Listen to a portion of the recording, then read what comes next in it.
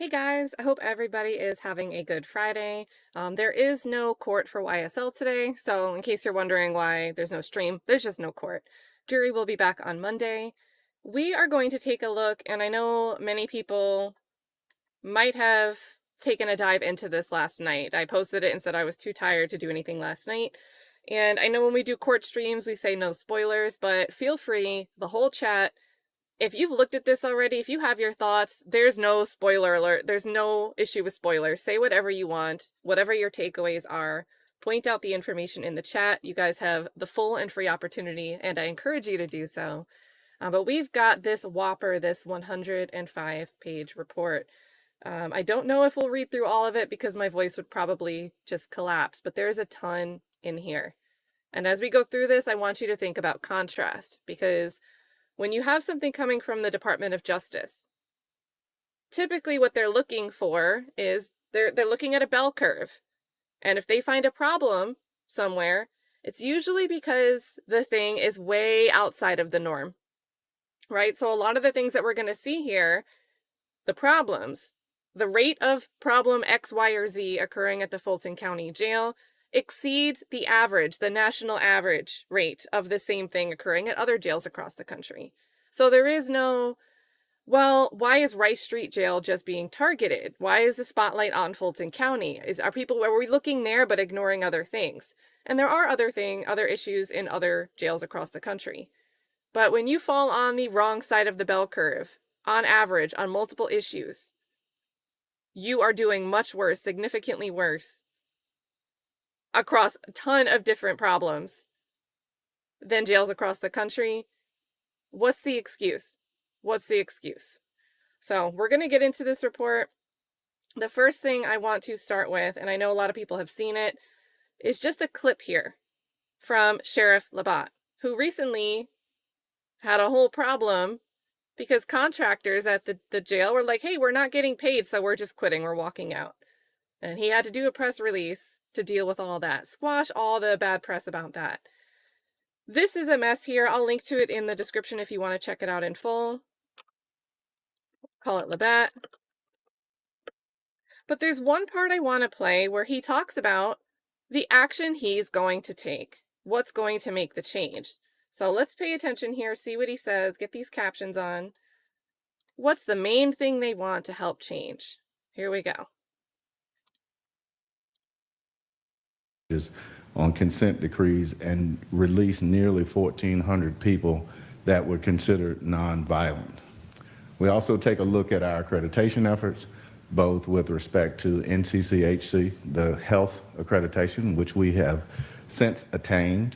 We look at some of our daily accomplishments. We have, much as the DOJ report suggests, we have ongoing conversations daily with our command staff in terms of what it looks like for us to continue to move forward after each incident. Use of force, reporting, we have revamped that process, and we've revamped some training as we have gone along over the last few months. So we're committed to continue to work with the Bureau of Justice Assistance Program. This part right here. So we're committed to continue to work with the Bureau of Justice Assistance Program. I caught this over, Classy Beats was just playing this as part of his morning show, and I already had the report sitting here, so I was like, you know, I know that they made some press conference that I didn't watch, but when I heard this line here, continue to work with the Bureau of Justice Assistance Program. You may have seen I did a video quite some time ago on the SANE kit testing. Fulton County received a huge chunk of funding to help improve their backlog of untested SA and grape kits. And when you look at the tracking, the accounting for how the funding is being used, 95% of the funding is not accounted for. 95%. Atrocious. So one issue with one type of funding already.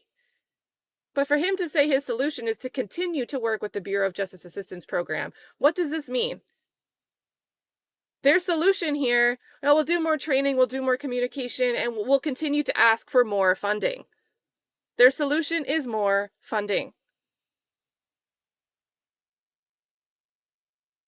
What's the problem with that? And first, this is real quick on X. People were like, how does he still have a job? It looks like he ran unopposed, so he's got 100% of the vote here.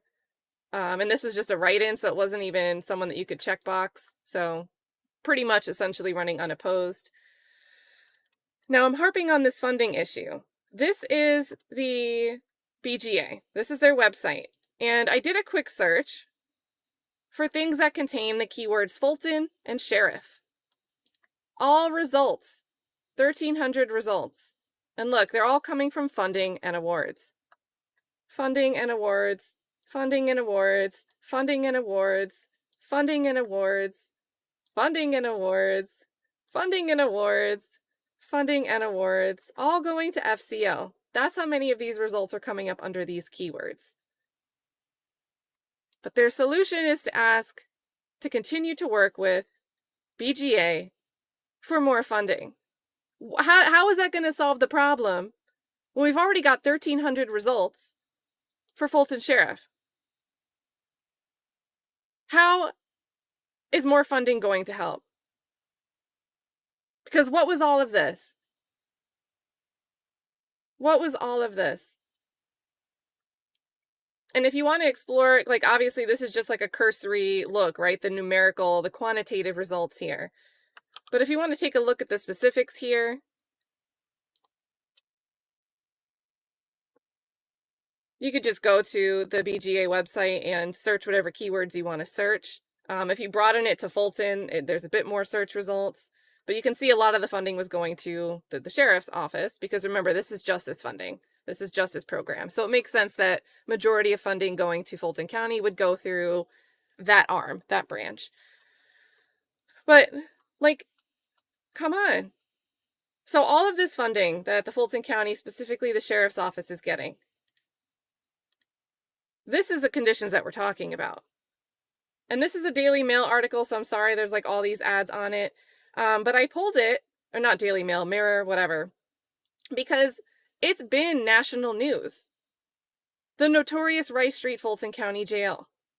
So there's been national, and I would say global, coverage of the conditions of this jail.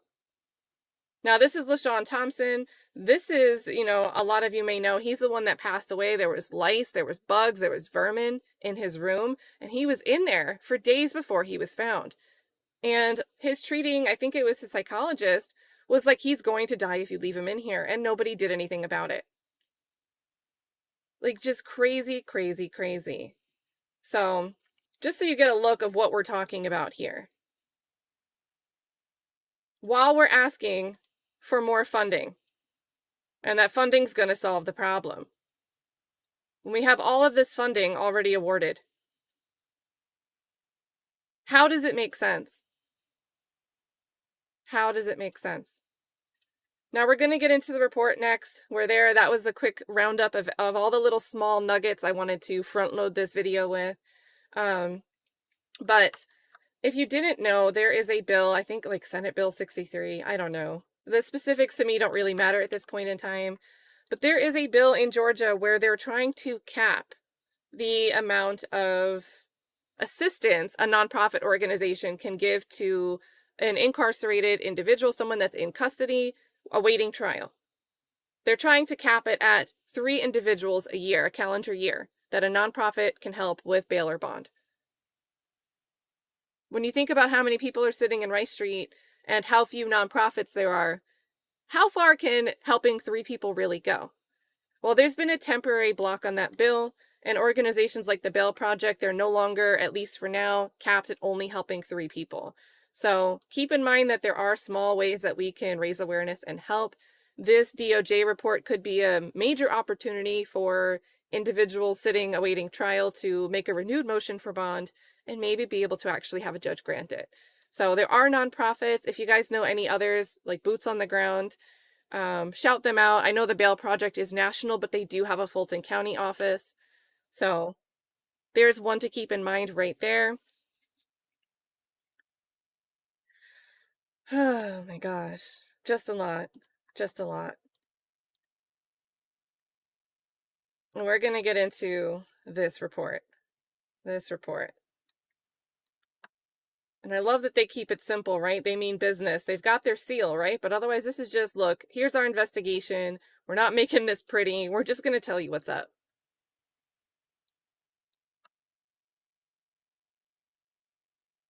This is pinned to the top of the chat, but if you want to read along, I'll paste it again.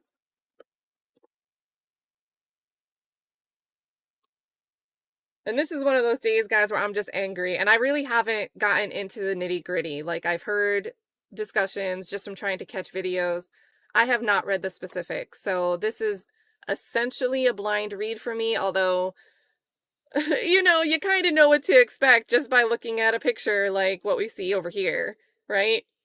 So I have some background understanding, even though it's going to be new to me. But, guys, apologies in advance if I just lose my train of thought and just stare into space when I read something that pisses me off.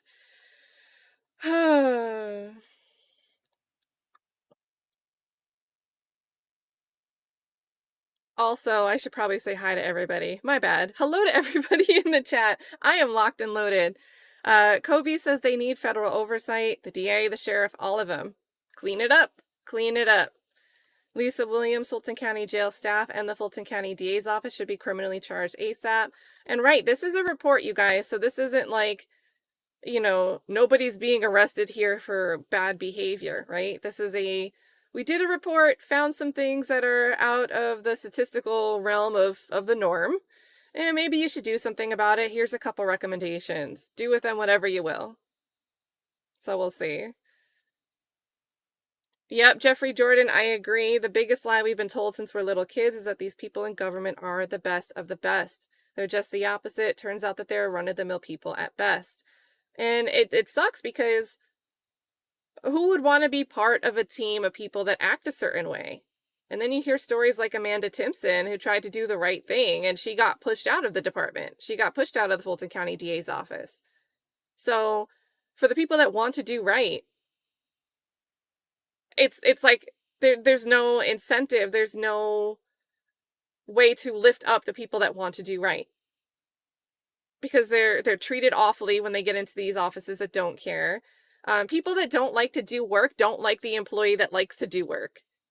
So when you get someone that has the will and the good faith effort going forward, it creates scorn among their peers in the office. Like, oh, well, we don't want to have to do our jobs because they're the goody two-shoes over there. So then that goody two-shoes either gets treated poorly, pushed out, and then we get the bottom of the barrel remaining. So Peter Ortiz, thank you so much for the 10 here and for sharing your thoughts. The conditions in American jails are disgusting and heartbreaking. More funding? It does not solve anything. It just lines more pockets. People need to be held accountable. Just plain sickening. And I agree, like, deter the bad behavior. You know, a lot of the times when things go wrong, maybe a fine needs to be paid or somebody has to take a training program. Make someone sit in Rice Street until they decide to actually do the right thing, right? Taste of the medicine could be a great deterrent. And I'm not saying I wish the Rice Street conditions on anybody, but for those that are in charge of fixing them, that have the capability of fixing them, that are getting the funding to fix them, to be turning a blind eye to it and say like, hey, there's only a few problems, we'll continue to up our communication and do a little bit better. I don't know, maybe sit there until you get your homework done. So I don't know. Also, huge shout out here, Marlena Mack is dropping 5 gifted memberships in the chat. Super nice of you. Glad to see you. I am sure you have a ton of thoughts on what we're going to look at. I mean, even just the table of summary, right? You look at the bullet points of what we're going to... Why did it just jump the page? Oh, the index is clickable. I like that. So we can actually navigate by jumping through here. That's a nice feature. But like, even just a quick glance at the bullet points of what's contained in here. Killings, stabbings, assaults are common. Jail fails to protect the vulnerable. Jail leaves incarcerated people unprotected from sexual violence. Long-lasting trauma. Like, even just the index itself is so telling. So, Marlena Mack, please spill all your thoughts here in the chat. Thank you so much for gifting. Penny G says, can the defense use the report to their advantage? You know, I don't know directly, because I do think they'd have to be able to ask a witness about it, but they still have their case in chief. So if they can find someone to come in and get the conditions on the record, I really wouldn't see why not. Would the judge allow the witness? I don't know. They could ask their witness too, like, are you aware of the general conditions, what it's like? Can you tell us what it's like in Rice Street? There's a couple ways they could get more of this in. But at the same time, I think this type of story would be hard to avoid. If even one of the jurors watches any news, this is a major story. And I also think particularly Shart has done a great job of this Fulton County blues, painting the picture of what it's like to be stuck in Rice Street, being denied bond because you're too dangerous to get out. Oh, but then we'll give you a plea deal and you're free the same day if you sign it. So I think the defense has actually done a great job establishing this already. This is just almost like, this is the worst thing to call the cherry on top, but it's kind of like the cherry on top for the argument the defense has already been making. To have the DOJ come in and say, yeah, look at this crazy statistics here. So I don't know if they'll use it directly. I'm sure they might be trying to find a way to bring it in. What would be one more opportunity for Shart to go on and tell the jury about the Fulton County blues? Brooklyn says, why did this report come out before the elections and not before? I mean, sometimes things are moving slow. I don't necessarily think that there's a definitive reason on the timing here. Because these reports do take some time to put together. I think they started putting this report together over a year ago. So, but in any case, I'm glad it's here. I also don't think that if this is in reference to the district attorney race,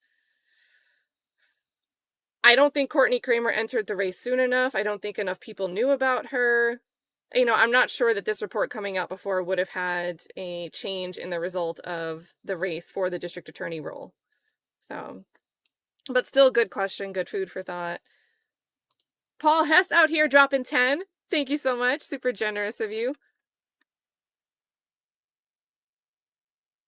And let's see.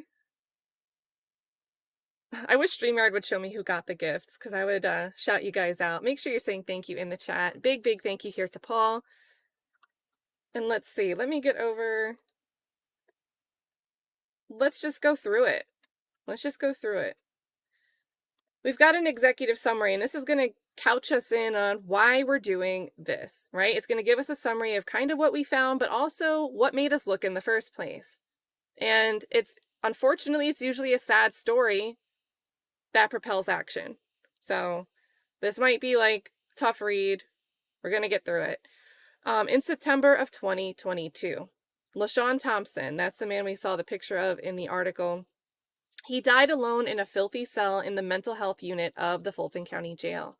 Mr. Thompson, who had a history of mental illness and was unhoused, was accused of spitting at a Georgia Tech police officer and arrested on a simple battery charge, then held on an old warrant. 3 months after his arrest, Mr. Thompson was found in his cell, slumped over with his head on his toilet. A medical examiner reported that his malnourished body was infested with an enormous presence of body lice and concluded that he was neglected to death. Like, think about when you hear cause of death being neglect, it's usually like a weird and tragic story of two parents that don't care about their newborn baby or toddler. This is a facility, and the reason that's tragic is because the toddler can't do anything to save themselves, especially a newborn, cannot do anything to save themselves. So the neglect falls on the parents who would have the responsibility. When we're speaking about an entity like Fulton County, this person cannot get themselves out of custody. They're being held involuntarily here. It's akin, the staff at Fulton County, and honestly, the district attorney's office, if there's an issue that maybe they shouldn't be sitting here being held pre-trial in the first place. The parents in those toddler neglect stories, Fulton County Jail, and in part, district attorney's office. Where's the responsibility? There was widespread reporting and outrage about the conditions that led to Mr. Thompson's death, but there was another death on the mental health unit several months before Mr. Thompson's that never made the news. An unhoused man with a serious mental illness was arrested and held in Fulton County Jail's mental health unit after breaking into a building to seek shelter and warmth. On the mental health unit, he stopped taking his medications and his health declined. He was found unresponsive following a likely seizure and was transported to an outside hospital for care, but never recovered. He died in hospice a month later. 2 more people died in the jail's mental health unit in the weeks following Mr. Thompson's death. Both men had serious mental health needs. One had a developmental disability. Both were killed by their cellmates, and both were found with their feet bound. One of them was wrapped up in bedding like a mummy. Altogether, these 4 black men with serious mental health needs died in the jail's mental health unit in under a year. In July 2023, we opened a civil rights investigation into conditions in the Fulton County Jail under the Civil Rights of Institutionalized Persons Act, the ADA, Americans with Disabilities Act, and the Violent Crime Control and Law Enforcement Act. Within weeks of opening our investigation, 6 more black men had died in the jail. One person was found unresponsive in his cell after his cellmate strangled him, and days later, tensions in the jail erupted in violence. Within 24 hours, 5 units in the jail saw violent assaults, at least 7 people were stabbed, and 1 person was killed. And now we're getting bolded text. So, results. After an extensive investigation, we find reasonable cause to believe that Fulton County and the Fulton County Sheriff's Office violate the constitutional and statutory rights of the people incarcerated in the Fulton County Jail. And keep in mind, this is the mechanism by which they're able to do all of this, right? It has to be on these grounds. That's why they're citing these acts here.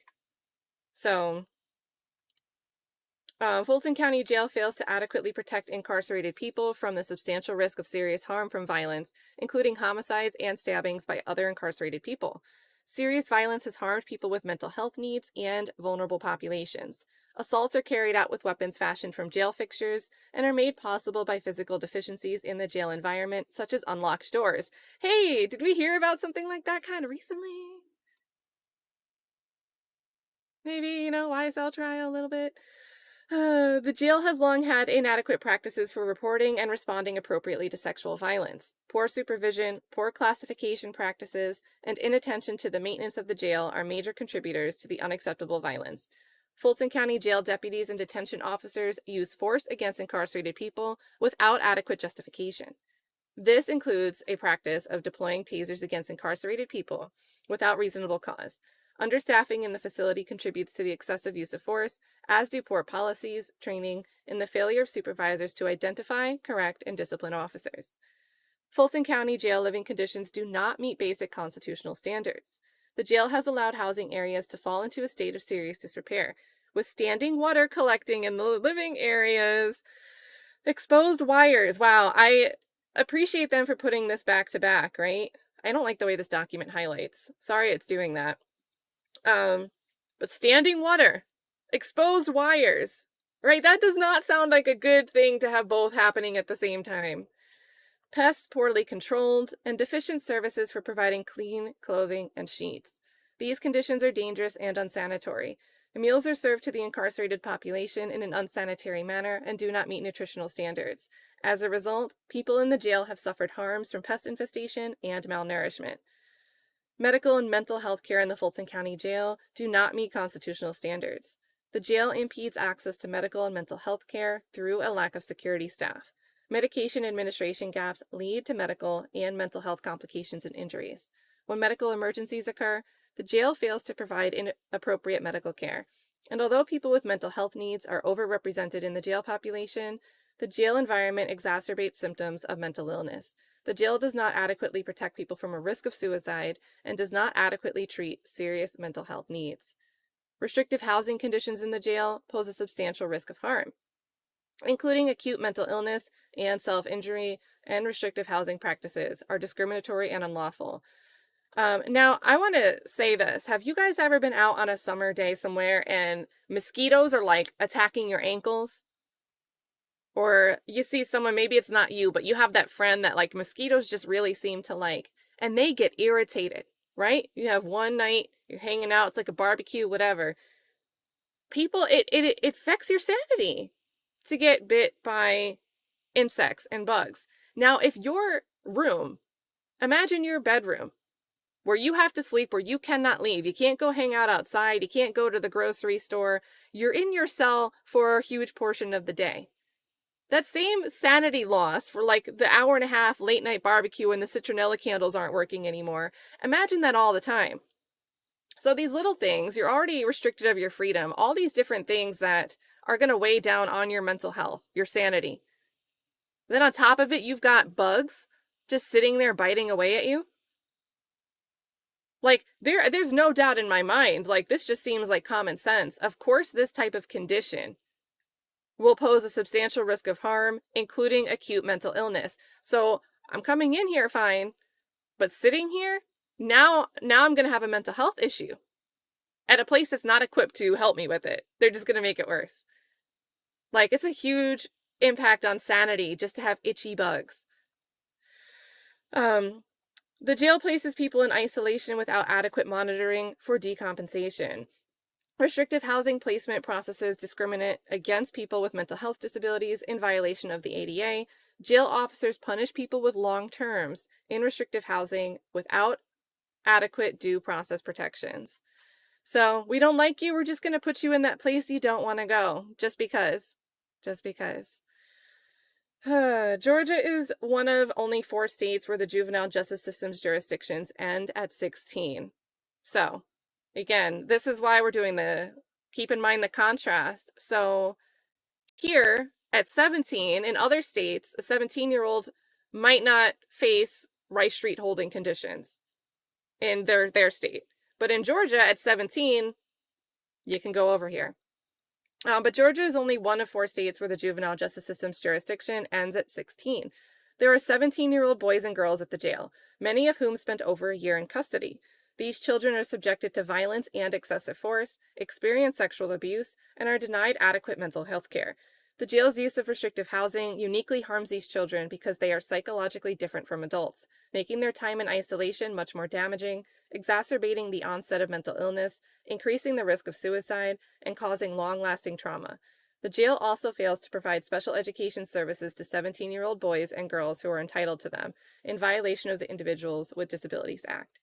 None of these problems are new, and despite widespread awareness of these issues, the unconstitutional and illegal conditions have persisted. Vulnerable populations, including children, those who are gay or transgender, people with medical and mental health needs, and others, often bear the brunt of these conditions. They're the marks. Deaths and other harms have continued. In April 2024, an incarcerated person died in the jail after being stabbed 20 times. Less than a week later, a man was found dead in his cell, likely hours after his death. The report that follows explains the scope of our investigation and provides background. It describes the constitutional and statutory violations we found, including the legal framework applied, the unacceptable conditions, and the deficient practices that led to the problems. And then they end with the changes and suggested fixes. So here we go. Now, again, a lot of this we're going to be talking about contrast, so we're not going to ignore that there are problematic jail conditions and mass incarceration as a concept in America. I think statistically outperforms most of our economic peers around the world. So, there's a big picture problem here that goes way beyond Fulton County. But again, with Fulton County, they are going to give us the numbers of how this differs, how this is above the bell curve, on the wrong side of the bell curve, where a lot of the things going wrong in Fulton County Jail are way worse than the national average. So, hold on, let me get a drink here. And make sure I'm not groggy in your ears here. But let's talk about the population. And, there's been funding to go to build a new facility, right? Like, where is it? Jail population, you've got 2 options. You can increase the beds, the number of beds, and how you can house people. Or you can reduce the amount of people you're trying to detain, right? There's 2 ways that the population can increase or decrease. So what are they saying here? Fulton County is the largest county in Georgia with more than 1 million people, just over 10% of Georgia's total population. It includes most of the city of Atlanta. The Fulton County Jail is a secure detention facility for people awaiting resolution of criminal charges in Fulton County. The entities responsible for the jail are the Sheriff's Office, which operates the jail, and Fulton County, which funds the jail. So there you go. That's why we're saying FCSO, the Sheriff's Office, and the DA's office. There's your two responsible arms. There's your two parents. The Fulton County Sheriff is Sheriff Patrick Pat Labat. Sheriff Labat took office in January 2021. The 7-member Fulton County Board of Commissioners is the governing body of Fulton County. And there were a lot of questions like, why is the commissioner speaking at Labat's press conference? It's because they're both responsible.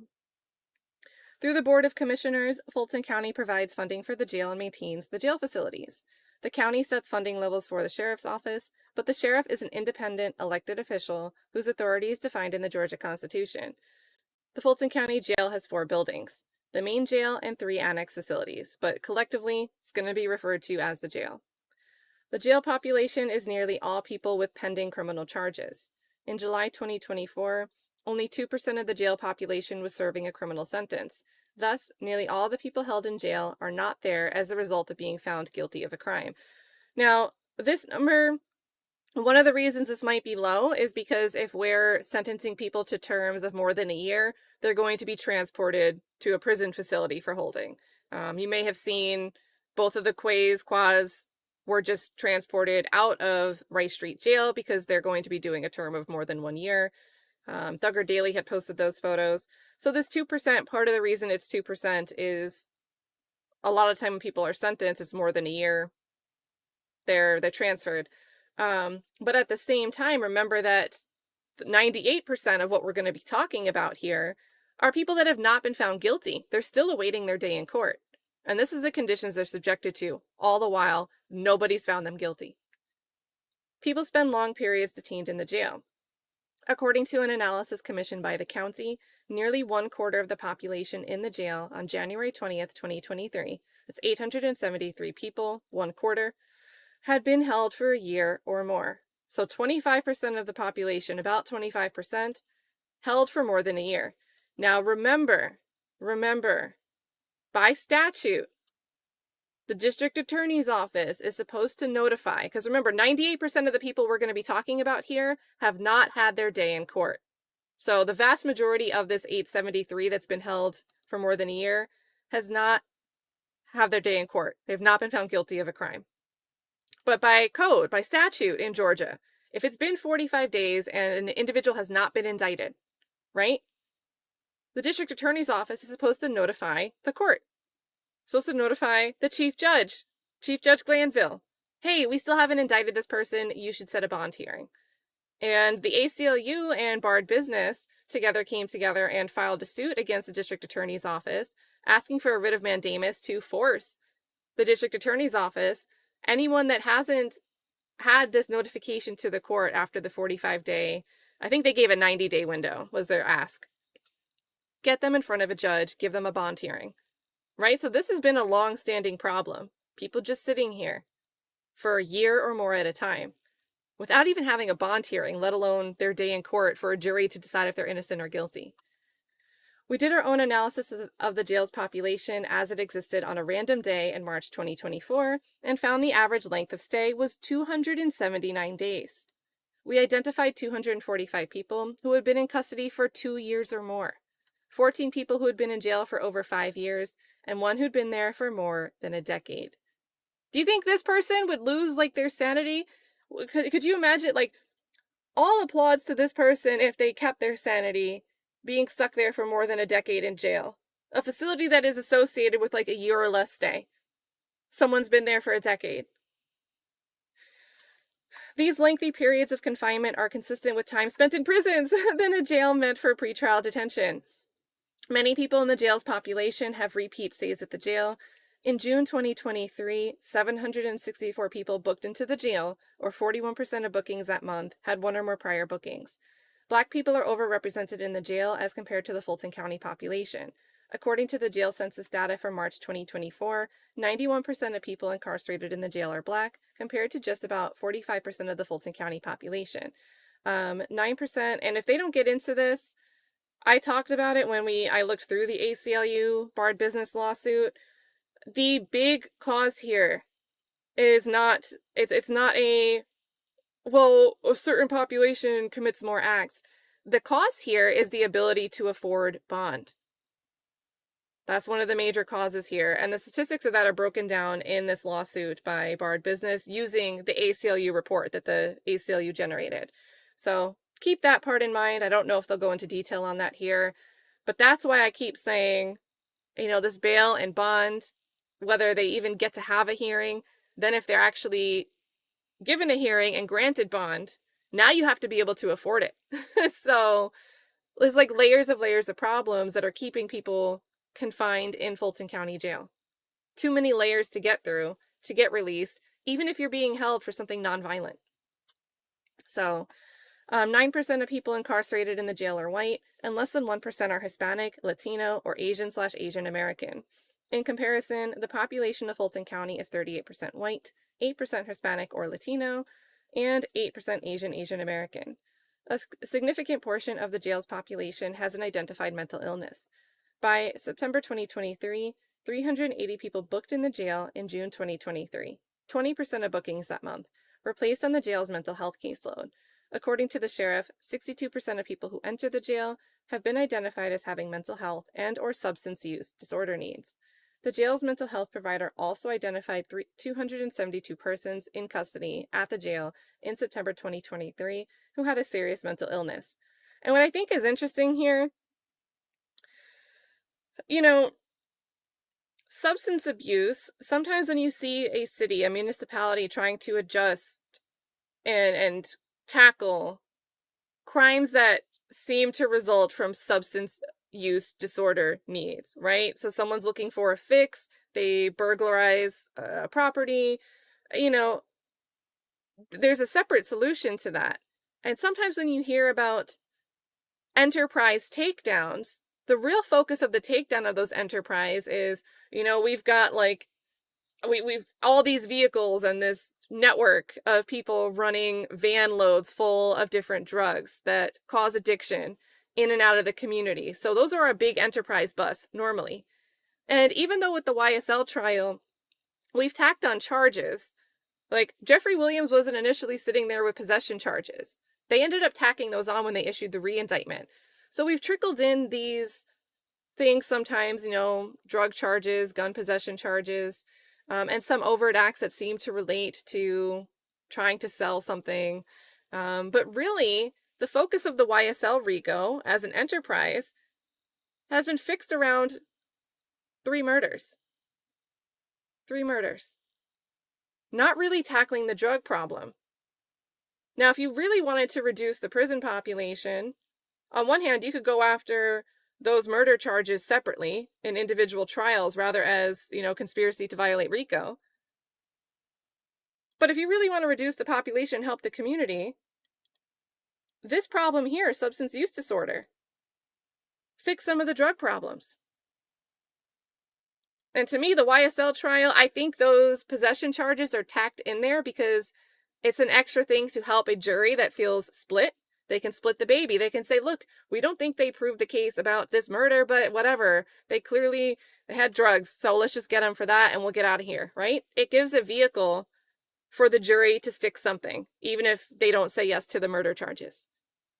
And then it also enhances sentencing, right? So I think it's just such an asinine way that the state has prosecuted this entire YSL RICO case. The focus is to solve what could be 3 independently prosecuted homicides. Or it could be to take down a drug ring, which they have not at all come close. There's been no evidence, in my opinion, presented that YSL is operating some kind of sophisticated drug enterprise, right? They've got bags that they look like they're using in the studio or while they're hanging out and calling each other, hey, does anyone got anything right now? This is not the way to reduce this type of thing. It's not the right approach. But I digress. The jail's mental health provider also identified 272 persons in custody at the jail in September 2023 who had a serious mental illness. Exacerbating challenges facing the population with mental illness, the demand for competency restoration services has outpaced the availability of such services in Georgia. When people are charged when people charged with violent felonies are found incompetent to be tried and meet criteria for inpatient treatment, they are often held in the jail for long periods, awaiting placement in a state-run hospital. There's a footnote here, so maybe let's see. Cool. So this looks like a report. This is 100 pages, you guys, so make sure, rather than link every time there's an article, I'm going to link to this full document again and just suggest, it looks like they're going to reference stuff throughout this report. So to take a look at any of these individual articles, here's the full document. You can find them in the footnotes. It's nice that they're clickable. Did I get the right share link? Hold on, let me make sure I have the right share link. Yeah, this one. But probably some good additional reading here. Because Georgia is one of only 4 states where the juvenile justice system's jurisdiction ends at 16, all 17-year-olds, regardless of offense, are charged as adults. Along with 17-year-olds who've been charged as adults at 17, the jail houses 17-year-olds who, because of the nature of their charge or court order, were charged as adults or at 16 or younger. These children are moved to the jail when they turn 17. In March 2024, there were 37 17-year-old boys in the jail and 1 17-year-old girl. That poor girl. I mean, the poor boys, too. But, like, how do you, at least, like, and this is, like, the lowest of the silver lining conversation here, right? Like, there's barely a silver lining here. But at least these 17-year-old boys could, in theory, have peers their age. These 37. Who is the peer to this girl? Who is the peer to this girl?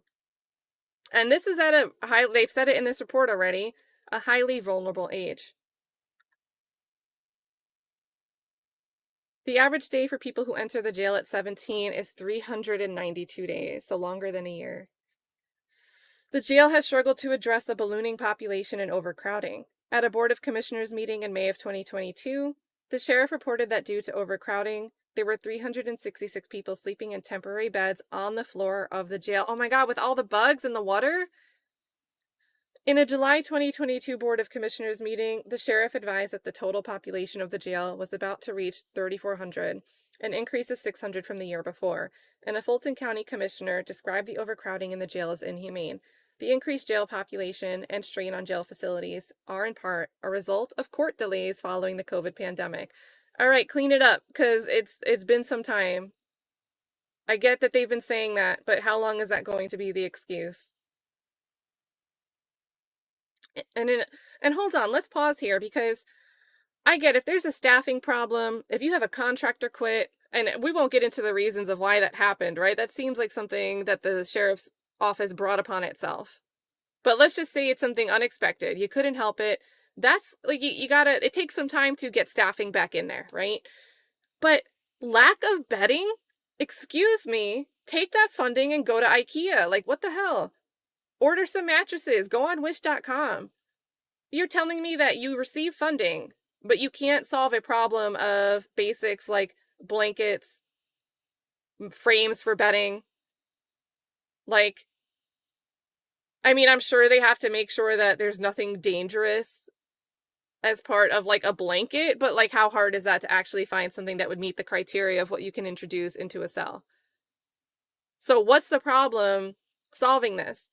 Find material that are safe for the facility, that aren't going to cause harm, that someone can't use to harm themselves, and order it in bulk. How long would that really take? How long would that truly take? Why can we not fix this problem? What's the excuse for this? Because can you imagine? I get cranky when I do not sleep. And that's, I have a bed, I have pillows, I have blankets, I have a house. I don't have, I have some loud noises outside. I live near rocket launches, right? Which wake me up. But I don't have other people around me that might be keeping me up all night because I can't control my own environment. Can you imagine what this does to the mental health? Let's talk about that again. The conditions, making people lose their sanity. Imagine sleeping on a floor in a cell that there's water pooling up and vermin, and you don't even have an elevated sleeping place. So how can you not solve this problem by just having one of your staff spend a couple hours looking for something, looking through the equipment? Like, there's got to be national suppliers for this type of thing, right? Right? That just like they make the money by supplying furniture and equipment to jails and prison systems. It's already meant to be used for this purpose. Have somebody sit there and look through the catalog. Give them a whole week to do it. Who cares? But get it done. And then get the approval. Why is this not done? Why is this not done? Because that right there would put a big dent in the increase of acute mental health problems that start after people are brought into custody.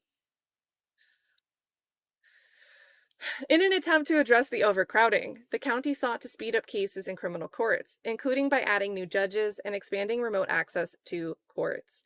The sheriff's office also created its own program called the Inmate Advocacy Unit to identify people in the jail who need their criminal cases expedited or who could appropriately be released. According to the sheriff, as of September 2023, the Inmate Advocacy Unit had secured the release of 78 people. Fulton County and the Sheriff's Office have also transferred many Fulton County detainees to other counties and jail facilities at significant cost. As of March 2024, Fulton County and Sheriff's Office were housing 267 people in other counties and 388 people at the Atlanta City Detention Center, pursuant to a lease with the City of Atlanta. Leases are a great way to send funding back and forth and just whittle it down for the sake of whittling it down. I see it a lot with parking garage facilities that have contracts with the city. So that raises eyebrows for me a little bit there. The other thing is, can you imagine another facility, fine and dandy, but then the Fulton County chooses to ship over their problem inmates. And they're problem inmates because they've probably caused the problems, right? But wouldn't that just kind of spread the disease that the Fulton County Jail has created? Right? The inmates are dealing with symptoms caused by the conditions of where they're being held in Fulton County. So if you take those same inmates and say, let's just put them over here. If you take someone that's already losing their mind and causing trouble because they're losing their mind, because of the way they're being held, you move them somewhere else, that's just going to sow some discord in the other facility. It's going to spread. It's not really a good solution, if you ask me. So shout out to the people that get better conditions because they're able to be transferred to a better facility, a somewhat better facility. But it's really not a solution. To me, it's like if we have a classroom, 25 students, and the teacher's sick of dealing with them for the day and can just say, all right, you know what? 5 of the kids in the class have really bad colds, and I'm just over it. I'm just going to move them to another teacher's classroom. Well, now you've got 60 people that are susceptible to catch the cold of those 5. It is not really a solution. It's not really a solution. The kids might feel a little bit better in that new classroom for the day, but it's not solving whatever problem originally. Oh my gosh. It just seems like common sense is lacking. Over the past year, the jail's population has declined. In mid-August of 2024, the total jail population was 1822, and the main jail population was 1580, both a decline of about 1,000 people from the year before. The main jail's population declined in part because... So not a good reason why. The main jail's population declined why? Because housing units were uninhabitable. This isn't because, hey, we got our stuff together finally. In August 2024, a presentation to the Board of Commissioners showed that 630 beds at the main jail were offline. What? So, when my Spectrum internet goes down, I'm offline, right? Someone's got to fix that. They come out and fix it. I complain that it goes down all the time, but whatever, it gets fixed eventually.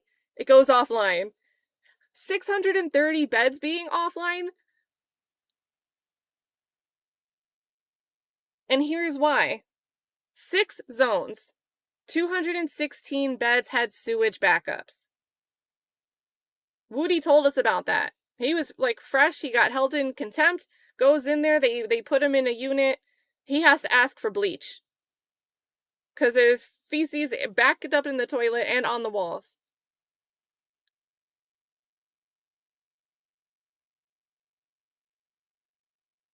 6 units, another 216 beds were undergoing repairs. So maybe those are the same ones. Why? That's a weird number. That's a weird number because this totals 630. So maybe this is split even somehow, just coincidentally.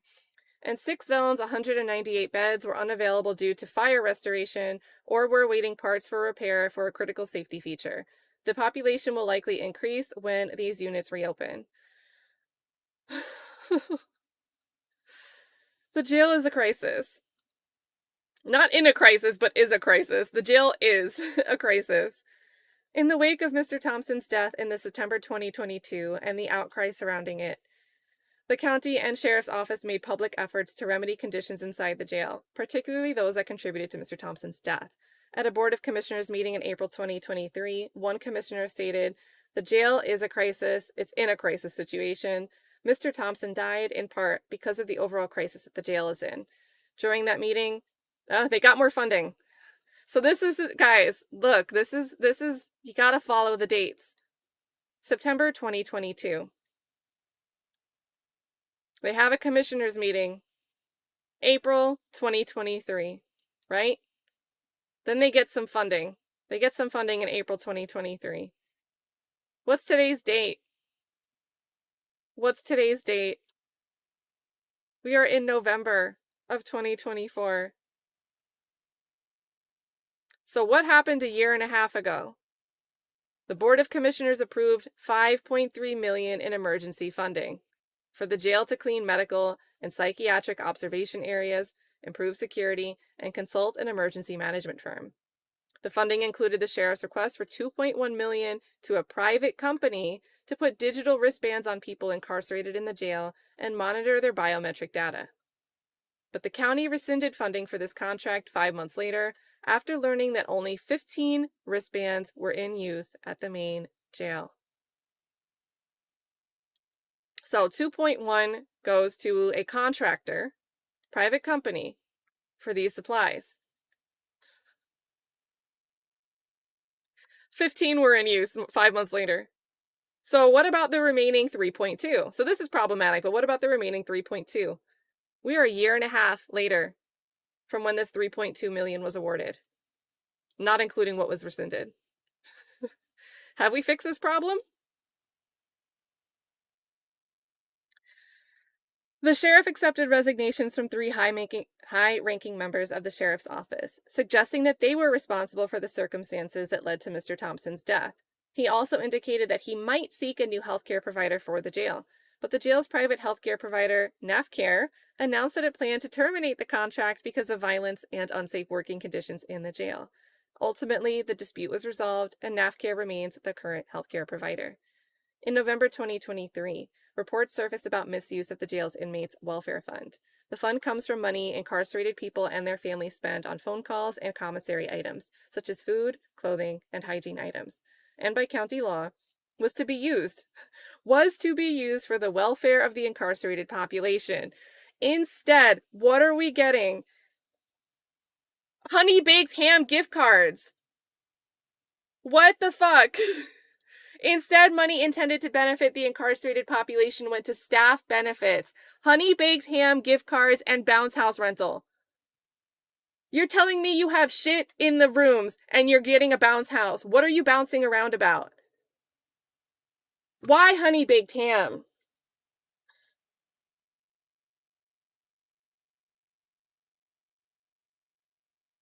Community events, vehicles, and tasers. At least they got tasers.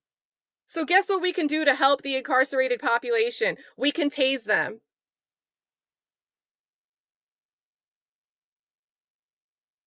That's so stupid. I'm so mad. By county law, it's meant to be used for the welfare of the incarcerated population. What one thing here can actually be used for the incarcerated population? The only thing on this list is tasers. In response, I'm so mad. In response, the Board of Commissioners abolished the Inmate Welfare Fund, and the Sheriff's Office lost direct access to millions of dollars that had been reserved for the incarcerated population's benefit. Well, at least they lost direct access. But guess what? There's so many of these people that work together. So just because the sheriff's office lost direct access to this millions of dollars, where else is it going? This is insane. You have tasers, and I know Tina's saying tasing and ball juice. That's the thing. Can you imagine there's pools of water in these cells? Can you imagine having to tase someone and there's pools of water? At least we have tasers in our flooded facility. This is like the worst recipe for disaster. These damn honey baked ham gift cards. Deaths and serious injuries remain prevalent at the jail. Thus far in 2024, 3 men at the main jail have died. One of a suspected drug overdose, one by stabbing, and one by suicide. Open, and thanks for the laugh here, Tina.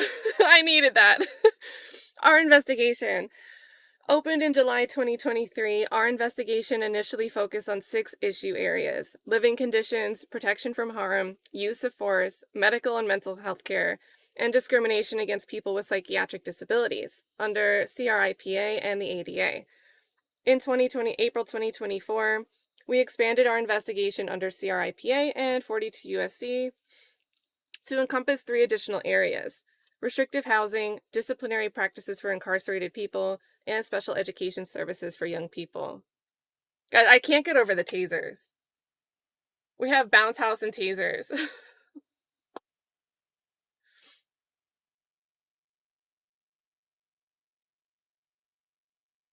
We gathered information from multiple site inspections, interviews with current and former jail and medical and mental health staff, interviews with incarcerated and recently incarcerated people and family members, and extensive document review, including jail and medical records. We observed Fulton County Board of Commissioner meetings at which measures relating to the jail were discussed. And we met with organizations that advocate for the incarcerated population. Expert consultants accompanied us during site inspections and interviews. They have expertise in jail operations, use of force analysis, jail sanitation, nutrition, and the provision of medical and mental health care in jail settings. They have decades of experience working inside jail settings as corrections professionals, as well as experience evaluating jail systems and identifying problems. We also consulted an expert in implementation of the IDEA in correctional facilities, and a team of data experts who helped us analyze jail data on violence, use of force, and contraband. We thank both of the Fulton County and Fulton County Sheriff's Office for their cooperation with this investigation. So here we go. We're going to look deep into the jail facilities here. Oh. My gosh. Let me like de-sniffle. No, like really when I cry, like when I get angry, I cry. Like I turn into a baby when I get angry. So let me de-sniffle. Hey, Cash Money Cass. Good timing. We need your comedic relief. I need it. Oh gosh, ringworm rate has to be really high. Ugh. Leo, I cannot get over this. Ham and bounce house. Like, what are we doing? This is a good point, D. This explains why nothing was allowed to be said about Rice Street in the YSL trial when Steele and Sharp brought it up. Like, yeah, keep it hush hush. Like, how is this not relevant? Ms. Kate, yeah, misappropriation of funds. I mean, like, not just like, it's like entire, like wholesale misappropriation. Like, the whole thing is just going somewhere else. We got 15 bands from this $2.1 million contract, and we spent the other $3.2 million on honey-baked hams and bounce houses and tasers. I can't believe they got the tasers under that funding. Perfect emoji here, Fatima Barrett. Perfect emoji.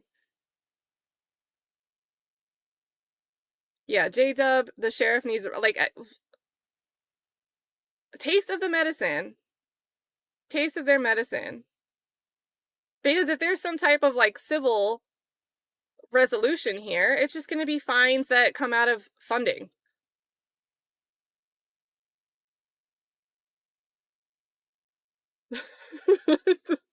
I can't get over a honey-baked ham. The fact that it wasn't just gift cards, right? They didn't just say gift cards. They specified honey-baked ham. And you're serving unsanitary rice and beans that don't have any seasoning. And you're giving away the money that's supposed to help incarcerated individuals for Honey Baked Ham gift cards.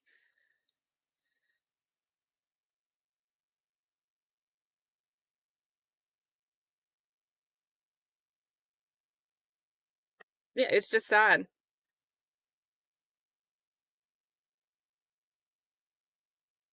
Yeah, like let's bring the tasers around to next time someone's enjoying their honey baked ham and they're not doing their job at the jail. Maybe we should bring the tasers into that mix. Tasers over food. Yeah, that's what Lay said. Says I'd sign whatever you want me to as long as I get the heck out of this place.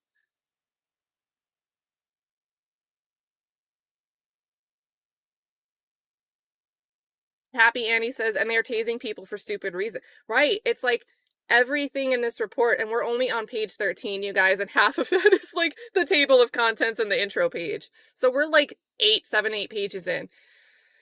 And the layers, right? Oh, we have tasers and we have flooding water. We have exposed wires. All of those things are extra bad together. And then we hear they're not using force appropriately. So they're probably tasing people for stupid reasons. There's another layer of why that's not good. Right, having a whole party. Like, who is doing the bouncing in the bounce house? Like, haha, our kids can come hang out at our community event while your kids have a parent in custody awaiting trial, not even found guilty of anything, awaiting trial for over 300 days, sitting in feces water.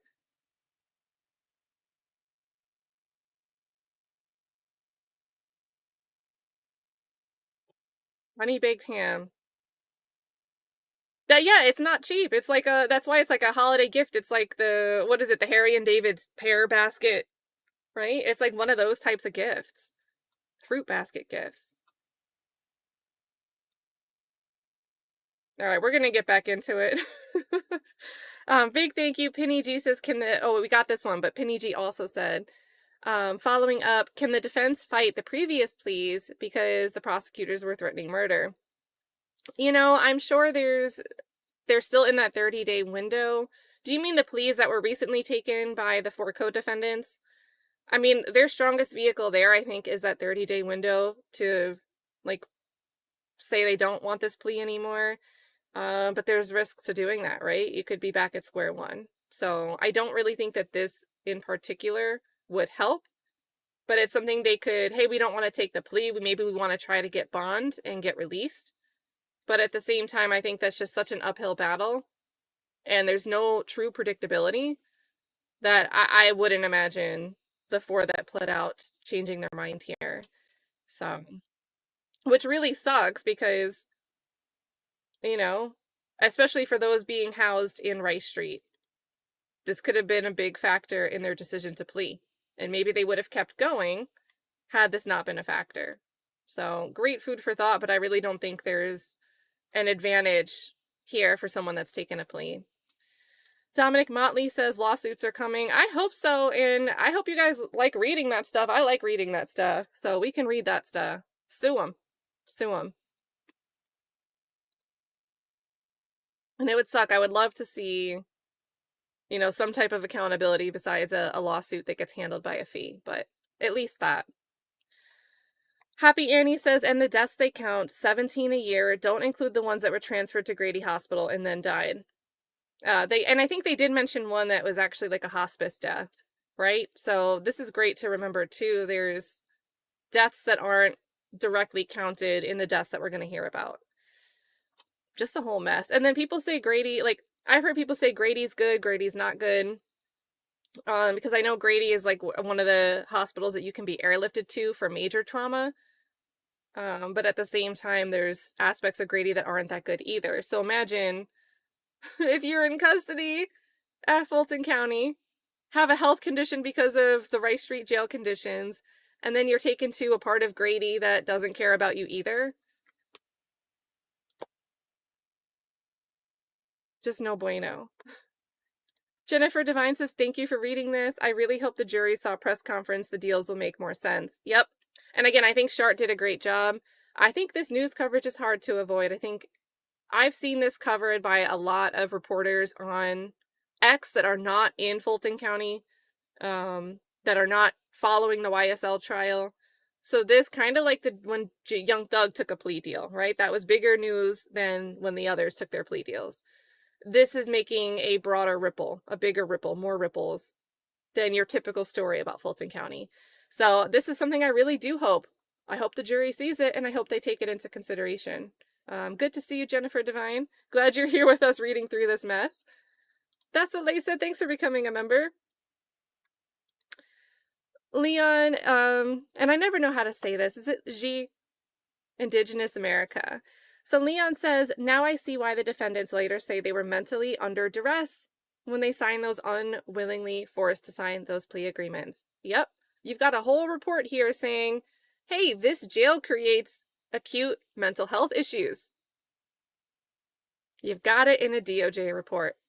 So there's something tangible here.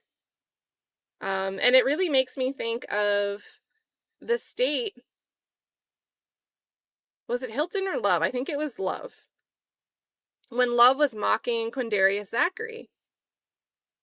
You know, he'd already been held for the weekend in Rice Street. They moved him to the mental health wing in Rice Street, which we're seeing has awful conditions in this report.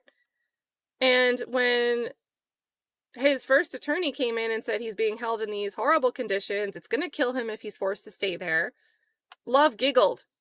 Love giggled. And then insinuated that it was a lie. He was just faking it. So Leon's pointing it out. No, there's actually something tangible here to suggest that people aren't actually faking what they're claiming about Rice Street. So super important that this came down, especially from the DOJ. Survivor Speaks. Oh, so glad you're here. Survivor Speaks is such a good person to have around through tough topics. I'm so glad you are here. Thank you for gifting 5 memberships. Super, super kind. This is a lot, you guys. This is a lot. This is a lot. I want to make sure. Let me drop Survivor Speaks link here. Come hang out there. Survivor Speaks is great with words. Also covers cases and stuff, but tremendous respect for you for the way that you can help someone through tough times. Even just the way I see you speaking to people in chats when they share their experience. So super glad that you're here today.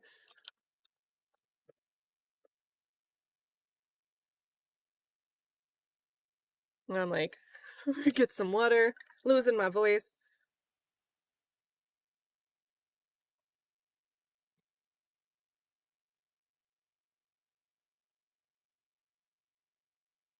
I cannot get over the tasers.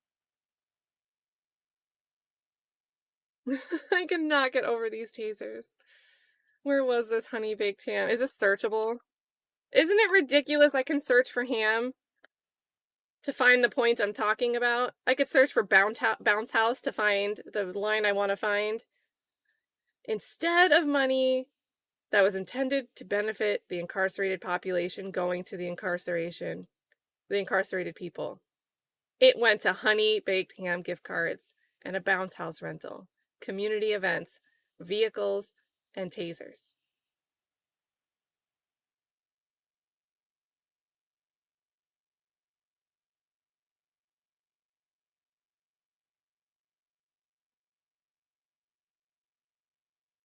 Sweetie88 says, it's unfortunate this was released just shortly after the election. I wonder if this would have changed people's minds on Fani. I'm still disgusted she was reelected. Yep, and don't forget, do I still have the window up? I mean, I had just done like a quick Ballotpedia search. I didn't follow the sheriff's race in Fulton County. I don't live over there. Obviously, I was aware of the DA's race, but it looked like Labat was unopposed. He had an independent running against him, but he was a write-in candidate. They didn't even give him a checkbox on the ballot. So, same thing. Like, would someone run against Labat? Either within his own party or from an opposing party that can make it on the ballot? Can we change that position? Because that's an elected position. The sheriff's elected. So it's not just like, haha, you're fired. It's a little bit more difficult to remove someone that was elected, publicly elected. And he does not seem like he's in a position where he would resign. So, same thing, like, What about the next cycle? What about the next cycle? Can we have some better options? And I'm saying that as someone that doesn't live there. My brother lives in Fulton County. So I guess I could, an option would help a family member of mine have something more to vote for. But I'm saying this is someone outside of Fulton County, but can we get some more options? Can we get some more options? I agree, sweetie. Flesh of the Gods, big thank you here for dropping 5 gifted memberships. You were one of the reasons I saw this this asinine PR press conference from the sheriff yesterday. Sorry I had to dip out. I had to get up early this morning and tried to go back to sleep and failed. Your recap with YSL was great yesterday, but I'm really glad that you included that sheriff response to this whole DOJ report. Just a whole mess. So big shout out here. Flesh of the God. I saw there's 20 people in this chat that were over there last night. So a lot of you guys already know Flesh of the Gods, but if you don't,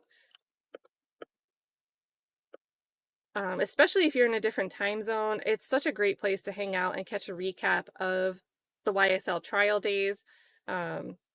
Just a great community over there that you're building, everything that you do. Love it, love it, love it over there.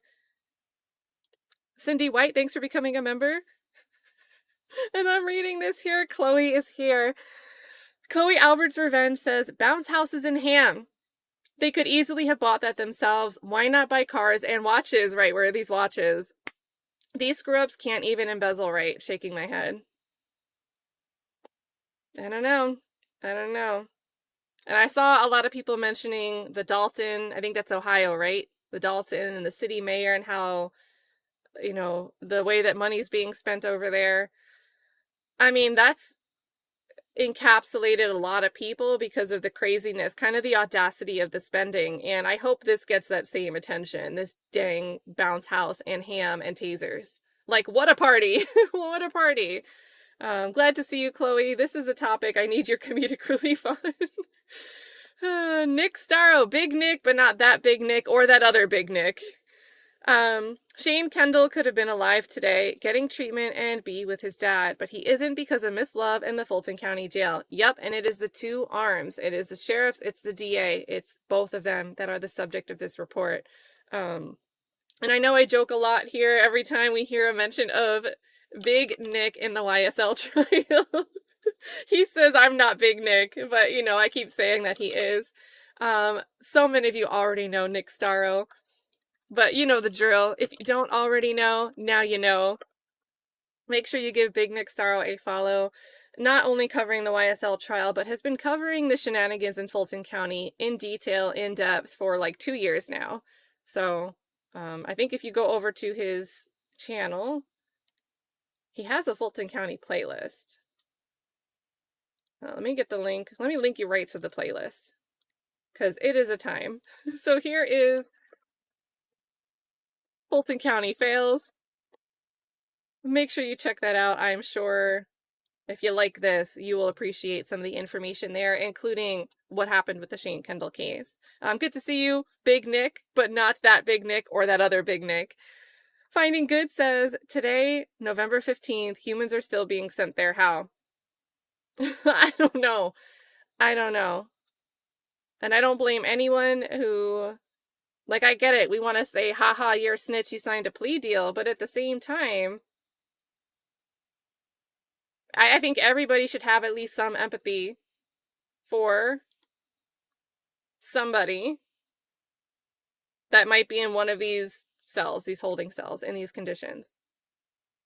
So, not a good way to pursue a prosecution of a case, to get plea deals from people who just want to get out. And then to Lisa Renee, thank you for becoming a member. Oh, okay, Dalton, Chicago. I don't know, I'm making up a location, my bad. Thank you, Mark. Dalton is Chicago. Yeah, and that's Miss LJ, good point. The Dalton County meetings are interesting to watch too. You can catch them on YouTube. People are pissed off. I do appreciate that those hearings are available. I have not followed it in detail, but I have watched some of the hearings, and it's nice to see people pissed off and trying to get some motion going. So it can happen. It can happen. Cha Diggy says everyone wants to be Nick till it's time to be Nick. That guy Nick, not you though. Yeah, shout out to all the Nicks in the chat that are not the big Nick or that other big Nick. All right, let's keep going. I think I'm good. We'll get one more drink of water here. And the theme of the day is bounce houses and tasers. The Fulton County Jail consists of the main jail at 901 Rice Street in Atlanta and the annexes. So you've got the South Fulton Jail, the South Annex in Union City, the Alpharetta Jail, North Annex in Alpharetta, and the Marietta Annex, a short distance from the main jail in Atlanta, and we're just going to call them the jail. The main jail was built in 1989. So this thing is falling apart and it's not even that old.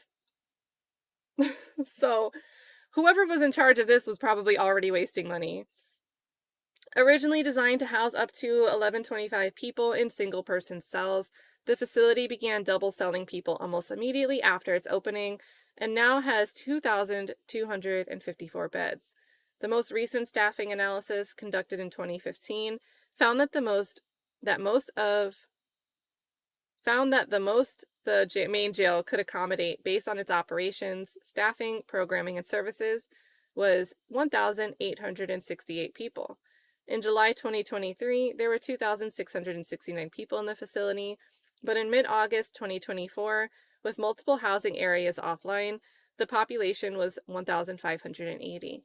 The main jail is a central booking area for the county. It has an intake unit and a medical unit with medical and psychiatric observation housing for men and women. 17-year-old girls in the sheriff's custody reside in the women's medical unit. The main jail consists of a 3-story low-rise structure joined to an elevator tower, providing access to 2 housing towers. The North Tower has 7 floors for housing, and the South Tower has 6. Each housing unit has 8 zones arranged in a horseshoe around an elevated control tower. And we heard, how much do these control towers really do? Right? And are you guys familiar with the panopticon concept? Well, let me just find like a quick summary. We're doing a Google image search, but the rationale is, if you have one tower, right, you can reduce your staffing needs because these individual cells here, the people in them can't know at any given time if they're the ones being watched. So it's meant to deter because you don't know if it's safe to do something at any given moment in time because you can never know if the staff here, is watching you, right? So the panopticon concept is a way to reduce staffing. That's a quick 101 there. And we heard about this with the introduction of the YFN Lucci stabbing footage, where the guy on duty was like, well, we don't know what was going on with the tower response. It took forever to respond. We don't know. So, I mean, does it actually work? Is it effective? Is it a safe practice? Well, it's one of those things where if everybody decides to start tussling all at once or cause a fuss all at once, your goal of reducing staffing, now you don't have the staff to deal with it if people start working collectively. So I don't really know if I think it's a great thing. It's all just meant to reduce costs. We heard about that a little bit in the trial. What else do they say here? So each housing unit has 8 zones arranged in a horseshoe around an elevated control tower. The housing zones have between 16 and 18 cells, split over 2 tiers. The cells open into a day room with tables bolted to the floor, phones, a kiosk for ordering commissary and submitting grievances, among other things, and a shower on each tier.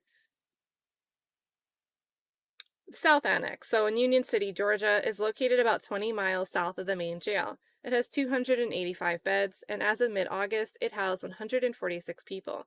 It held Fulton County's female population until December 2022, when Fulton County and the Sheriff's Office temporarily shuttered the facility and relocated the women to ACDC. Not the band. The South Annex reopened in July 2023. The Sheriff's Office initially said its use of the South Annex was temporary housing for persons from the main jail, would allow repairs on housing units and relieve population pressure there. But when we visited the facility in October of 2023, staff told us that the facility was for the more violent and harder to manage population, and people being disciplined for violating jail rules.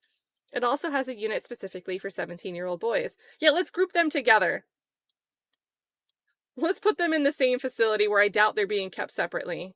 So again, going back to this mentorship concept, these, at this age, we're acknowledging that you're more psychologically vulnerable. Let's just put them with the worst. What we're deeming the worst. Let's put them all together. The housing area in the South Annex is a single floor divided into east and west units. Each unit has a central control booth with 4 pods arranged in a horseshoe. The pods have between 5 and 10 cells distributed across a bottom and top tier. Some cells are two-person cells, and others house up to 8 people. Huh? The cells open into a day room. What? So this is the facility we're choosing to put what we're calling the more violent and harder to manage population? You're moving them to a facility that has proportionately more units that house up to 8 people per cell? What? Am I missing something? Like,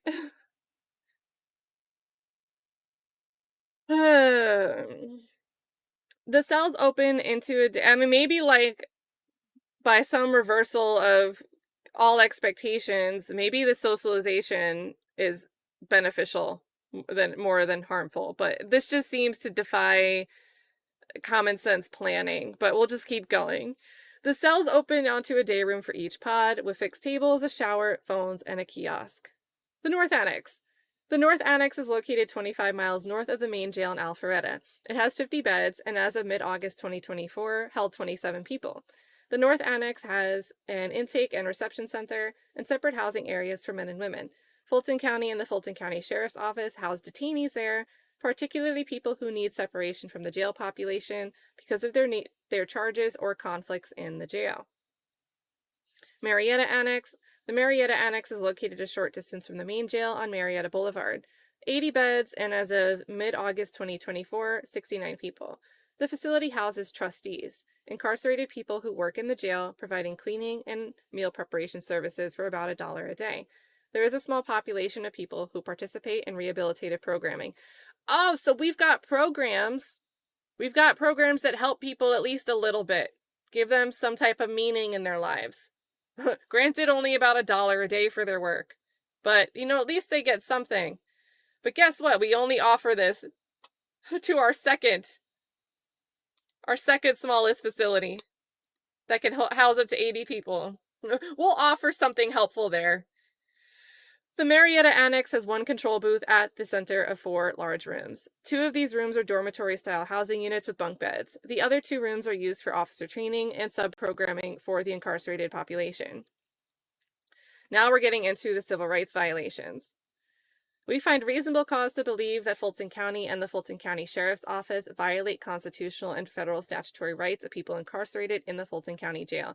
Guys, it is going to be some trigger warning stuff. It just is. I don't need to read any further to tell you that we're going to get into some stuff that's not going to be nice to hear. So, just a heads up. Protection from harm.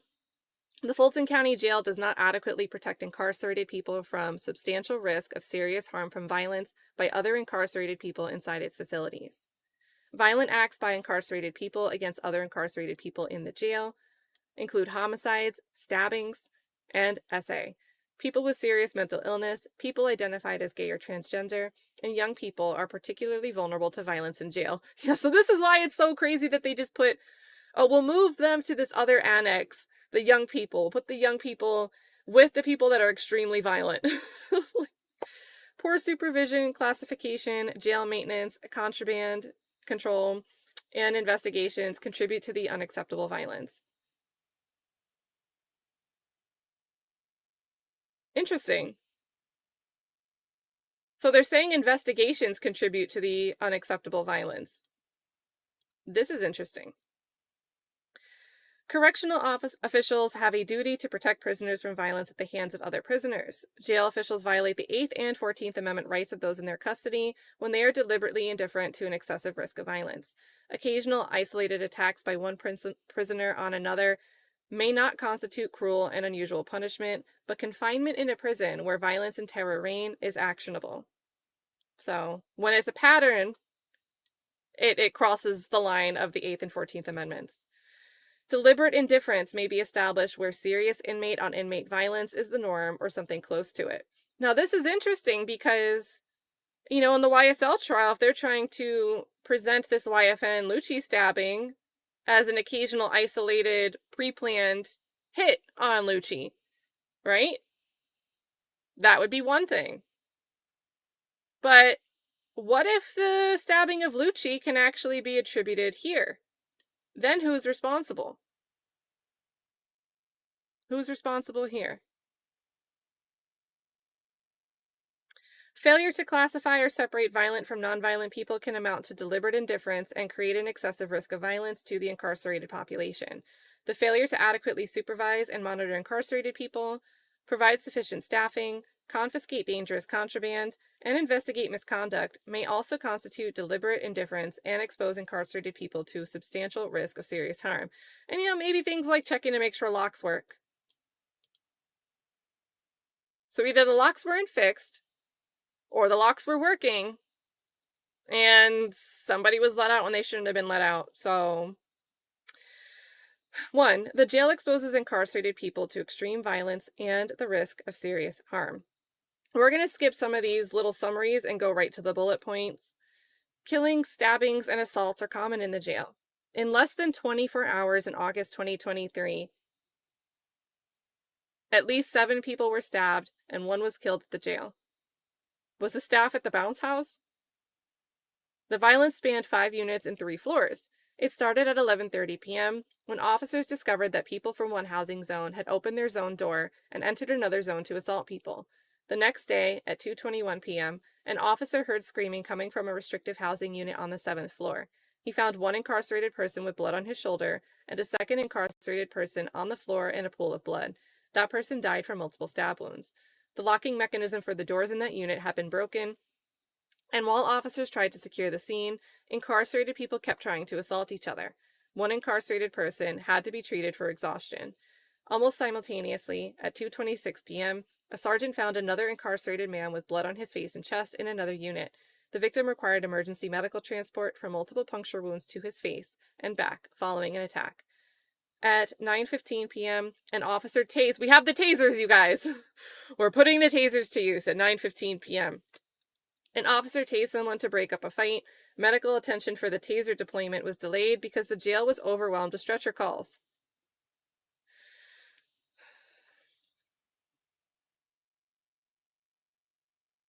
From 2022 to the present, 6 incarcerated people have died in violent attacks at the jail. In April 2024, a 37-year-old man died after being assaulted by another incarcerated person. Medical staff found the victim lying at the entrance of the housing unit with multiple wounds and covered in blood. The victim was stabbed 20 times with a 9-inch weapon. What? And maybe it's a 9-inch weapon, so maybe it was something like made from something falling apart at the jail. But 9-inch weapon, I'm thinking like, how did that? And sustained stab wounds to the head, neck, torso, arms, and legs.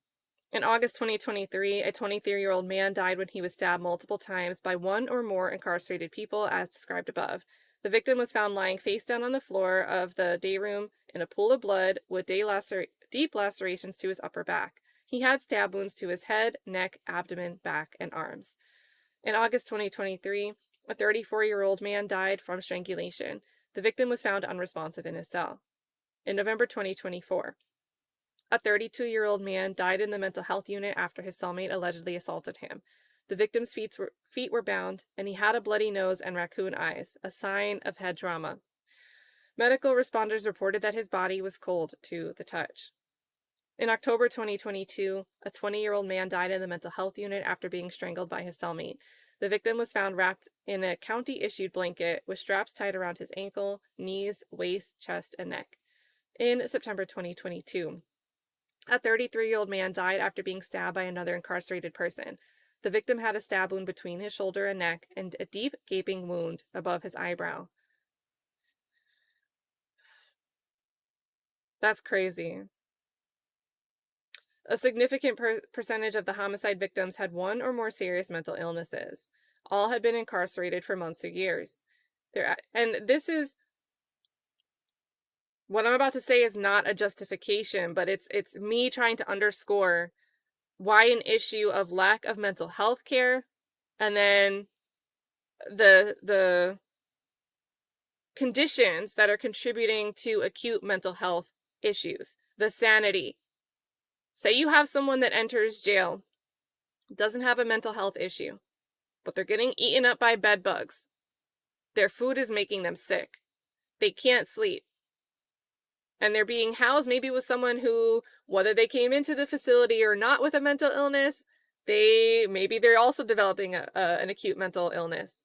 Maybe this person's loud and groaning and causing additional irritation to this other person they're housed with. There's something called going postal. You lose your mind. You just snap. If your sanity is plummeting because of the conditions that you're in, and somebody else whose sanity is also plummeting and maybe making irritating noises, irritating you constantly because they're also losing their mind. Do you see how this scenario could set up for these people losing it and stabbing their cellmate? I know that somebody like Simone Hilton, Adrian Love, would want to tell us that there's beef that's causing this.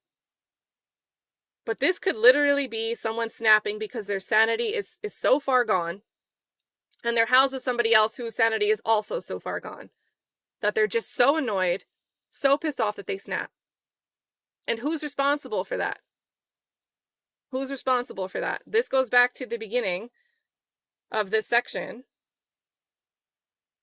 where they say, occasional isolated attacks, maybe not something that would constitute cruel and unusual punishment by the facility, but confinement in a prison where violence and terror reign is actionable. Who's responsible there? Who's responsible? Because I guarantee you, yeah, maybe some of these were beef. We hate each other. Or someone just is prone to want to be violent and somebody was an unfortunate victim. But I would say at least one of these is probably someone who would ordinarily not be violent, snapping and losing it because of the conditions themselves, which means it's the facility's responsibility. They're accountable. A significant percentage of the homicide victims had one or more serious mental illnesses. All had been incarcerated for months or years. Their average length of stay in the jail was 253 days. The longest stay was 654 days. All 6 victims were Black men. Half of the homicides at the jail involved sharpened weapons. Assaults and stabbings with man-made shanks are a feature of life at the jail. In May 2024, 4 incarcerated people entered another man's cell and stabbed him 8 times in his sleep. Days before the April 2024 stabbing, another incarcerated man was stabbed in the head and did not seek medical treatment for 10 hours because of the ongoing threats on his life. One of the 2023 homicide victims was injured in 3 previous stabbings at the jail. I think we get this quote. Let's read this quote. I had knives put to my throat, and I had to call my mom telling them, please wire somebody some money or I'm going to be killed. Nobody should be subject to that at a jail where you're supposed to be waiting to get your day in court. According to Sheriff's Office reports, in 2023, there were 1,054 assaults on incarcerated people and 314 stabbings in the jail. That's like 1 in every 4 people? Right, I forget the population, but this was already dwindling down in the 1,500 range. It wasn't that 2,600 number anymore. Annually.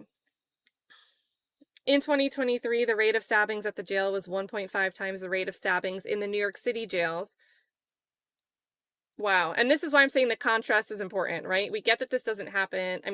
We get that this isn't the only place it happens, but when it's happening more than the average, this is where we go back to it's not just an isolated occasional occurrence. The numbers show that it's a symptomatic problem of the facility.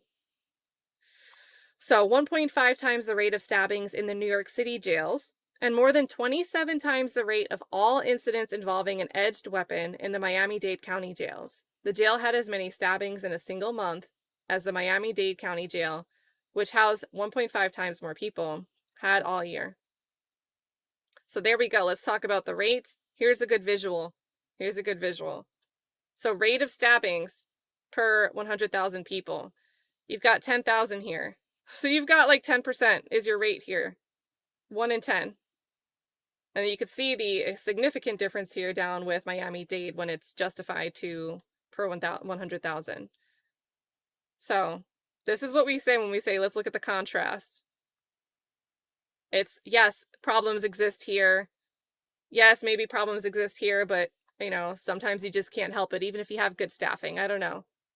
But this, how do you explain this as a way as just, it happens. It happens. We also analyze violence in the jail by examining violent incidents in the same 2 months in consecutive years. More people were injured in violent incidents during February and August 2023 than during February and August 2022. Generally, violence in the jail appears to have increased from 2022 to 2023, and from February to August 2023, the amount of violence remained high, even as the population declined. So reducing the population isn't solving the problem. And that could mean, you know, the conditions still aren't good. So, violent incidents at the main jail, 10-day comparison. So we're going by February, and February are the first and third column 1 year apart, and August 2022, August 2023 are the second and fourth columns.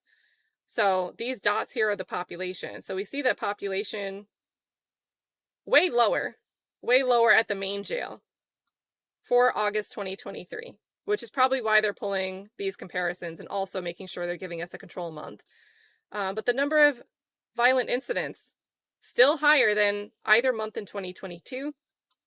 And even though we had a population, major steep population decline here, several hundred, from about what, like 2,900 down to 2,550 over here. Still a significant difference. Although I do hate that we start the axis here. I think that's a little bit misleading. This wouldn't look like such a significant difference if we started it with 0. But still, there's still a significant noticeable difference here. In the first 9 months of 2023, there were over 200 emergency transports of incarcerated people to an outside hospital for injuries from assaults. In one case, in August 2023, medical staff at the jail treated an incarcerated person after several other incarcerated people reportedly stabbed him in the face and beat him. He reported pain and difficulty breathing, and medical staff sent him to the hospital for a possible rib fracture. In July 2023, imagine sleeping on a wet floor bed with a rib fracture. In July 2023, an incarcerated person was sent to the hospital after another assault by multiple people. He had 9 total stab wounds and required care for complex lacerations and to rule out a tendon injury to his hand. In May 2023, an incarcerated person was sent to the hospital for injuries to his scalp, chest, arm, thigh, back, and hand. I said ham. From a stabbing. His assailant used a 16-inch shank in the attack. There were more emergency medical transports from the jail for injuries from assaults over this 9-month period in 2023 than there were for all of 2022. So 233 emergency transports from assaults from January 1st to September of 2023 compared to 199 emergency transports following assaults in 2022, the whole year. So yeah, like that's a sword at this point, Jason. 1,000%. Oh my gosh. In some cases, officers have allowed or initiated violence at the jail. So here we go. Here we go. This is like direct need for accountability. In some cases, officers have allowed or initiated violence at the jail. In February 2023, a detention officer opened a door to let an incarcerated person leave his assigned housing zone and enter another housing zone, where he and multiple others attacked somebody. Although the officer witnessed the assault, she did not report it or get medical help for the victim. And she later sprayed cleaning solution on the blood. She tried to clean it.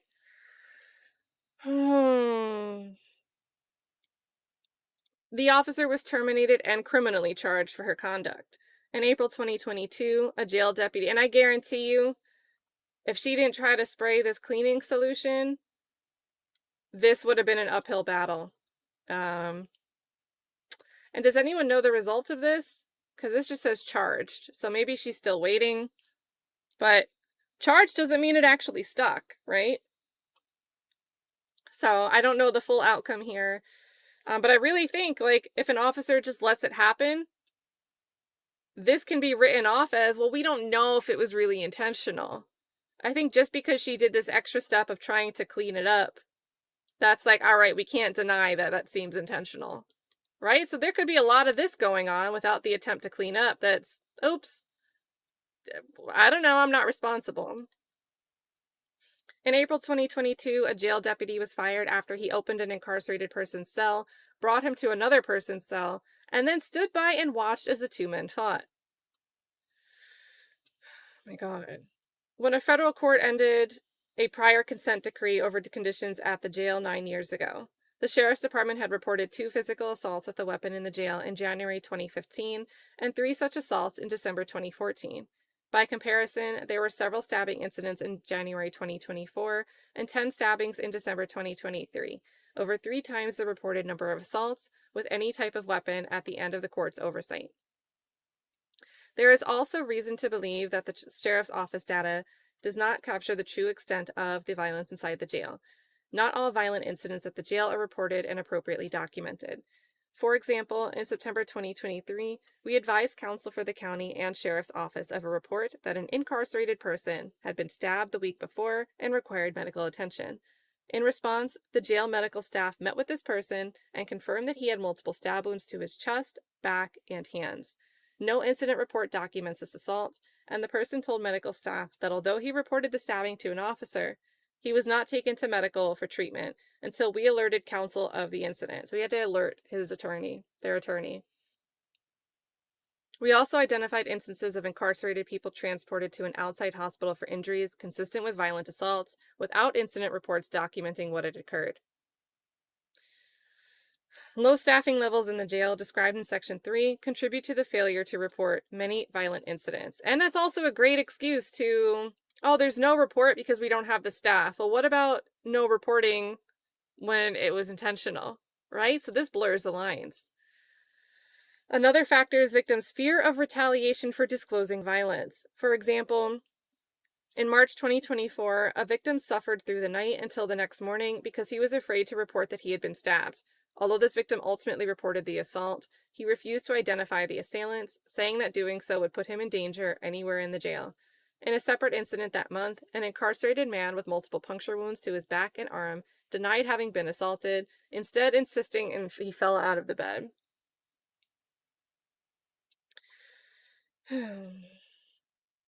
The jail fails to protect vulnerable populations from violence. People with serious mental illness, people identified as gay or transgender, and younger people with less experience in the jail system are particularly vulnerable to violence in jail. As mentioned, 2 people with serious mental illness were killed by cellmates in the jail's mental health unit in the fall of 2022. One of these victims had an intellectual disability. Is this Shane Kendall? Was that 2022? In February 2023, 5 serious assaults occurred against people in the mental health unit by their cellmates. In some cases, people perceived as mentally ill or who act strangely are forced out of housing areas by other incarcerated people. In April 2023, an incarcerated person reported that he feared for his life because he heard people on the zone announce, "These mental health, racial expletive, going on the door tonight," and believed that he and others with mental health needs would be forced to leave the housing area. People perceived to be gay or transgender also have a high risk of experiencing violence in the jail. We identified multiple instances of incarcerated people being targeted for violence based on perceived sexual or gender identity. In April 2024, an incarcerated person reported that another incarcerated person assaulted him before because he was gay. The victim had visible scratch marks, bruises, and cuts from the assault. In April 2023, a person reported to officers that he was not safe because people in his housing area were accusing him of being gay. He was stabbed later that day. The same month, a person who presents as a transgender woman and uses a female name was stabbed while asleep on a temporary bed, a boat, on the floor of a housing unit. The victim told, and it's a boat and they have pools of water. And they're calling the temporary bed a boat on the floor, which is often clogged up, a boat. The victim told an investigating officer that the assailants targeted her because of her sexuality and that it was a hate crime. She shared with us that her assailants called her the F word, a BS, and gay while attacking her. In June 2023, an incarcerated person reported that multiple assailants attacked him in his sleep because of his sexuality, telling officers, "I'm bisexual, and it has gotten out, and now everybody is at my head." He said that he was moved around after being assaulted on another floor for the same reason. The officer observed one of his fingers is broken, his elbow looks out of place, and he has several bruises on his face. Additionally, 17-year-old boys at the jail have a substantial risk of experiencing violence, particularly in the period shortly after their arrival. We identified a pattern of 17-year-olds initiating other newly admitted boys into the jail with violent assaults, including 5 cases where boys were seriously assaulted within 2 weeks of admission to the jail and required outside medical care for their injuries. In June 2023, a 17-year-old boy submitted a grievance saying he was not safe, as other 17-year-olds try to make every new person crash out, having people fight me and try to stab me. Despite only around 30 17-year-old boys living in the jail, they were assaulted and required off-site emergency medical care on multiple occasions, including an incident in February, April, and June 2023, when the 17-year-old boys were choked, stabbed, and beaten. In September of 2023, an incarcerated adult attacked a 17-year-old boy who was living in a unit with adult men, despite jail policy requiring separation of 17-year-olds from adult detainees. The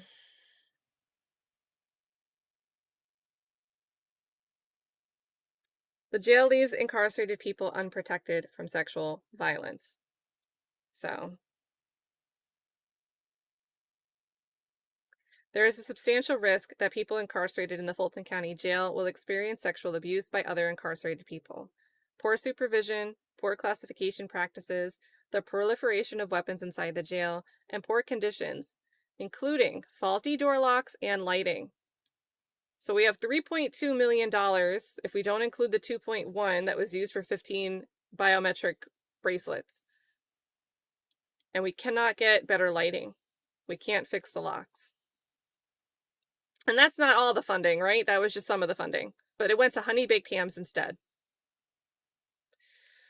All this contributes to an environment in which sexual assaults can and do readily occur. The jail has inadequate systems for reporting sexual harm and misconduct that makes it difficult to quantify the level of sexual violence and to stop it. The national standards for the detection, prevention, and punishment of prison rape require jails to distribute clear, accurate information to incarcerated people about the jail's zero-tolerance policy for sexual abuse and how to report sexual misconduct. Typically, jails share this information in handbooks and posted signs. Jails should also provide multiple internal ways for incarcerated people to privately report sexual abuse, as well as access to an outside agency that will receive and forward reports of sexual misconduct to agency officials. This access often comes from a no-cost telephone line to a knowledgeable and supportive third-party organization, commonly known as the PRIA. So, what are they? I mean, this doesn't really seem like the acronym for it up here. So, jail should have a PRIA coordinator who is an agency-wide administrator with sufficient time and authority to develop, implement, and oversee agency efforts to comply with PRIA. These measures are necessary and appropriate in light of the well-established risk of sexual violence inside jails, and the risk that it would otherwise be unreported. Yet the jail does not consistently implement accepted measures to identify and respond to sexual abuse. The jail's handbook has information about PRIA and how to make a complaint about sexual misconduct, but the handbook is not distributed to incarcerated people upon admission. An electronic copy of the handbook is available on kiosks inside the housing units, but many of these kiosks were missing or inoperable during our inspections. So aren't these kiosks also supposed to be used for a bunch of other stuff, like commissary, grievances? So many of these are missing.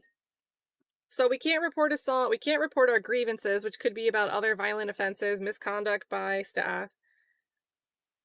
Issues of commissary. Many of these kiosks were missing or inoperable during our inspections. Since August 2023, the jail has a new PREA coordinator who has implemented some new PREA policies. The PREA coordinator advises that people can report sexual misconduct to her by phone or to a rape crisis center associated with Grady Hospital, but neither option is free. Oh my God, so pay me $1 a day for my work. Okay, so they have their policy book linked here. The jail handbook also states that incarcerated people can report sexual abuse or harassment to the Grady Rape Crisis Center. Most rape crisis centers are required to maintain confidentiality and so would not qualify as an external reporting entity under the PREA standards. We did not identify any instances where anyone at the jail acknowledged receipt of a complaint from a PREA hotline or opened an investigation based on such a complaint. Fulton County Sheriff's Office PREA policy defines sexual abuse and sexual harassment. Sexual abuse of an incarcerated person by another incarcerated person includes non-consensual contact between penis and vulva or penis and anus, contact between mouth and penis, vulva or anus, penetration of anal. So it's a broad description, you guys, but also intentional touching, either directly or through the clothing of the genitalia areas. Sexual harassment includes non-contact behavior that subjects another person to verbal or written statements or gestures of sexual or romantic nature, and creating an atmosphere of intimidations, hostility, or offensiveness as perceived by the individual who observes the sexually offensive behavior or act. So,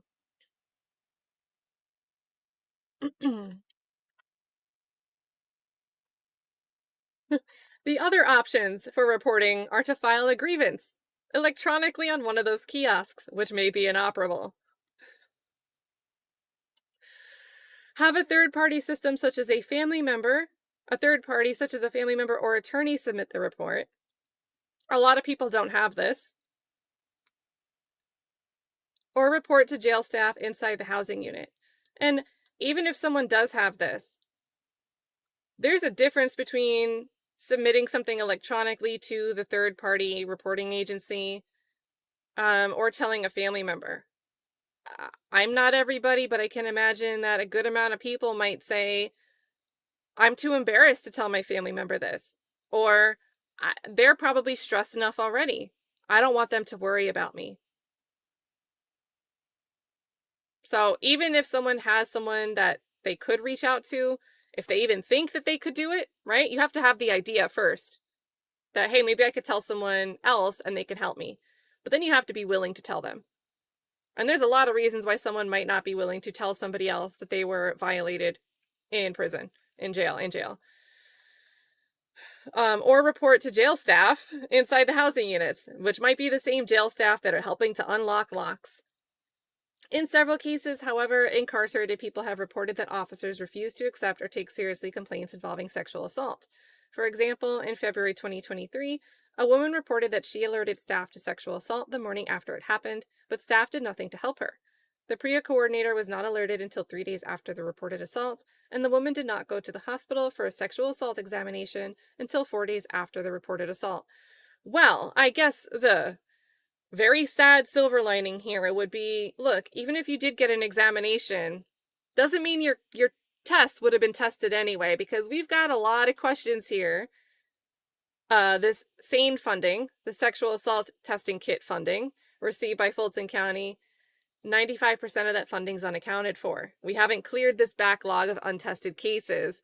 So the very sad silver lining here is, hey, you might not have actually missed out on anything by not going to get this examination, because there would still be another layer for you to get through for somebody to maybe start helping you, right? So there's all these layers of things that are not helpful, things that prevent a solution. Layer after layer of problems, barriers to people not having their rights violated while they're being housed before they've had their day in court. The jail's poor record-keeping practices with regards to sexual abuse also make it difficult to state the volume of such incidents. We originally asked for all complaints made pursuant or falling under PREA, which would include all complaints of sexual abuse and sexual harassment, plus all PREA investigations, findings, and related documents, as well as all reports of investigations by the sheriff's office into misconduct of any kind inside the jail. Yet we initially received just one PREA complaint file for 2022 and 2 PREA complaint files for 2023. In reviewing incident reports from the jail, we found many allegations of sexual abuse and harassment that were referred to PREA investigators, but were not identified to us as PREA incidents. Requests for additional documentation regarding these incidents yielded little additional information. Well, this sure seems like people were actually trying to report more than we actually have reports for. Not that that's surprising, but it is helpful in a way to see that DOJ is acknowledging the circumstances here seem to suggest, hey, they have little information, but it seems like there's more reports here. There should be more information.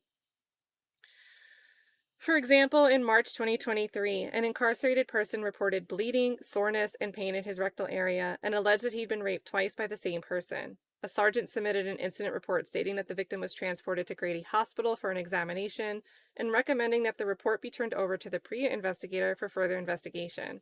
Despite requests, we received no documentation reflecting any additional investigation or the results of the sexual assault examination. Now, something just popped into my head. If you are a staff member and you get spit on by somebody while you're doing your job, they'll get a report going for you because you don't want to contract anything on the job. Why? Because if you're an employee somewhere and you contract something because a part of your job duties, your line of work, that's a liability for your employer, right? So it's sure if you're a staff member, and I'm not saying staff members shouldn't, you're on the job, you should have these protections. But that liability is there, and that liability is the motivator for this action, these reports actually being filed, action being taken, because you're reducing the risk, reducing the liability of what your employee can claim against you if something actually were to come of it. But that liability isn't there. It's not as clear cut for an inmate that may be subject to something that the facility could be preventing or treating after it happens, but they're neglecting to treat, right? So that liability facilitates action for one type of recipient, but doesn't really do much to help reduce the neglect for a different type of recipient. So that's just something that popped into my head. But the PREA coordinator is working to improve file management and the jail's tracking of PREA complaints moving forward. We're working on it. And we received a number of sexual abuse investigation files in a recent document production. I wonder if these are stemming back from times where they didn't produce stuff previously. Now we suddenly get it, maybe. Maybe that's what's going on. Even though the records we have are likely incomplete, they show a pattern or practice of sexual abuse in the jail. In our review of recent incident reports and other documentation from January 2022 to January 2024, considering only incidents where both the alleged perpetrator and victim were incarcerated. So this is not looking at a staff. I'm assuming this means it's not including incidents involving a staff member. There were 99 total allegations of sexual misconduct, 78 were allegations of sexual abuse, and 21 of sexual harassment. So, hold on, let's read the first sentence here. Because there's certain things that I don't think the DOJ in their report can come right out and say. But writing is important. Writing is important, and I'm going to read between the lines. You don't have to agree with my reading. How does this paragraph start, right? You're supposed to keep paragraphs connected in some way, right? What follows your first sentence should be related to the point you're starting with. So our first point here is even though the records we have are likely incomplete, right? Hint, hint, something's missing here. Then we have, in our review, we only considered incidents where both the alleged perpetrator and victim were incarcerated. So they looked at these incident reports and other documentation. It seems like it's likely incomplete, and it only takes into account incidents where the victims and the perpetrator were incarcerated. So it sounds to me like there's something that's not being documented here. Is anyone else getting that, reading between the lines this way? What part is suggestively incomplete and missing here, not reported? Maybe someone where the perpetrator is a staff member.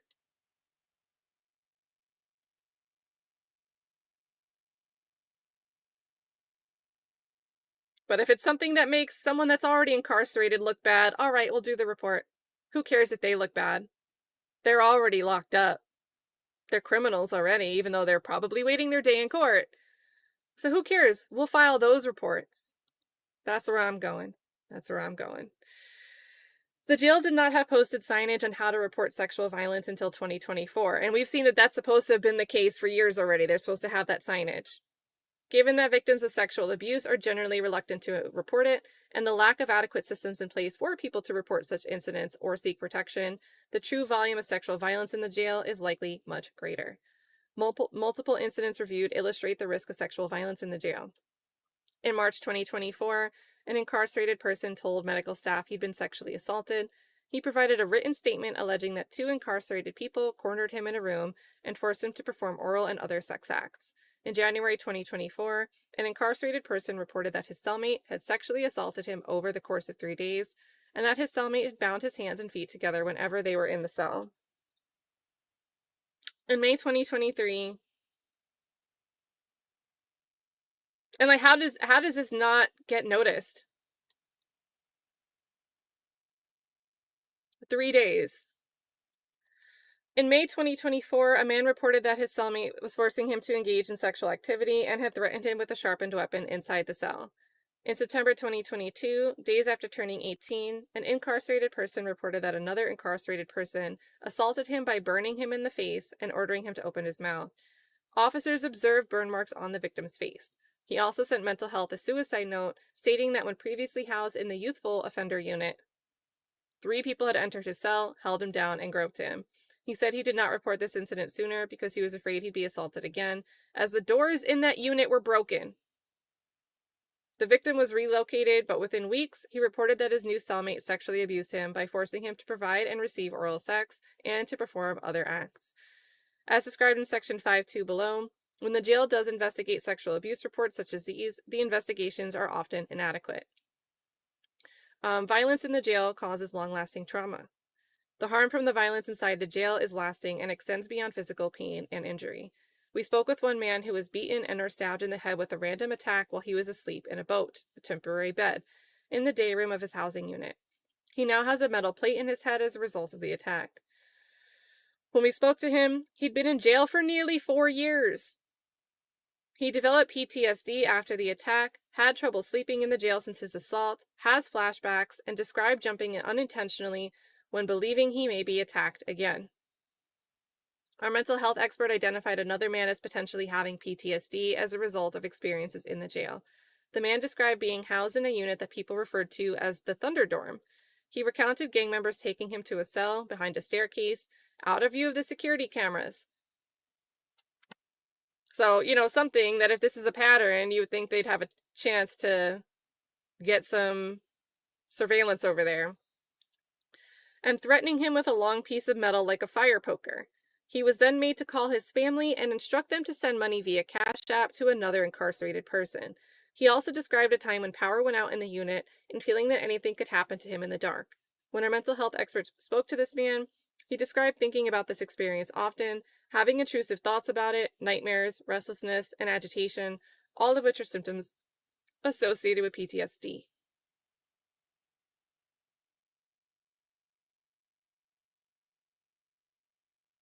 Another person reported lasting effects from an assault inside his cell in which multiple people tried to steal his commissary. About a month later, an officer tased him after he refused to turn over a sharpened weapon that he had hidden in his pants. Right, so the read here is possibly to protect himself, to get people to stay away from him because nobody else is preventing it, right? So how do we get to that over the bell curve, on the wrong side of the bell curve, more stabbings than not? Nobody's stopping the conditions, and people might get to a point where they have to retaliate for whatever reason. The person explained that he had stress after the assault and carried the weapon because he just wants to go home to his kids. He doesn't want to die. He hasn't had his trial yet. He's not convicted. He's carrying a shank because he doesn't want to die. Yet another person, speaking with mental health staff following a suicide attempt, said simply, "I'm tired of seeing people get stabbed." The jail does not house people appropriately to reduce the risk of violence. The jail's deficient classification system and housing plan increase the risk of violence. Now this is just, we're going to skip over some of this stuff. With reclassification, that's where we're deciding, should someone be housed in a particular unit? But we already know reporting is shoddy, so I'm going to say that this is probably a whole hot mess. So where do we get the summary here? Rather than reclassifying people at regular intervals, like the 60 to 90 days is required as procedure, jail staff move people around to different zones if they pose a problem. If problems persist, staff may eventually move the person to a higher floor of the main level, which generally corresponds to higher custody levels. Classification staff confirmed, however, that this shuffling among floors often results in multiple custody levels in the same housing zone. So, we just don't even know who's housed with who anymore. We're making the problem worse. The jail also mixes all custody levels together on the second floor of the main jail for about 2 weeks when incarcerated people are first admitted to the jail. The mixing of incarcerated people with different custody levels in the same zone is unsafe. So here we go. Here's the South Annex. In the South Annex, the housing plan does not even seek to separate people according to their custody levels, instead identifying every unit as low, medium, max. The jail also fails to use classification and housing assignments to keep 17-year-old boys safe from violence. The jail places all 17-year-old boys together in the youthful offender unit, but does not separate them according to custody levels. Without effective supervision, the failure to separate this population by likelihood of violence increases the risk of harm. And let's get to the gang violence. Here we go. Here's a little bit relevant here. The jail does not use housing assignments to effectively mitigate the risk of gang violence. Gang activity creates a risk of harm in corrections facilities because gangs exert control through violence and the threat of violence. When faced with a high level of gang activity, jail leadership must provide adequate supervision and classification of the jail population and should implement a comprehensive gang control strategy that considers gang affiliation when making housing assignments. We found gang involvement in a significant number of violence at the jail. In May 2024, 6 incarcerated people with gang affiliations entered someone's cells with knives and stole his commissary. In September 2023, 3 people were injured in a violent incident believed to be retaliation for a gang-related murder that had happened in the jail. In August 2023, 5 people with brooms and a man-made knife attacked an incarcerated person, and the victim reported that this happened because he was no longer in a particular gang. Despite the violence associated with gang activity at the jail fails to identify and track many gang-affiliated people in the jail. Without such identification...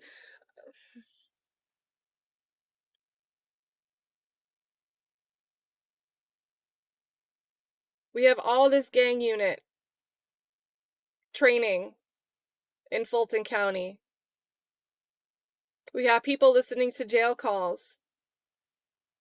We have so much staffing going to listening to jail calls, hours and hours of jail calls. But we have a problem with the jails identifying and tracking gang-affiliated people within the jail?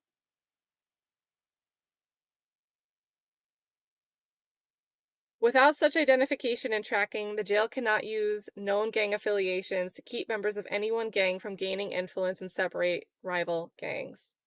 But we know when it involves Lucci and YSL members. Violence can occur when a significant... I don't know, this really pisses me off here. How does this match all the stuff we've heard about the resources? We have all these experts. Violence can occur when a significant number of people from one gang are assigned to the same housing area and they assume control of it. This creates a dangerous situation for people who are not affiliated with the gang.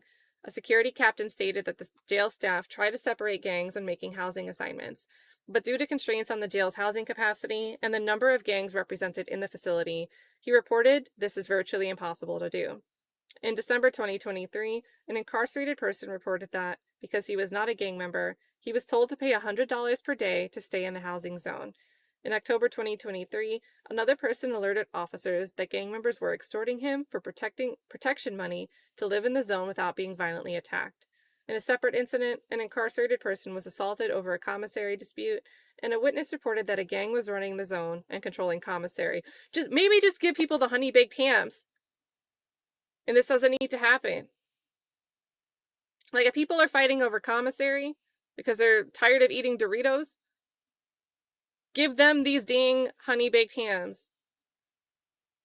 Like, you could solve this $100 a day problem. Like, honestly, that's one solution there. Just give them some better treatment. I'm sure there will still be people that power trip and want to assume and exert control just because, right? But it would reduce the amount of people trying to exert control and extort people because they don't want to eat Doritos anymore, right? So there's one solution with this 3.2 for honey baked hams, bounce houses, and vehicles. Like, maybe just buy better food. Fix the kiosk so people can ask for commissary. The jail does, and again, this is jail. This is people that haven't had their day in court. The jail does not provide adequate staffing and supervision to keep people safe. Inadequate supervision puts incarcerated people at substantial risk of serious harm from violence and can violate their constitutional rights, especially when other conditions like easy access to weapons contribute to the danger. Fulton County Jail staff are rarely present in the housing units and do not perform adequate security rounds or otherwise monitor people to prevent harm. As a result, staff fail to intervene to stop violence between incarcerated people and often fail to promptly respond to violent incidents. The jail regularly operates without enough security staff to provide appropriate supervision and prevent violence. The most recent staffing analysis was conducted in 2015. Okay. And adopted minimum staffing levels from a previous consent decree. According to the minimum staffing levels, there should be 3 detention officers for each housing unit in the main jail, and 1 other person posted in each tower, for a total of 4 security staff on each of the 13 units. However, the main jail has just 1 or 2 security staff for each unit. So, instead of 4, we have 1 or 2. Records from a 6-day period in August 2023 reflected that the main jail was below the minimum level of staff on all 4 floors for 4 out of 6 day shifts. Both homicides in August 2023 occurred in the same unit during this period when only 2 staff were assigned to the unit. Staffing levels overnight. I hope these staff members sue or something, right? Because that's kind of where you have this pressure from liability come in. That's a much more effective vehicle, and that shouldn't be the vehicle that's the only one that's effective. But like, it hits the pockets, right? That liability, there's a clear path there when it's an employer at risk because of the job conditions. And that shouldn't be the case, but it just is. Staffing levels overnight were even worse. The jail was below the minimum level of sworn staff on all housing floors of the main jail for each of the night shifts in the period. One night in August 2023, staffing in the main jail was 1/3 of the minimum staffing level, with multiple floors having a single officer assigned to supervise 150 to 250 people. Well, I'll tell you what. If something breaks out, what is this single officer going to do? What are they going to do?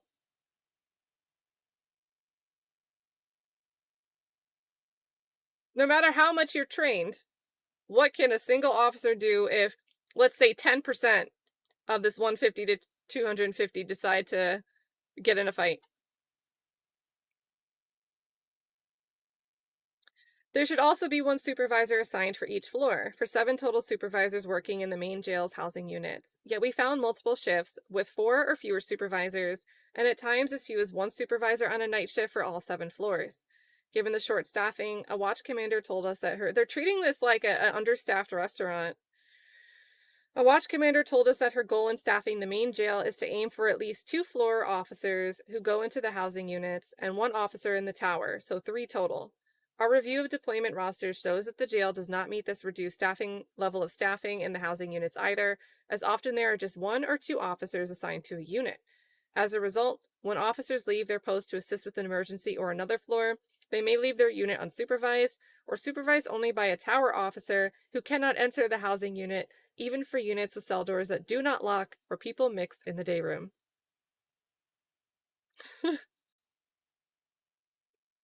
Like, if somebody wants to cause chaos, it doesn't seem that hard to do. All right, we've got to keep maybe 1 or 2 officers occupied. Then we can do whatever we want to do. That is not a deterrent. That is not a deterrent. Violence occurs as a direct result. Yes, say it. Direct result of the understaffing. In August 2023, a single detention officer was assigned to monitor a housing unit of nearly 100 incarcerated people overnight. He left the unit to get ice. Upon returning at about 1 a.m., he saw 3 incarcerated people fighting in the day room. 2 were drenched in blood. One person involved in the fight told officers that he saw one of the other people trying to leave the cell or zone and took it upon himself to stop him. Similarly, the September 2022 homicide occurred when the floor officer left his assigned unit of around 100 incarcerated people to deliver paperwork and exchange his taser cartridge. While he was gone, incarcerated people alerted the tower officer that somebody was laid out on the floor. Why did they... All right, so he's changing his cartridge, but this is making me think, why did you need to buy more tasers if you only have, like, 7 rotating staff members on a shift, and maybe multiply that by 3, plus maybe you have 2 sets to make it, like, 4 to 5 work days a week, right? Because people aren't probably working 7 days. How many tasers did you need, and why was that the only thing you spent this money on? While he was gone, and I don't know how much do tasers cost. While he was gone, like, are they just hoarding a pile of tasers? While he was gone, incarcerated people alerted the tower officer that someone was laid out on the floor. The tower officer called the floor officer assigned to another unit to respond. When that officer arrived, the victim was face down in a puddle of blood with no signs of movement. Officers reported having to work inside housing units with no one posted in the tower, and we observed vacant towers during our site inspections. Now look, I've worked in restaurants, I've waitressed, and when Ecolab shows up, look, you are locked and ready where you're supposed to be, right? You make sure the sanitation buckets, you fill them with nice, clean, sanitary water right when they're showing up.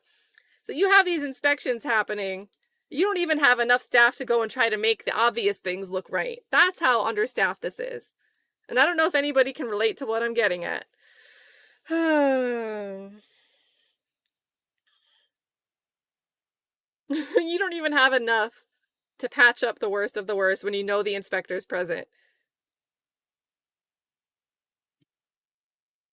Without staff in the tower, there is no one with eyes on all 6 housing units, no one to call for backup if a floor officer becomes incapacitated, and no one to respond when incarcerated people call the tower to ask for help. Short staffing affects the annex facilities as well. When we expected the South Annex in January 2024, there were only 2 officers in the housing units, with 1 assigned to each wing of around 130 to 150 people. So 2 for 130 to 150. Properly conducted well-being checks, referred to as security rounds in the jail, are critical to the safety and security of people incarcerated in the jail.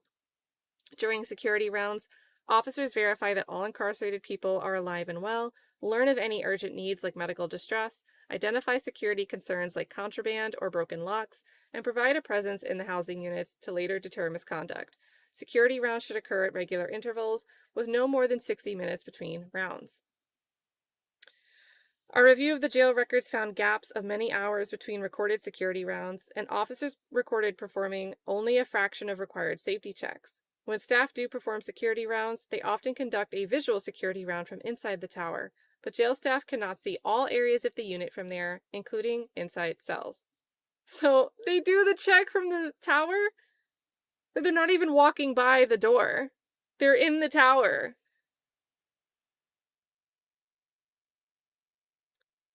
Okay. Jail staff generally confirm that floor officers do not perform hourly security rounds inside the housing units, and they cited short staffing and the need to handle other tasks, such as medical or attorney visits, as the reason. Surveillance cameras can be monitored from central control and the towers to improve supervision, but do not substitute for the regular presence of deputies and detention officers inside the housing units. And remember, we have reports that people are exploiting areas that don't have surveillance angles on them behind the stairwells, right? So, okay, maybe we can use our lack of staff. We can do more surveillance by just looking at the cameras instead of physically walking the distance. But the surveillance cameras can't show you these non-visible angles. Staff are not always in the towers to monitor the camera feeds, and the cameras do not hire like 30 sprinkles. Sprinkle will clean this up. But the cameras do not show inside the showers, cells other than padded cells, and holding areas where violence may occur. Staff are often unaware of extreme violence, leading to lengthy delays in response times and medical care. In May 2024, despite an obvious assault where 2 incarcerated people fell down a staircase in a housing zone, over 2 hours passed before officers found the victim wrapped in a bloody towel. In January 2023, an incarcerated man reported that he was brutally assaulted over 4 days, but officers were unaware of the attacks until the man passed a note asking for help. And when the November 2022 killing occurred, the overnight floor officer on the mental health unit was actually working inside the tower. When the officer eventually conducted his security rounds, he found the victim lying on a cell floor with his hands tied behind his back and his ankles bound. Medical determined that he was already dead and extremely cold. Jail leadership is aware of chronic short staffing at the jail. The sheriff told a Georgia Senate subcommittee in May 2024 that there should be 50 to 60 staff for each 12-hour shift at the jail, and that the jail had never achieved that staffing level. In 2023, the county and sheriff's office increased salaries for people working in the jail to $60,000 for deputies and $54,000 for detention officers, and approved paying double overtime. In March 2024, the Board of Commissioners rejected, and I'm not going to crap on somebody making double overtime or being willing to work. But do you think someone working double overtime when they're the only 1 or maybe 2 staff members on a floor unit, do you think that person on maybe their second double in a row is going to be in a good position to respond to an emergency? Especially one that might require a physical response. So it's not really a safe solution. I mean, collect that check, but it's not really a safe solution for the staff or the inmates. In March 2024, the Board of Commissioners rejected the sheriff's request to continue the double overtime payments, describing them as a temporary measure. In July 2023, the sheriff's office contracted to have private security specialists work in the towers and mitigate understaffing. But in August 2024, the private security officers walked off the job after the contractor said it had not been paid in 3 months, was owed over $1 million, and was ending the contract with the jail. So we've heard a lot about that. The sheriff's office described a significant budget crisis that led to the non-payment of this contract and left the jail scrambling over to cover abandoned posts. From January 2022 to June 2024, the number of detention positions allocated to the jail declined, and the number of detention staff working in the jail remained far below the minimum staffing levels. The following chart shows the recommended detention staffing from the 2015 staffing analysis compared to the allocated detention positions and actual detention staffing in the jails. So this dashed line is recommended, right? This is where we should be, right? And this axis starts at 0, right? So we're not skewing anything here. This is 0 to the recommended here at 562. We've never made an improvement since January 2022. That's where we're looking back at. We've never made an improvement, an upward improvement. Oh, actually we did here a little bit between June 2023. We made a slight improvement. We had 3 extra staff here for authorized detention positions, and then 3 actual detention staff improved here. So we did have 1 small improvement of 3 people. Oh man. So where is all of this? Do I still have this thing up? Where is all of this? And this is just funding from the Bureau of Justice Programs. This is the Justice Assistance. The BGA, we give funding to sheriff's offices around the country. Where's all this funding going? Where's all this funding going? All these awards, all this stuff. And again, if you weren't here in the beginning, Fulton County Sheriff's Office, all these programs, all this funding and awards. PREA implementation. There we go. There's some PREA implementation. We talked about that earlier. Like, where is all this going? And again, this is just from the BGA. This does not include, state resources, other federal programs, other federal grants. ORCA, this is not ORCA.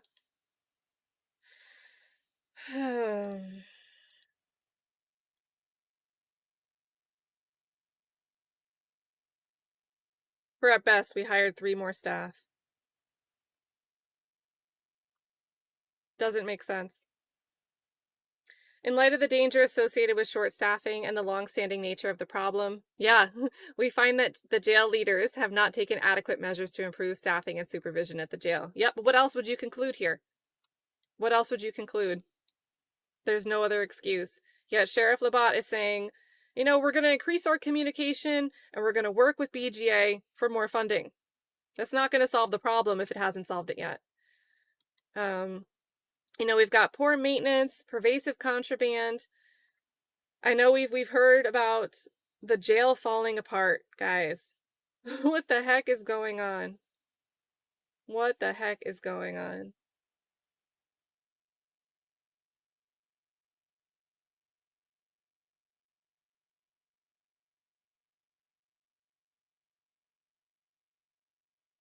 Fulton County Jail reported confiscating 2,157 man-made sharpened weapons in 2023 and 1,370 such weapons in 2022. And this seems like, oh my gosh, scary, so violent. But then at the same time, what proportion of this could have been the intent behind making this or having this sharpened weapon? I don't have a figure here, but I'm just raising the question. What about, I have this for self-defense because people keep attacking me or I'm scared and this whole jail sucks. So, right? On one hand, it could be like, wow, there's like 2,000 scary weapons that someone's just trying to use against somebody offensively. But what if it's for self-defense and then we're taking the time to confiscate this stuff, right? It's like a catch-22. The jail confiscated at least 139 man-made weapons in January 2024 alone. The number of weapons in the jail is much greater than should be expected in a correctional facility of its size. So the contrast here. For example, in the Miami-Dade County Jails, with an incarcerated population of about 4,600, which is roughly 1.5 times the population of the Fulton County Jail, staff confiscated 346 weapons in 2023. So that's compared to 2,157 in 2023. It's a big difference. Light sources. Light sources throughout the jail have been tampered with, further increasing the danger inside the facility. Incarcerated people pull fixtures out of the walls to access the wiring, hide contraband, and obtain metal switch plates for weapons. We inspected multiple cells in the main jail that were dark due to broken light fixtures. So yeah, and then what's the compounding problem here? You have a dark cell. You can already only slightly see something from the surveillance camera and the tower. But now if a cell is dark, what does that mean for the one staff member sitting in that tower who can't really do much else? What does that mean for that cell, the safety of what's going on in that cell, their surveillance of that cell, if there's no light from a distance? In August 2024, a county inspection identified multiple areas with broken lights, including entire housing zones that had no working lights at all. In September 2023, one housing zone had missing electrical switch plates in 5 cells and multiple broken day room light fixtures, all with wires exposed. In August 2023, the jail reported finding 543 broken electrical fixtures, with 292 still needing repair. What? I mean, these don't all break at one time. These didn't all break at once. The poor lighting increases the risk of violence and means that some people in the jail live in darkness. Not good for sanity. Not good for your sanity. I mean, you guys, just a quick mention here, but I'm sure a lot of people are familiar with, you live at a certain latitude where you have winters, where you only have like 4 hours of sunlight in the winter, and how that impacts mental health, brings about a real seasonal depression, right? So imagine this impact on sanity. Again, for people awaiting their day in court. On top of broken light fixtures, extending power outages have threatened the safety of the incarcerated population. We identified 7 power outages at the jail since January of 2023. In July 2023, a power outage left the main jail pitch dark for several minutes with no emergency lighting in the corridor. Eventually, the lights were restored, but the electrical and HVAC system outage lasted 6 days. Guys, this is July in Atlanta. July in Atlanta. And their HVAC, their air conditioning, was out for 6 days. We've got sewage problems. We've got bug infestations, sanitary issues. And then in the middle of July in Atlanta, the ventilation, the air conditioning has a 6-day outage. Again, the sanity. That would make me lose my mind.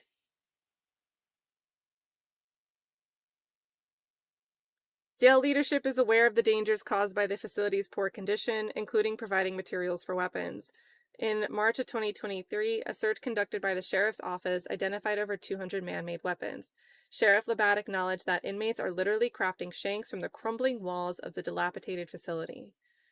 In August 2023, the county and sheriff's office began a repair blitz of housing units in the main jail to make repairs, including fixing broken locks, doors, windows, and lighting. We'll just repair blitz, we'll fix it all. The county, get out of the bounce house, guys, we're doing a repair blitz today. The county and sheriff's office have now repaired multiple housing units in the main jail. The sheriff also sought funding from the Board of Commissioners for a new jail. In June 2024, the Board of Commissioners voted against the proposal to move forward with a new jail, and in July 2024, and this is crazy because this is right around the time of that Senate Bill 63 statewide that's blocking nonprofits from helping more than 3 individuals in a calendar year pay their bail. So very, very terrible timing to deny this proposal to move forward. And all of this funding they've received and wasted over the years, I mean, that money could have been there. In July 2024, the board approved a countermeasure to instead assess the current jail for renovations. Yeah, so they're probably paying somebody to go and look at things. Paying a friend to go and assess the current jail conditions. Before the repair blitz.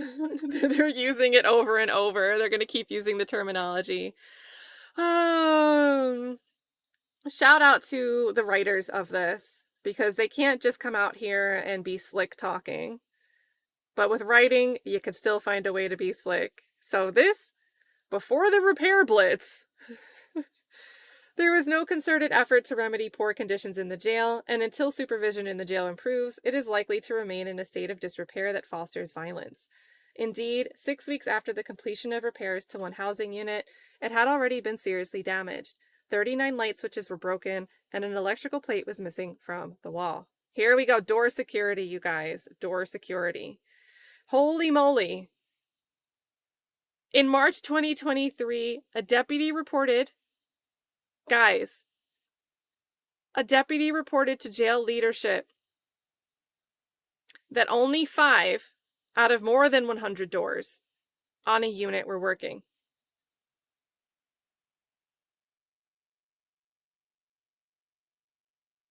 Five locks out of 100 plus doors.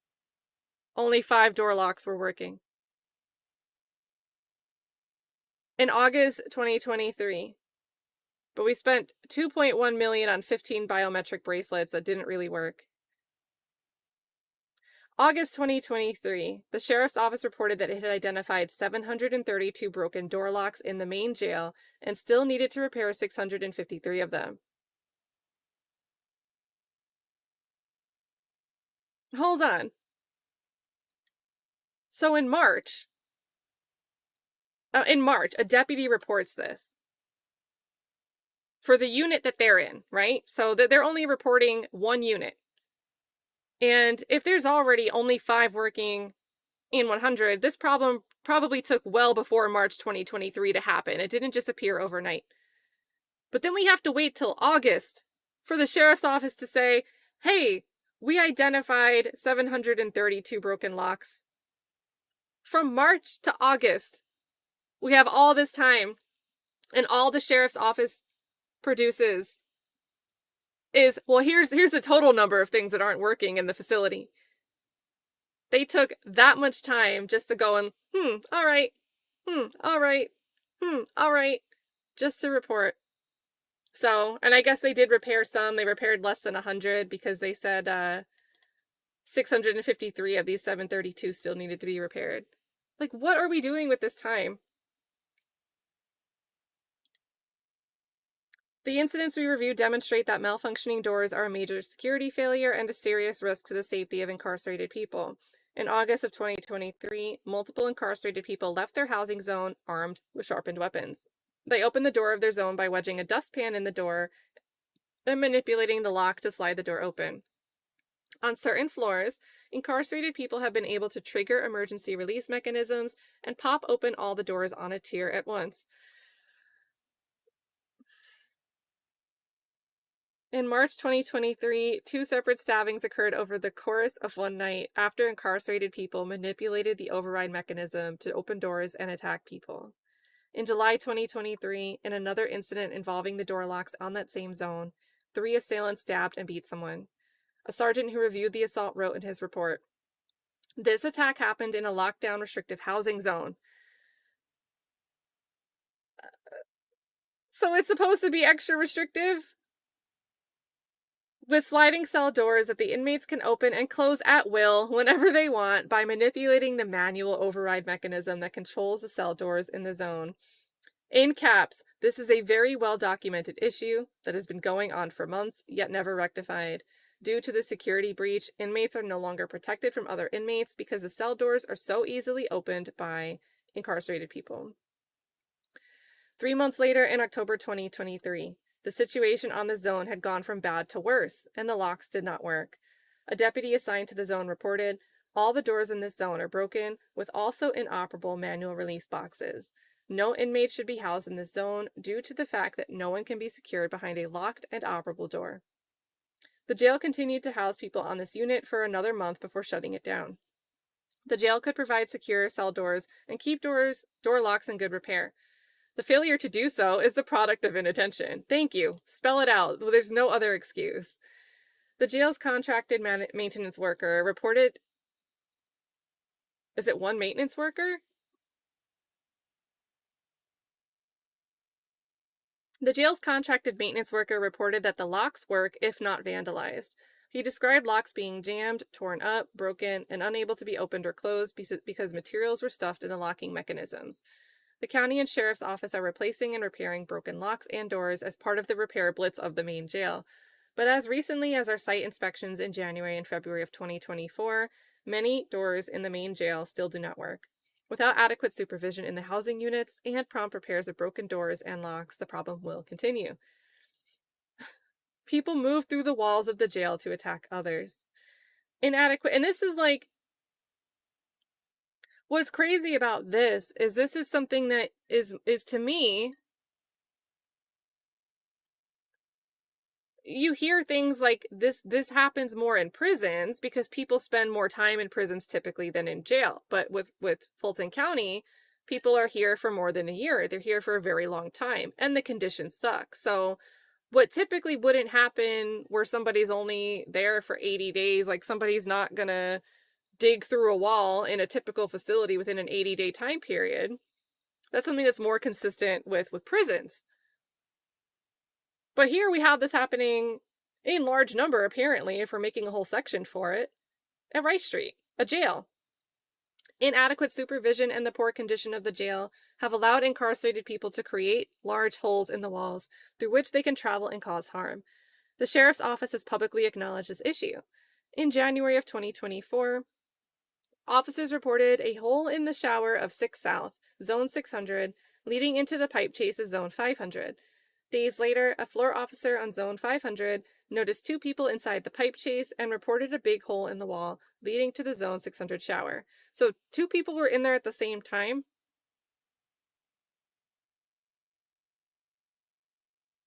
Yeah, that's definitely a big hole.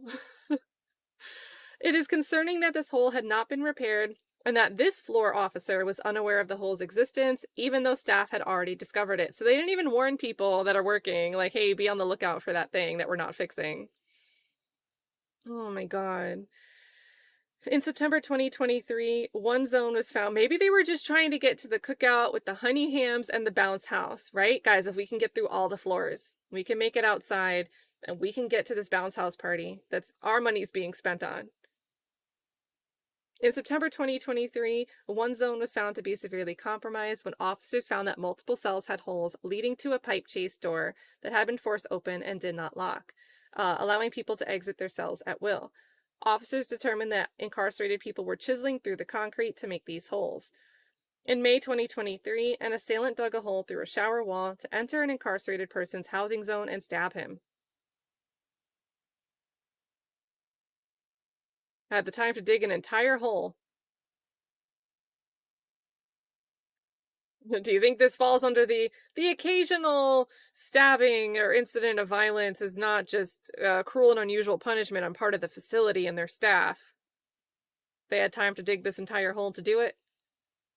Later that month, a fight broke out between people on two different zones, and an incarcerated person told officers that he was lying on his bed when an assailant came through a hole near the toilet via a pipe chase and stabbed him. In March 2023, an officer observed that an incarcerated person had made a massive hole in the wall of his cell, leading into the pipe chase in a neighboring cell. Later, the same person was on another zone when he climbed from a hole in the cell, through a pipe chase, and into the day room, where he chased another person about the zone. The widespread availability of metal pieces about the facility may be contributing to the number of holes. Well, especially if they're digging a hole down to where the pipe chase stuff is located. As is overall poor maintenance of the jail and inadequate supervision. With regular and thorough inspection of housing units, incarcerated people likely would be unable to create large holes in living areas. Well, and they wouldn't need to do so if they were in and up out of there 45 to 90 days, have their trial starting, right? There's so many ways that we could reduce this problem, but all the layers suck. All the layers are the worst of the worst conditions that create, when you look at them as the sum of their parts, are so much worse because each layer is awful. Each layer is an awful condition.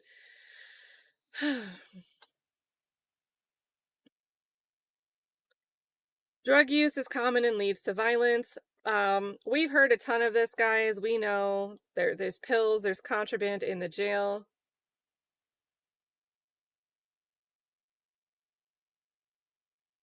The jail does not take appropriate measures to prevent, and I'm not just trying to skip this to say it's not important. I just, I'm not going to be able to read 100 full pages. But the document is pinned at the top of the chat.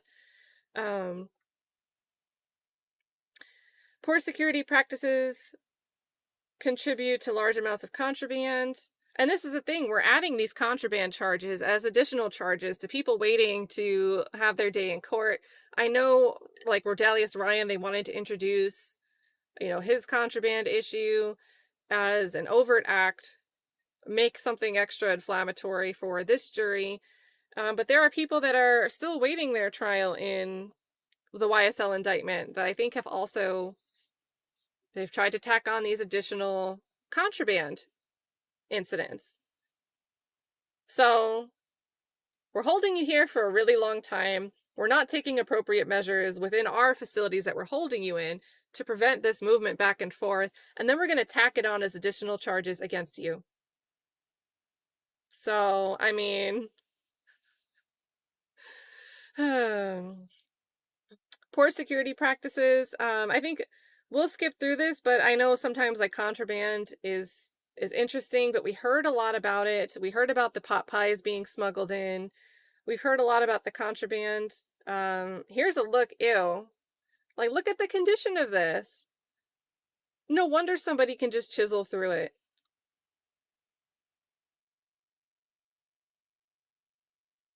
Oh, it's burned. So they burned, I mean, that would make sense looking at it. Burned holes in cell windows observed during the DOJ October 2023 inspection. Oh. Yeah, then the corrupt staffing. We've heard a lot about that, and I'm not trying to prevent you guys from hearing more about it. but I know it's been covered in things that we've talked about previously. Good coverage from the YSL community talking about that the contraband issues with that contract. So again, if you want to read it in detail, I think this is something that we'll skip, but it is pinned.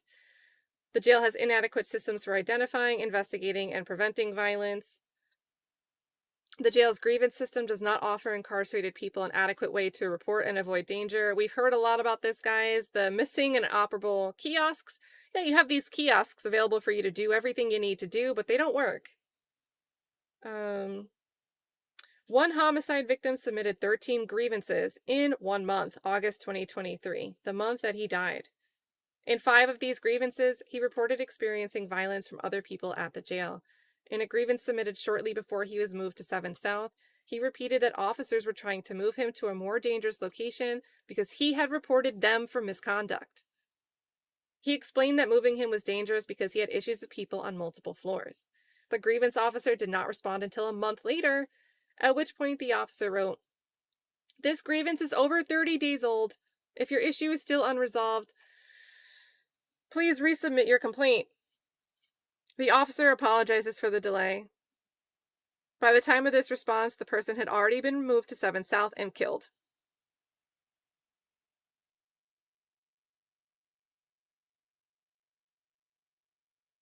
I hope this grievance officer feels like a idiot. You sent a note back not addressing the note to tell them resubmit your complaint, and the person's already dead. Grievances about violence are routinely ignored. In August 2023, an incarcerated person submitted an emergency grievance alleging that he was assaulted that day by another person in his zone. He further alleged that his assailant had assaulted someone else 2 days before the attack, and that officers had failed to remove the assailant from the zone. The grievance officer decided the grievance was improperly filed as an emergency, told the person to refile on a general grievance form, and then closed it. Even a grievance about the sexual assault of a 17-year-old boy triggered no apparent action to address the violence. In June 2023, a 17-year-old submitted an emergency grievance reporting that he had been anally penetrated and was bleeding. The grievance officer responded that she had turned the grievance over to the jail's investigations unit, provided no other information, and closed the grievance. Later that week, the same person... When you file a grievance and send it over to someone else, aren't you supposed to follow up on that? Isn't that part of the grievance process? Later that week, the same person filed another emergency grievance from the same housing location, reporting that he was being sexually harassed and made to perform sex acts, and requesting a remove to another location. The grievance officer responded that she forwarded the grievance to the PREA investigator, again provided no other information, and closed the grievance. Despite a request, we received no incident reports or documents indicating that anyone investigated these complaints. The jail does not use quality investigations and corrective action, planning to identify dangerous situations and avoid violence. So their investigations suck. Let's hear about this. After an incident of serious violence occurs, or when jail staff are alerted to a potential for serious violence, sound correctional practices includes a thorough investigation to identify the source of the violence, determine what led to the violence or threats, and identify corrective actions. Corrective actions may include increasing staffing, which we know they didn't do, addressing blind spots, which we know they've never done, counseling staff to improve the quality of security rounds, rebalancing the mix of different gangs on a housing zone, and identifying the source of involved contraband. So, are any of these things being done? Without such investigations and corrective actions, staff cannot adequately identify or respond to patterns of violence and prevent it from reoccurring. The jail staff do investigate allegations of violence or sexual abuse. When they do, the investigations are minimal. These investigations lack an effort to understand the precipitating factors to violence, follow up on the leads that might connect the violence to other misconduct. Yeah, just like close the grievance because we kicked the can down the road. Findings and propose corrective actions to help avoid future violence. For example, in August 2023, an incarcerated person summoned an officer to his zone because he was bleeding from the head. The victim told an investigator that multiple people stabbed him while he was sleeping in his cell. and they did so at a nurse's request because he had spit at her. The investigator interviewed no one except the victim and the officer who found him. The investigator did not review surveillance video because there was no accurate timetable for the stabbing.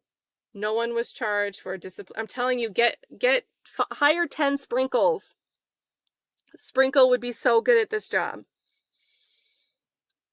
The investigator did not review surveillance video because there was no accurate timetable for the stabbing. So he's bleeding from the head when this officer comes in, right? So they had to know the 24-hour period if he's still bleeding. But that's too much to go and try to find it happening. Let us do it. Like, let the internet do this. Give us, like, a week of video and we'll do it. No one was charged for a disciplinary violation or criminally in the stabbing, and the only corrective action recommended was to move the unit to another housing area where they're not classifying anyone. They're hodgepodging people, so this isn't really a solution.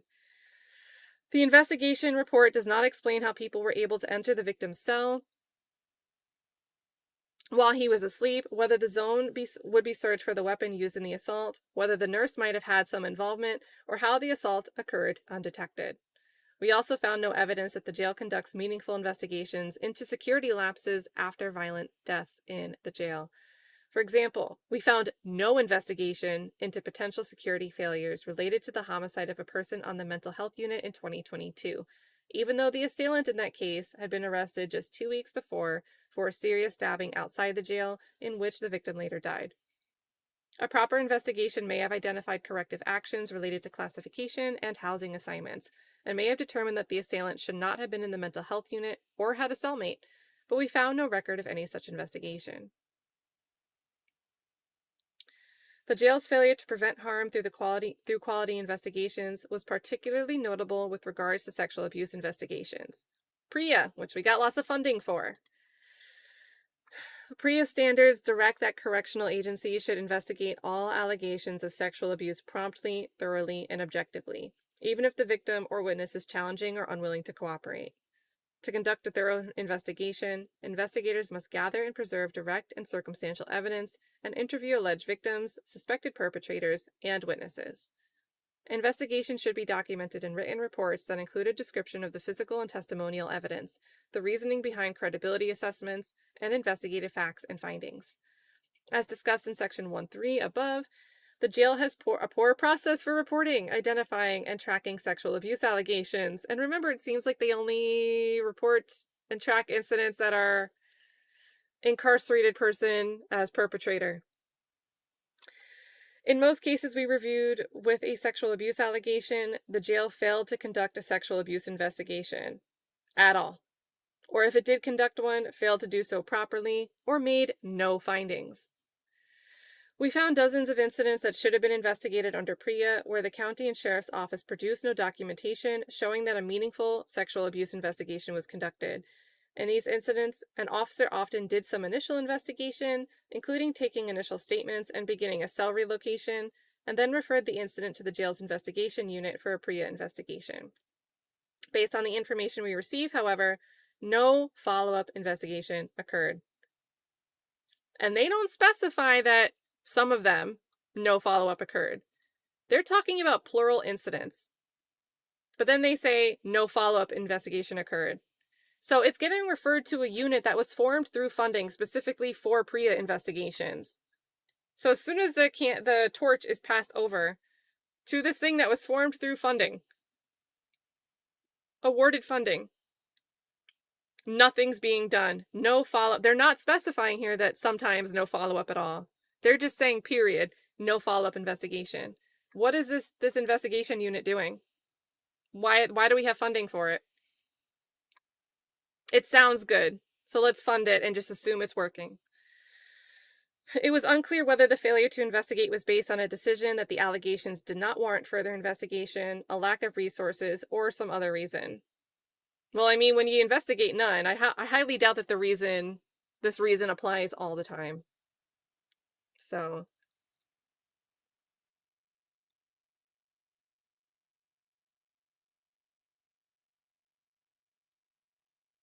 For example, in March 2023, an incarcerated person filed a grievance reporting that he was sexually assaulted. An officer submitted a report stating that he went to speak with the person, who confirmed that he had been sexually assaulted. The officer brought the person to medical and then notified his watch commander and the PREA coordinator. Despite requests, we received no other documentation regarding this incident or any subsequent investigation, no investigation file, no copy of the grievance or the victim statements, no information about a statement from the alleged perpetrator, no information about whether the victim went off-site for a sexual assault examination, and no evidence that findings were made as to the truth of the allegations. So,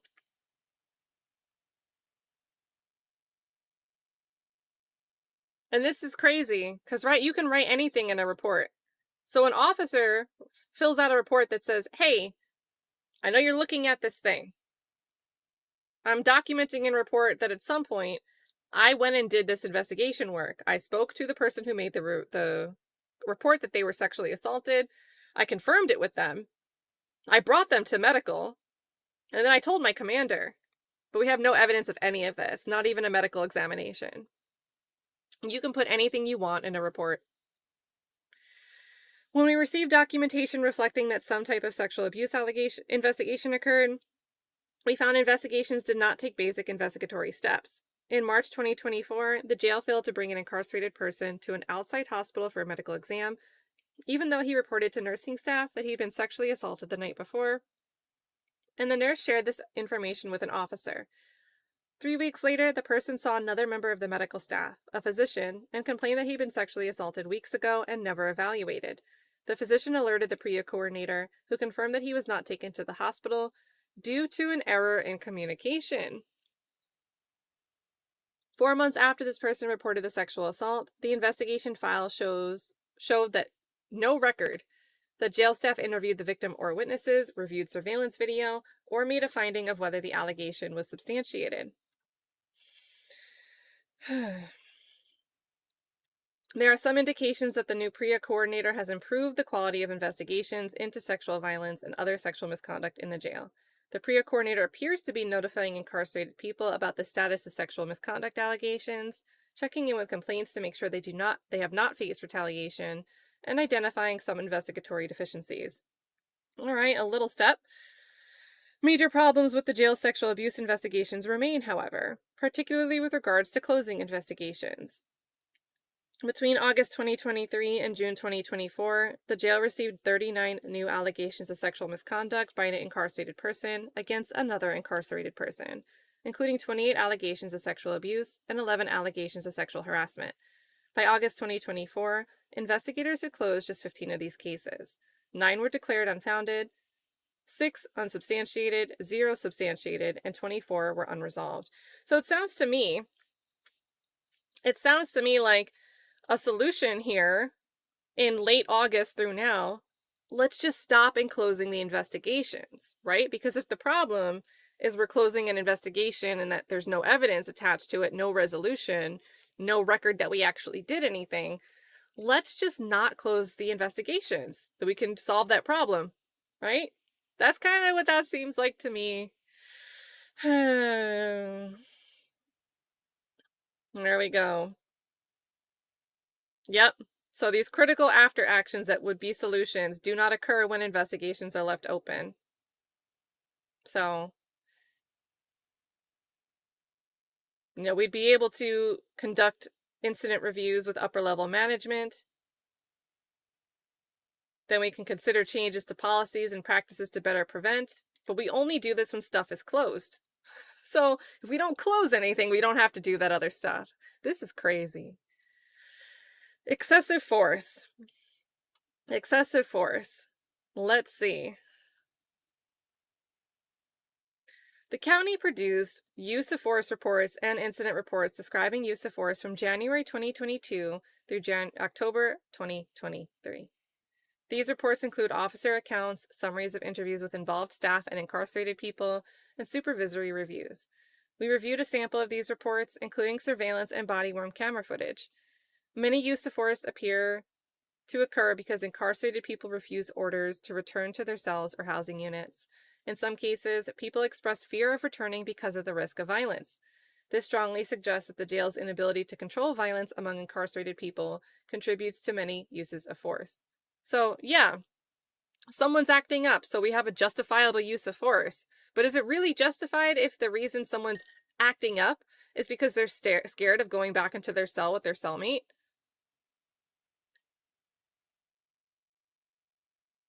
Relatedly, the lack of adequate supervision and staff discussed in Protection from Harm, Section 3, creates the conditions for staff to use excessive force. When a single officer is alone in a housing unit with multiple incarcerated people, it is more likely that they will resort to using pepper spray or a taser to assert control instead of first attempting to. This is why we're buying more tasers instead of just bringing more people. They can use pepper spray and tasers to assert control instead of first attempting de-escalation or less dangerous force techniques. After using OC spray against a man who refused to return to his cell, one officer told a colleague, "I didn't want to get hands-on because I was up here by myself." We found a pattern or practice of excessive force by correctional officers against people in the jail's custody, in violation of the 14th Amendment. Officers regularly use force when no force is necessary, and routinely use force that is disproportionate to the threat. Officers resort to force to obtain immediate compliance without attempting meaningful de-escalation, such as using mental health staff to talk to someone experiencing a mental health crisis. The jail also lacks adequate policies and systems to train staff to use appropriate force and hold staff accountable for using excessive force. Officers regularly use force where unnecessary and to a greater degree than necessary. So what do we got here? Officers frequently use force on incarcerated people for violating rules, even where they pose no threat to the safety or security of anyone. Although jail policy requires all available alternatives to be used before resorting to physical violence, officers rarely, if ever, try de-escalation techniques or even call for assistance before using force. In some cases, officers do not even give commands or verbal warnings before resorting to force. Most of the unreasonable force we observed involved officers' use of conducted electrical weapons or tasers. No wonder we're buying more. They love them. They love to use them. So again, that one gift from all that funding that's supposed to be meant to help buy things for the incarcerated persons, the only thing we got for the incarcerated persons were more tasers for the staff to use against them, because the staff likes to use that. Most of the unreasonable force, tasers. Tasers can be activated in two modes, probe or drive stun. In probe mode, an officer fires two barbs or prongs that pierce the skin. When the officer pulls the trigger, the taser sends a painful, incapacitating jolt of electricity. In drive stun mode, an officer presses the taser against the person's body and pulls the trigger, resulting in a burning electrical charge but not disrupting muscle control. We found that officers at the jail responded to minor transgressions with force. For example, in August 2023, an officer told a man to retrieve a basketball and give it to the officer. According to the officer's report, the man did not comply, so the officer fired his taser. Officers also use force in the absence of a threat and when faced only with passive resistance or no resistance at all. Among the use of force incidents we reviewed, the overwhelming majority involved passive resistance, not active resistance or assaultive resistance.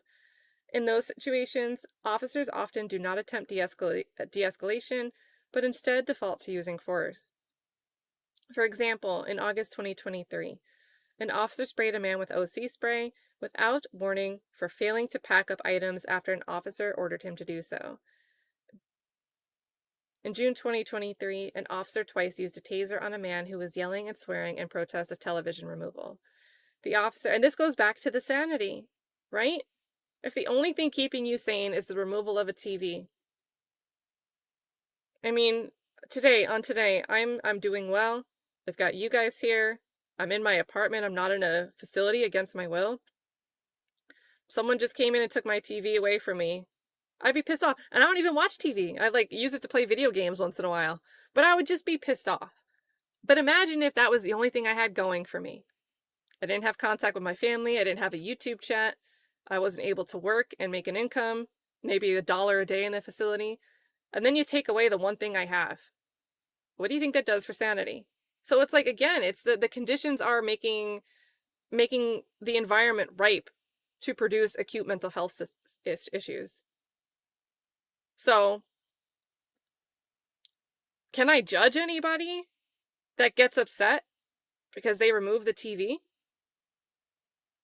So I'm yelling and swearing. I'm just cursing someone out because they're removing the TV. The officer doesn't even say anything. No commands, no de-escalation. They just tase me. Because I say, man, are you really going to take the effing TV? And I just get tased.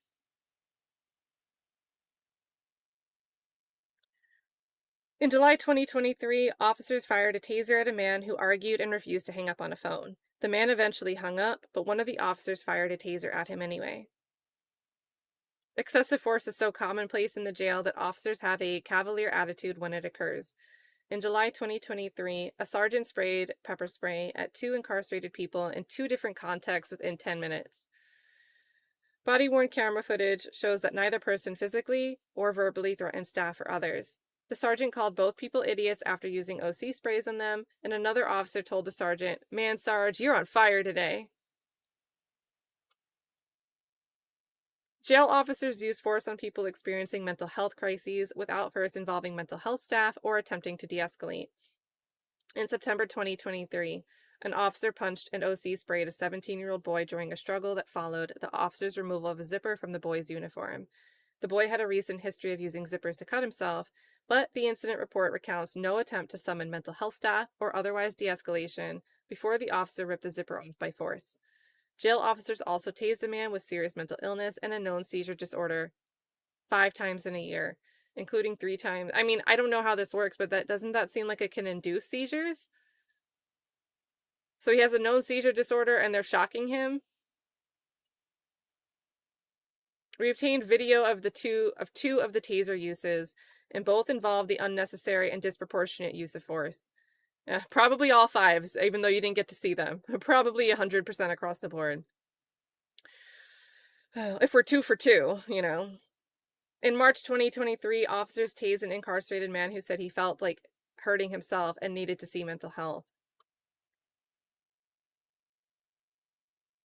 "I need help. I'm not doing well. I think I'm going to harm myself. I'm letting you know." And the response is to tase them.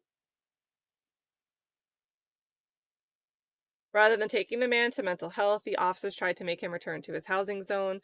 A sergeant tased the man when he held onto a bench to avoid being forced back into the housing zone.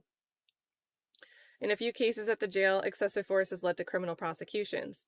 In June 2023, 2 jail officers were criminally charged for separate unreasonable force incidents. In the first incident, a detention officer grabbed a woman's throat while she was being booked into the jail. The woman was swearing and resisting the booking process, but did not pose a serious threat. The officer told the woman, "I choke folks." Oh my god, put this man on trial. And hold your face before you lose your breath. As he held the woman's neck and she lost consciousness. Put this man on trial.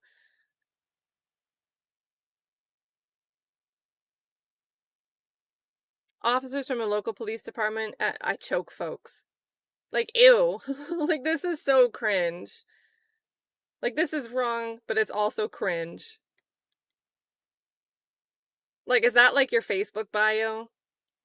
You go on LinkedIn, you make your, like, work history, put your job title here. I'm a corrections officer at Fulton County Rice Street Jail.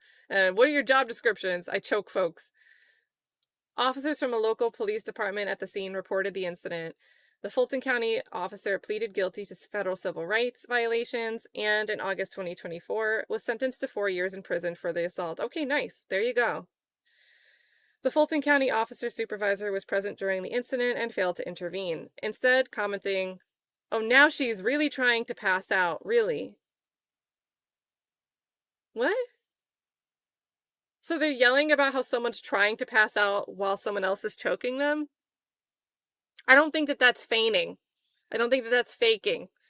If someone's actively choking someone out and that person being choked, you can't just say, "Oh, they're trying to pass out." The supervisor received a 1-day suspension for her conduct. Okay. In the second incident, a detention officer held an incarcerated person's neck while pressing his taser on the man's head. The officer kept his hand on the incarcerated person's neck for 19 to 20 seconds, during which time the person was seated, handcuffed, and did not pose a threat. The officer said he acted in response to the incarcerated person leaving the zone without authorization, threatening the officer's sister, and forming spit in his mouth as if to spit on the officer. As if to spit. So if he's handcuffed to something,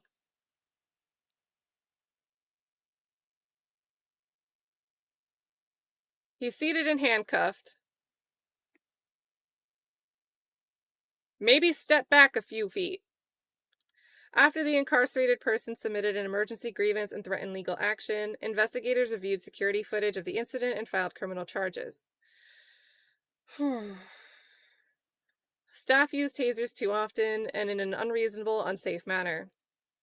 Tasers have a greater potential to injure a person than many other force options available to jail officers.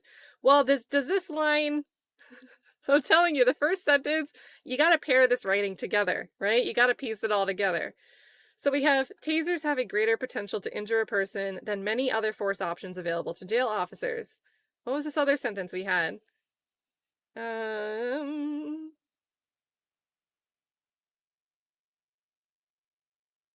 Where was it? Yeah. Most of the unreasonable force we observed involved officers' use of conducted electrical weapons or tasers. So pair these two sentences together. Most of the time when we see something, the weapon of choice is a taser. And tasers have a greater potential to injure a person than many other options available. Causation here? Correlation? What do you think? What do you think? I mean, I'm obviously going to say a little bit of both, but if somebody's power tripping and likes to exert force over somebody else and gets a kick out of it, probably primes them to choose the thing that they will get to witness causes great potential harm. And these people are trained. It's not just like, oh, I have a taser for self-defense. I didn't know it could really hurt somebody. I was just trying to protect myself, right? That's different. These officers go through extensive training, or they're supposed to. They know that tasers are capable of this greater potential of injury. Taser probes can cause injury if they enter a sensitive part of the body, such as the eyeballs or genitals, and we just heard the guy using the taser to the head. These risks are real. A woman tased in July 2022 had taser probes embedded in the back of her neck that were not removed until she went to the hospital. In March 2022, an incarcerated man was hospitalized with taser probes embedded in his bone. Furthermore, people shot with tasers are temporarily paralyzed and cannot protect themselves as they fall. This is especially dangerous if the person's on the stairs or an elevated surface. The taser can also be dangerous for people with certain medical conditions. Despite these risks, officers use their tasers far more often than would be expected, given the size and population of the jail. Among use of force reports from February through August 2023, the overwhelming majority involved at least one taser use. At least one. We found that jail officers use tasers quickly and in multiple cycles without consideration for the risk of harm. And they are trained to know this. They are trained to know this. No wonder they're buying more tasers. And this report made sure to specify honey baked hams, bounce house, vehicles, tasers. In the preparation of this report, they made sure to highlight this taser thing because they knew this whole section was coming. Taser use is so common that individual officers sometimes tase people multiple times in a day. Yeah, you gotta get that buzz. Officers often cycle the taser repeatedly, past the point where it's necessary or effective. In July 2022, 2 officers fired tasers at a man who just had a seizure. They reportedly tased the man because he reached his hands towards the lieutenant's belt while they were putting him on a stretcher. The man fell or jumped from the stretcher and screamed and writhed on the floor. When he tried to sit up, the officers tased him again. They used several additional taser cycles on the man while he thrashed on the floor and continued screaming. After the last cycle, the man said, "I can't breathe." Medical staff approached and told the officers to stop because the man had or was having a seizure.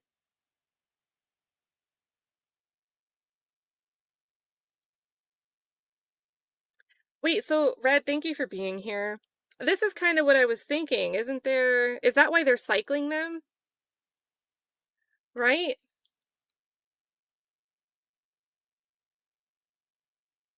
Isn't there's like a thing that would make it so maybe if they have more than one, I wonder if they have more than one device on them because this happens, right? If it's supposed to stop, if it's been cycled so many times, if there's supposed to be like a timed waiting period or something. And we have, again, we're hearing that they have like 2 staff members per unit at a time, but they keep buying more tasers. Perhaps they're carrying multiple tasers because this has been a problem enough times that they can't just keep using the same taser. What's the solution? We'll just carry 2. Just brainstorming there. So,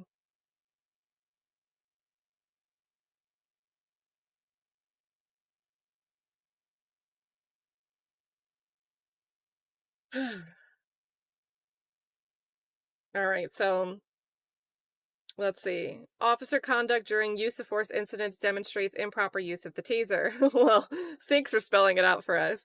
Officers often do not warn people before using the taser, even when warnings are feasible. In many incidents, officers appear to target the legs rather than the torso. Aiming at the legs makes it less likely for the taser probes to hit their target and be effective, in addition to increasing the risk of striking sensitive areas as the genitals. And yeah, remember, so legs are a smaller target, but they're also more likely to be moving than a torso, right? So 2 factors that make it a dumb target. In addition to increasing the risk of striking sensitive areas such as the genitals, officers often miss their target when firing tasers, even at close range. Policy training and accountability systems aren't adequate. So the policies and procedures for training don't give appropriate guidance. Let's see. The jail's taser policy fails to explain the amount of resistance and the degree of threat that may justify taser use. We found that officers use tasers unreasonably when encountering people with behavioral health needs. And maybe that's part of like a stigma, right? Ooh, gross. We don't want to get near them. So let's use this thing where we're firing the prong method from a distance, right? So that's stigma training. That's education that could help reduce that. But the taser policy explicitly authorizes officers to discharge tasers at emotionally disturbed persons exhibiting violent behavior or against suicidal persons without requiring that such people pose an immediate danger to themselves or others, that there be no reasonable alternatives to ensure their safety. Think of the cycle here, guys. We can use this really without hesitation. We don't really have the requirements when somebody's emotionally disturbed or suicidal. But we're getting people that came in here with no health disorders that are suddenly telling us that they're suicidal, right? So we're like it's this feedback loop, this positive feedback loop. And by positive feedback loop, I mean like self-propelling, right? Not positive, yay, it's good, but just it promotes more of it. This positive feedback loop creates more incarcerated persons that are emotionally disturbed or suicidal. And when you're this way, when you're dealing with, even if it's acute, because of the conditions that you're living in, you now there aren't things that explicitly require an officer to use other de-escalation tactics, right? This is such a damning positive feedback loop here. Just tase away. Tase away.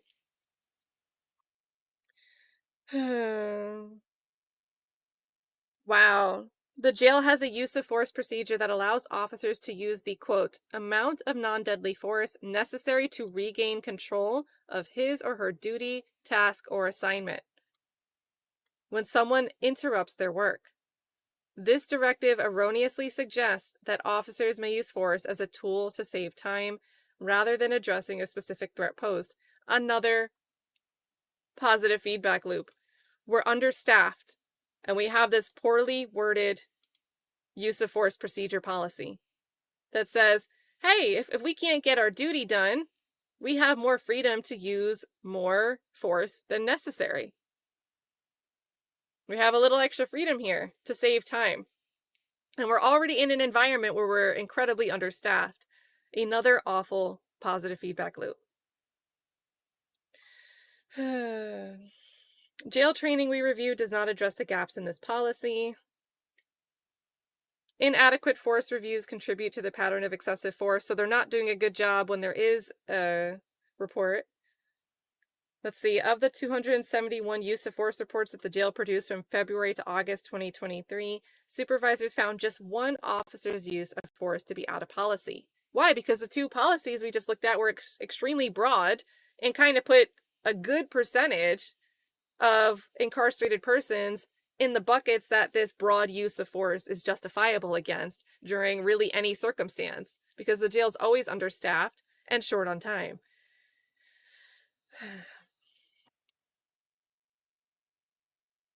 Crazy.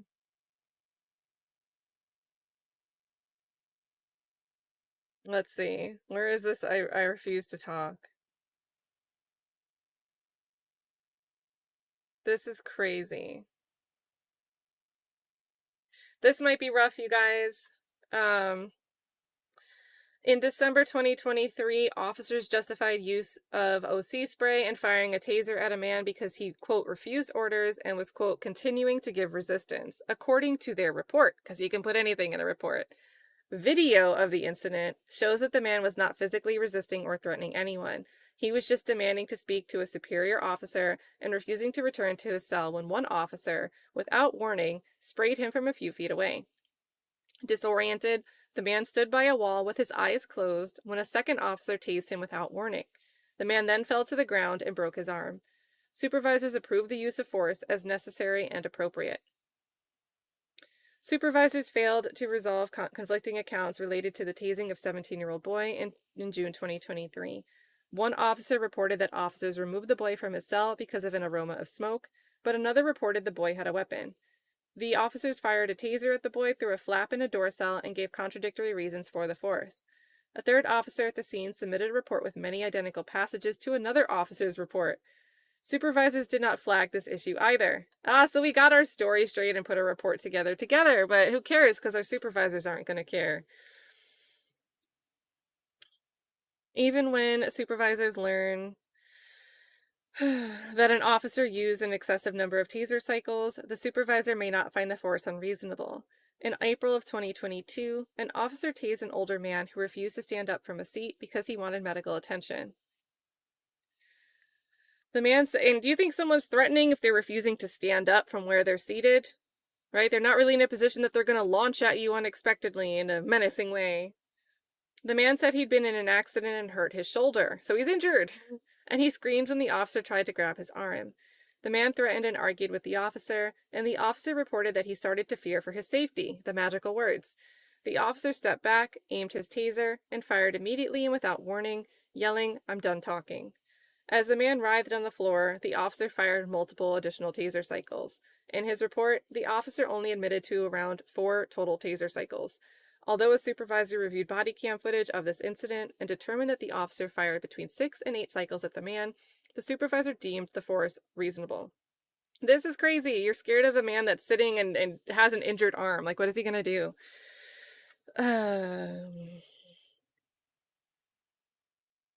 This is crazy. And let me be clear, I'm not the type of person, if you show me a body cam footage and someone's charging at a police officer with a knife in their hand and the officer shoots that person, I mean, that's a really simple example, right? But that's not a situation, if it's black and white like that, I'm not going to sit there and go, well, they should have tried other de-escalation tactics, you know? But when I hear a situation where it's like, and this is a different scenario, right? This is in custody. Man is sitting in a chair. His arm is injured. And they just say, like, all right, we're just going to tase him. Like, what? Where is this claim, "I feared for my life"? Where is that actual basis for fearing for your life?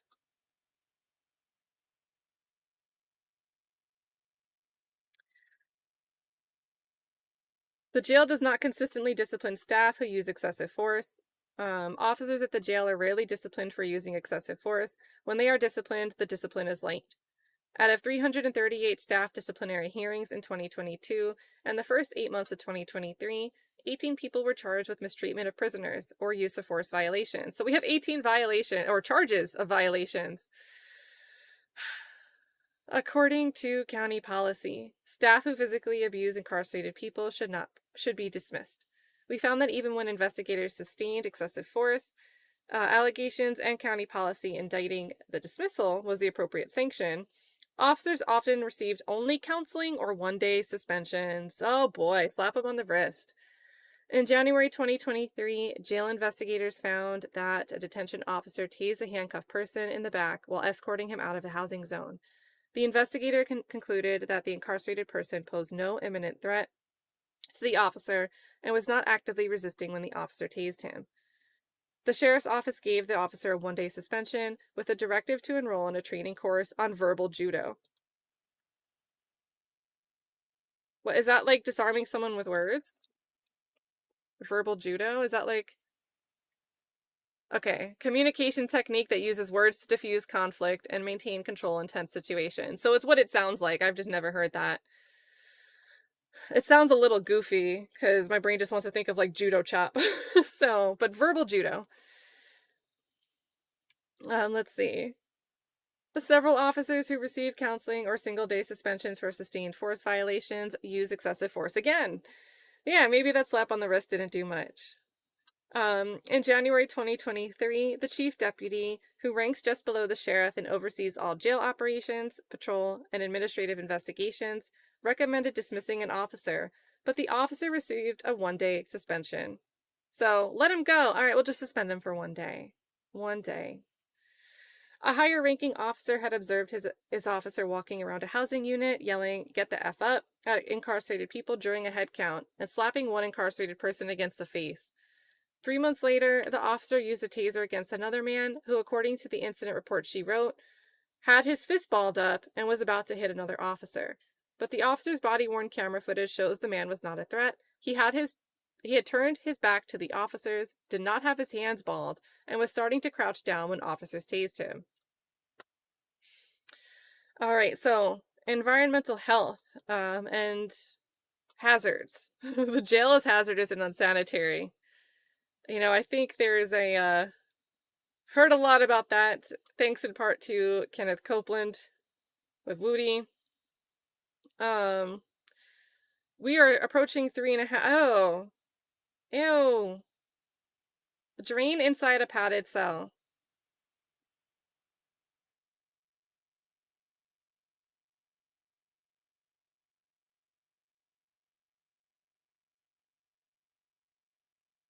And again, air quality and ventilation is poor.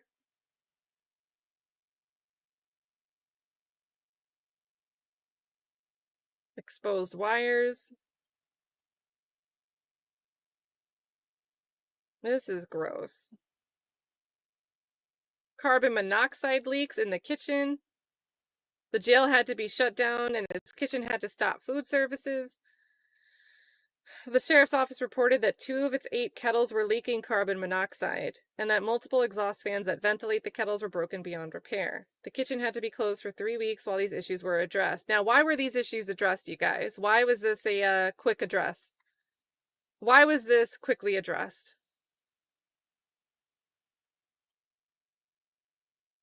Why was this one quickly addressed? It's a W word. It's a W word. The workers. There's a more direct path to liability when an employer is affected. So this one they repair, they take issue with, they fix it right away. An internal investigation revealed that routine preventative maintenance was not being done.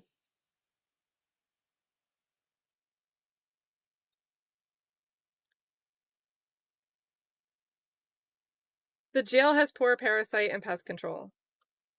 The jail is infested with lice, with cockroaches, with rodents, and other pests, and takes inadequate steps to control them. Now, like, I feel like this is known, like, people think that it's... Well, actually, I feel like... I don't know. I feel like there is more education about lice because of schools. But when it comes to, like, cockroaches, people think, like, ew, gross, right? There's this idea that it's gross because it's a gross bug, and it's probably going near food. But there's actually a major sanitary issue besides just, ooh, a bug, right? They carry a whole bunch of stuff. Houses can be condemned for infestation problems of these things. But yet, multiple pests are just like roaming rampant and having their own ecosystem in the Rice Street Jail.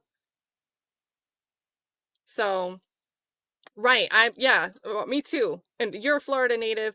I can't stand those palmetto bugs. Oh my God, they gross me out. I know, like, like when I moved down here, I'm like, what are these things? Well, actually, I first saw them, because I lived in Atlanta for a little bit. I first saw them there, because, both down south. I was like, what are these giant roaches? How do you deal with them? And everybody's like, they're not roaches, they're palmetto bugs. Listen, no way. These things are roaches and they're huge. They're like outside. They're gross. And apartment complexes, they take their pest control seriously. And that's the thing. There's like an icky factor about it. I could see one and think it's incredibly icky.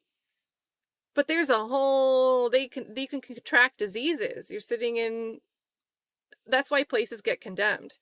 So it's not just a, ew, gross, I don't want bugs around me, I don't like bugs. It's so much worse than that.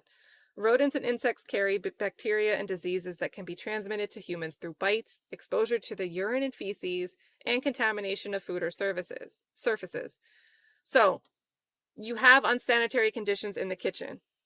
You have flooding and water buildup in jail cells, in the cells that people are stuck in. And then you have a lot of these facilities, they don't have, they're out of order beds. So they're sleeping in boat beds on the floor, which could be flooded and dirty. Again, all of these layers are priming someone to be in the worst position possible to contract something that any of these pests, right? This is multiple pests, infestation of multiple different things, right? Usually when you hear someone saying, I have a termite problem, or I have an ant problem, or I have a roach problem, or I found a mouse. You usually don't hear people say, I have a lice and a cockroach and a rodent and other pest problems. It's usually one thing, and that's enough for an oh my God. But you have all of this, all of it. How does it get to this point? How does it get to this point? Such pests have infested the bodies of people at the jail, making them sick or causing them significant pain and discomfort. As discussed above, Mr. Thompson was covered in lice when he was found dead in his cell. This is LaShawn Thompson in the mental health unit in September 2022. Jail and healthcare staff were aware of lice infestations on this unit and poor living conditions before Mr. Thompson's death. A NAFCARE report prepared after his death found that every person in the mental health housing unit, meaning about 100 people, had lice, scabies, or both. The month after Mr. Thompson died, an infection control report documented 204 ectoparasite cases in the jail. And there were also outbreaks in preceding months, 36 ectoparasite cases in June 2022, and in 151 in July 2022, and 55 in August 2022. Both medical and custodial staff were aware of the extent of the issue, as the infection control reports were shared at meetings both medical and custodial leaders attended. When incarcerated people arrive at the jail, qualified healthcare personnel should check for the presence of parasites such as lice, bedbugs, mites, and ticks as part of an initial health examination. And if there's an outbreak at the facility, they should do this examination before the person enters general population. After Mr. Thompson died and the entire mental health unit was found to have lice or scabies in September 2022, the jail's medical provider created an action plan that including requiring vermin assessments upon entering the facility. This suggests that these examinations had not been happening. Right, I was like, how are they making this their action plan when it's already part of the plan? This is it can't pull over any further, we're already pulled over. Well, this time you didn't actually pull over. This suggests that these examinations had not been happening or had not been happening consistently. And you have a contraband problem too, so wouldn't you think you'd want to check for multiple reasons? Despite months of outbreaks. Indeed, we found multiple cases of people who entered the jail before Mr. Thompson's death who did not get these examinations. The jail's medical provider also recommended to the sheriff's office that they allow showers at least 3 times weekly and enforce weekly laundry exchange, indicating that these basic hygiene measures had not been happening either. Yeah, so an action plan, let's let them shower almost every other day.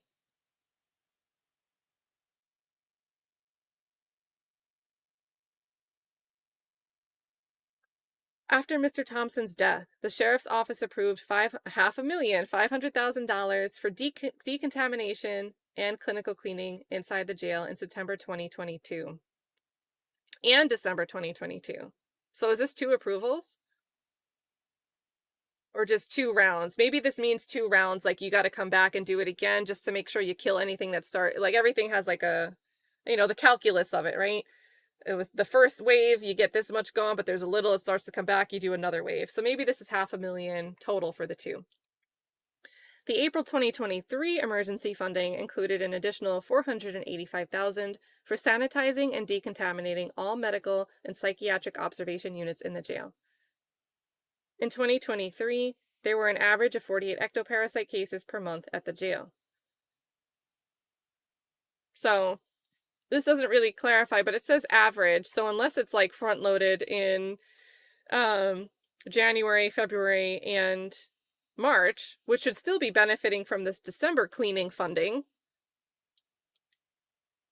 this average isn't very good. It's not very good. Funding for regular sanitation in the medical units lapsed in the fall of 2023, and the jail continues to have major problems with pest control, so it's gotten worse. And we need more funding. In March 2024, officers discovered 2 incarcerated people in the mental health housing area had active lice infestations after noticing that one man had an open sore that was bleeding onto his uniform. And this is just a crazy concept to me. Like, I get that, when we hear the word infestation, we often think like a structure has an infestation, a house has an infestation. But here the terminology is saying the human body of an individual, the body of an individual has an active infestation. That is like a painting the picture. In February 2024, we observed that the jail's barber cart moves between housing units. It has clippers that are reused without adequate cleaning or disinfection between uses, which creates a risk of spreading infestations and infections. When we inspected the jail in January 2024, we were told to leave one of the mental health housing zones because of a lice outbreak. We won't let the inspectors in because it's so bad. You'll get an infestation of your own if you come in here. That's bad. NAFCARE's policies require that a full health assessment is done for each new intake, even if one has been completed within the last year. We found several occasions, however, where providers canceled initial physical examinations for newly admitted people because they had a recent physical examination from a previous stay at the jail. This means that people could re-enter the jail and not receive skin checks for infestations or infections that they acquired in the community. And now, this is going to be a broad stroke generalization. But if somebody's in and out frequently, it's probably a nonviolent offense, probably largely attributable to substance abuse, maybe homelessness, right? Which correlate. There's a correlation there. And not trying to pass judgment, but when you're homeless, you might not have access in the outside world to hygiene solutions, to being able to shower. So I would guess that a larger proportion of the people that are making repeat re-entry within a given year period might also just correlate to being a group of people that don't have access to hygiene outside. And yet these are the people that they're saying, oh, because it's re-entry, we're not going to examine, we're not going to do a skin examination. Right? Something that's counterintuitive to me. It's counterintuitive. Cockroaches also roam through the jail. Cockroaches spread disease and filth and are an allergen source. They contaminate food and surfaces by intermittently discharging partially digested foods from their mouth and dropping feces. We observed cockroaches scurrying out from under the jail's kitchen ovens, showing that an infestation was present. And if you see them scatter, they're everywhere. Several of these cockroaches were carrying egg casings, indicating breeding activity. We saw cockroaches in housing units. 4 people on a unit had confirmed cases of bed bugs in May 2024. There's also evidence of rodent activity in the jail kitchen where food is prepared and stored for incarcerated people and staff. While touring on site in February 2024, we observed that rodent traps previously placed in ceiling panels in the kitchen storage room had been disturbed, showing that rodents had eaten them. Ew. So rodents are eating the traps. Like, I had to take a second for that to sit and sink in. The traps. We're noticing that the traps to get rid of the rodents are disturbed because the rodents are eating the traps.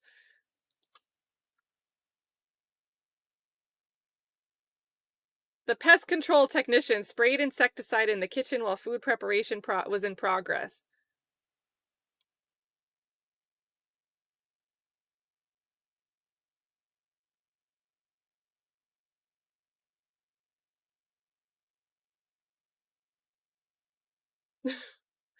The jail lacks adequate chemical control to prevent against misuse and ensure safety. At least 2 people have attempted suicide by ingesting bleach that they procured from the jail. An incarcerated person who was hospitalized after being found vomiting in her cell was discovered through surveillance footage to have taken chemicals from central control and walking them back to her cell when staff were not watching. Another person in a mental health observation area grabbed a bleach bottle and threatened to drink it or throw it on officers, which led the officers to use force to retrieve the bleach bottle. In another case, an incarcerated person threw bleach at others during a fight, hitting one person in the eyes. One incarcerated man swallowed a cup of bleach, believing it was water, and had to be transported to a hospital for treatment. Now, the secondary thing here is like you hear about suicide watch, right? Someone that's facing like life plus sentences because they committed a heinous crime. They're facing big charges, right? When you think of suicide watch, a lot of the time it's because we're hearing these stories of someone might not want to face the prospect of spending the rest of their life in prison, right? But here in jail, these individuals could be somebody just waiting for their indictment for something that's not even that major of a crime, but they're not having their day in court and the conditions are so horrible. So the circumstances that might create feelings of being suicidal to the point where we'd want to plan ahead of time, grab this bleach and try to ingest it. Like, I think this is starkly different from just, I did something really bad and I don't want to pay the consequences, so let me just end it. Right? Big difference there. Like, this is crazy. Food is insufficient and nutritionally inadequate, and food preparation and delivery services are unsafe. 90% of people living in a mental health unit of the jail were significantly malnourished with obvious muscle wasting. Mr. Thompson lost over 30 pounds in just 3 months that he lived in the jail. This is like, you guys ever watch Naked and Afraid? And they lose like 11 pounds in 21 days because they're just not eating anything. And the theme of the show is like a 21-day stay somewhere. We like drop you either in like another country or Florida somewhere. And see if you can just survive in the wild for 21 days. And we'll give you a pity snake that you can kill to make sure you can stay in the race if you haven't succeeded in hunting and gathering. But that's usually like 11 to 12 pounds in this 21-day course, and they're just like sitting there waiting for the time to pass. 30 pounds over 3 months is a significant loss of weight. Significant, very significant.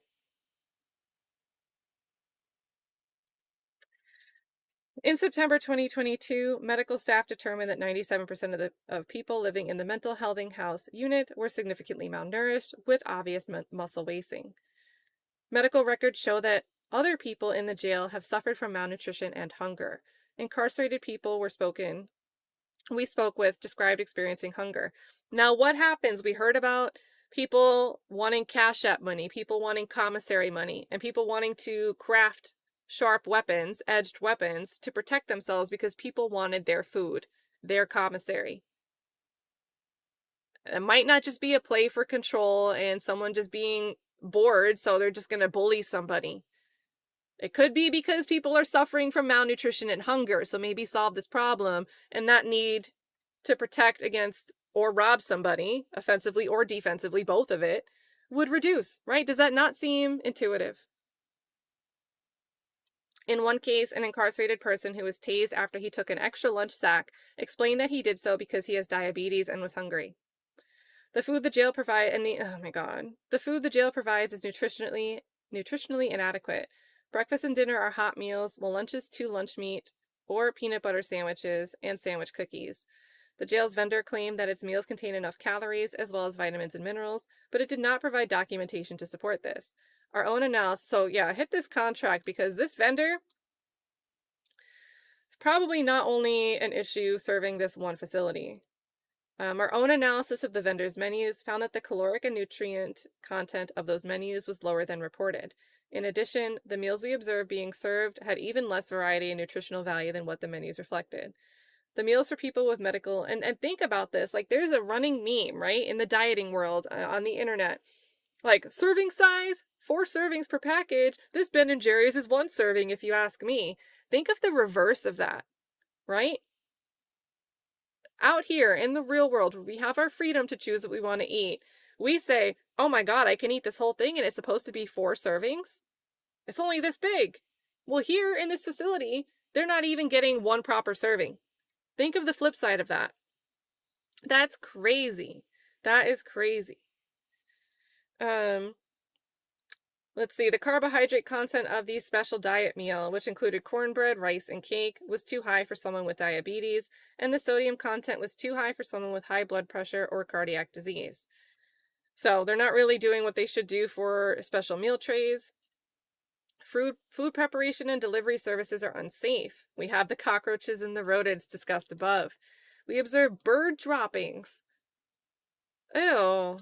Around food racks on the loading dock, and food grease left on the ground near a poorly maintained grease bin just outside the kitchen, a rodent attractant. In addition, food prepared in the kitchen is not prepared or kept at safe temperatures. Imagine having a stomach bug and your toilet's clogged in your cell.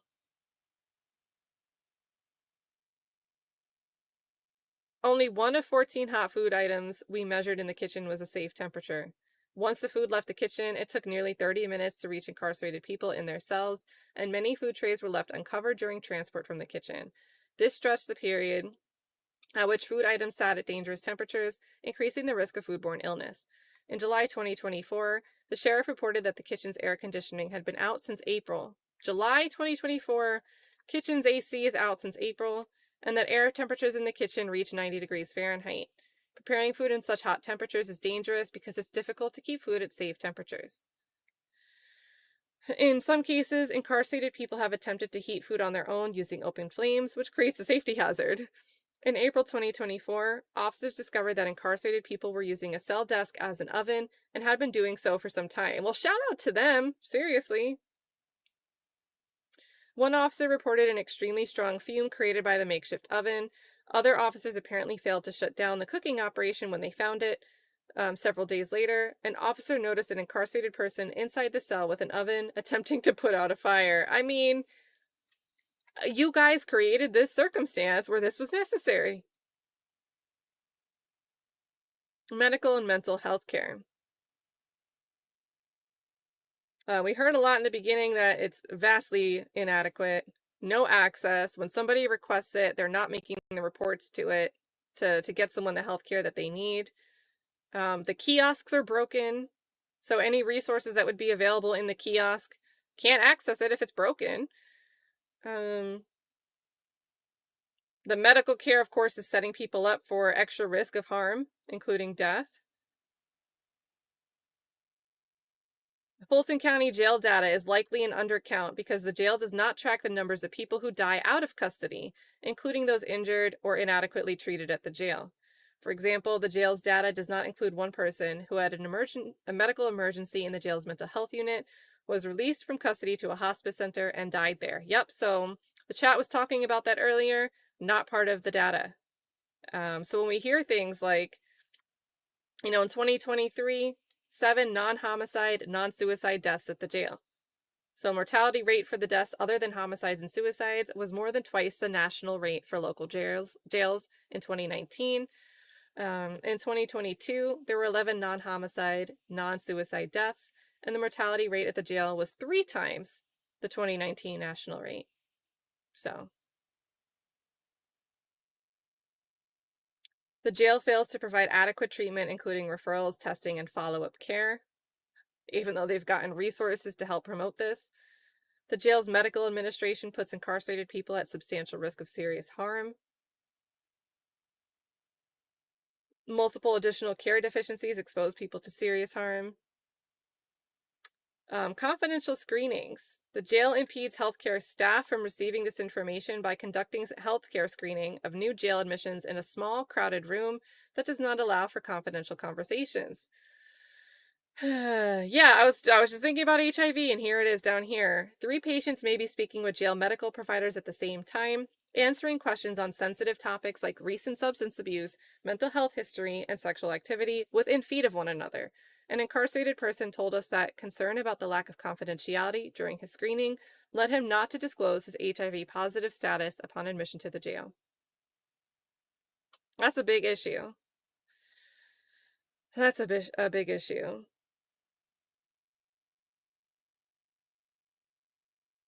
There's a lot here, you guys. Again, this is pinned at the top of the chat. I'll put it in the description when I end the stream as well. We've read a lot of this in the summary, though, but if you want to look at the specifics, scroll down to this later section. I was trying to... Where are the suggestions? Where are the suggestions? What do we do? What should Fulton County Sheriff's Office do?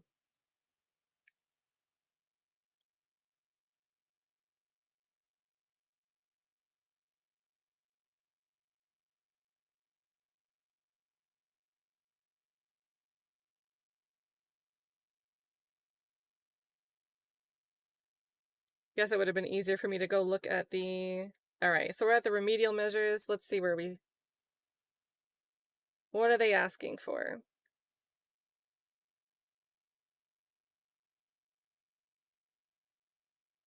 Oh, no, we're not in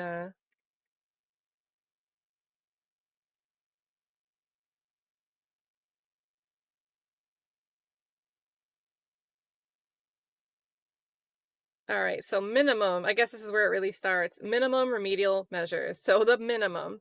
1, protection from harm. So establish policies that ensure safety and security of all people in the jail and ensure all staff adhere to them, including by training staff, supervising staff, and hold them accountable for violating jail policies. Establish generally accepted classification systems and housing plans for incarcerated people that incentivize pro-social behaviors, disincentivize misconduct, and offer adequate protections to vulnerable populations. And do this every 60 to 90 days. So remember, they're supposed to already be doing this, and they just haven't been. Provide multiple ways for people to report sexual abuse in the jail confidently and freely, and make information about how to seek protection, and report violence free of retaliation readily available. And remember, one of the barriers here was the kiosks are inoperable in a lot of the situations. So fix the kiosks. Conduct regular, timely, and adequate security checks by having staff enter every zone, ensure every person's safety, and detect safety and security threats. Ensure security checks are accurately recorded. Conduct a staffing analysis to assess the jail staffing needs and ensure maximum efficiencies for the safety and security of the jail. Provide adequate staffing to ensure safety of the incarcerated population and access to medical and mental health care on all shifts. Assess recruitment and retention strategies to reduce vacancies at the jail. And I'm assuming this means staff vacancies. Conduct thorough background checks on all jail staff. To have to say some of this stuff out loud is a little crazy. A little crazy. Conduct thorough background checks. Engage in proper contraband reduction strategies that include spot checks, contraband and safety inspections, and organized and thorough housing area searches. Increase and improve the screening of all people entering the jail, including staff, to deter and detect contraband at entrances to the jail. Prioritize and improve timing of repairs to identify vulnerabilities in the jail's physical plant that pose major safety and security risks. Provide clear, and they gave excessive force a whole section. Let's go. But still in this other one, let's wrap this one up. Provide clear, accurate directions about how to submit grievances. Ensure staff responsible for responding to grievances do so in a responsive and prompt manner. Yeah, don't just, hey, if it's still open, respond, resubmit. Accurately document and thoroughly investigate incidents of misconduct and violence, including possession of contraband, assaults, stabbings, homicides, and sexual abuse. Excessive force. So what should we do here to reduce this problem? Ensure jail policies provide sufficient guidance on the use of force and what constitutes excessive force, in compliance with constitutional standards and generally accepted practices. Require compliance with all policies. Modify use of force policies to describe clearly when force is authorized and not authorized. To describe the level of force authorized for each threat level. To require de-escalation where safety and clarify that force is to be used only after all other reasonable efforts to resolve a situation have failed.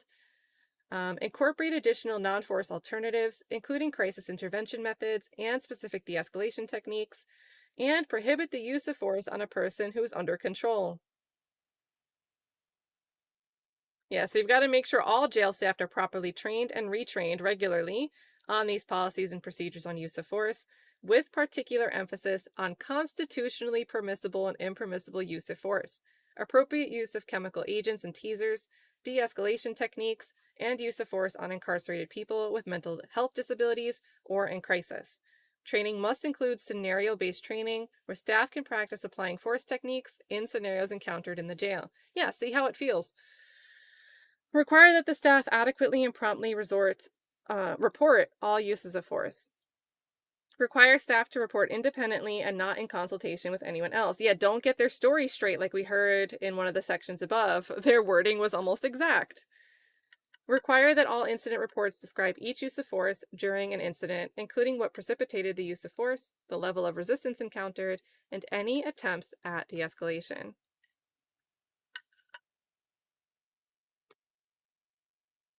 Require that all incident reports describe each use of force during an incident. Oh, did I read that one already? My bad.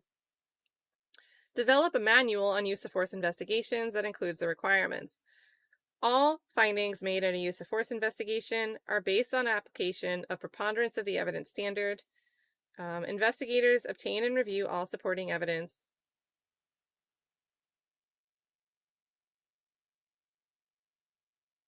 Hold on.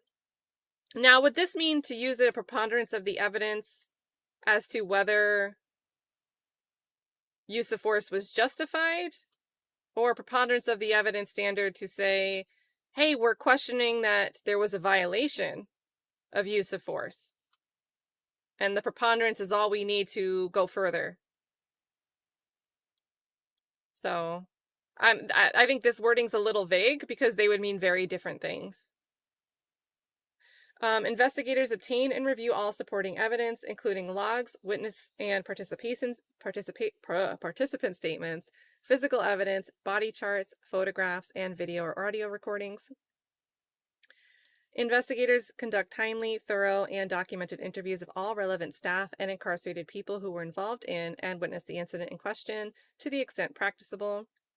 All use of force investigations occur promptly after the incident and include a thorough documentation of the basis for the investigator's finding, including discussion of all evidence available and unavailable. Right, so don't just leave it up in the air. State what we have and what we don't have. The investigations clearly indicate whether there was compliance with jail policies and procedures. We got to train all supervisors. Development and implement a system to track all use of force by jail staff and any complaints or grievances related to the use of excessive force, designed to alert the jail administration to any potential need for retraining, problematic policies, or supervision lapses. Require a use of force review committee consisting of middle and upper level management staff to ensure objective oversight over and review of use of force events. Conduct systematic reviews of use of force to identify patterns or trends, as well as to determine if there were violations of policy or opportunities to improve training or practices at the organizational and individual level. Incorporate such information into quality management practices and take necessary corrective actions. And use appropriate discipline and retrain where there is evidence of staff misconduct related to excessive force used against incarcerated people. I know the environmental and health hazards. I know these are going to sound like common sense, which is just so sad. Implement and ensure adherence to sanitation policies. Ensure a comprehensive housekeeping plan is written and implemented that includes procedures about cleaning, the chemicals and cleaning supplies to use, and measures to ensure accountability for sanitation tasks, such as a checklist. Ensure the housekeeping plan includes regular scheduled cleaning and sanitation for all areas of the facility. Ensure prompt repair or replacement of broken or damaged equipment in the medical areas and kitchens, including the warming carts. Ensure documented weekly sanitation inspections are conducted by designated staff and that deficiencies are promptly addressed through corrective action and followed up. This would be great, right? Make sure there's dedicated staff to just do these things. So there's no excuse, I had other things to do. Ensure prompt servicing and preventative maintenance of all kitchen and laundry equipment. Now, the physical plant.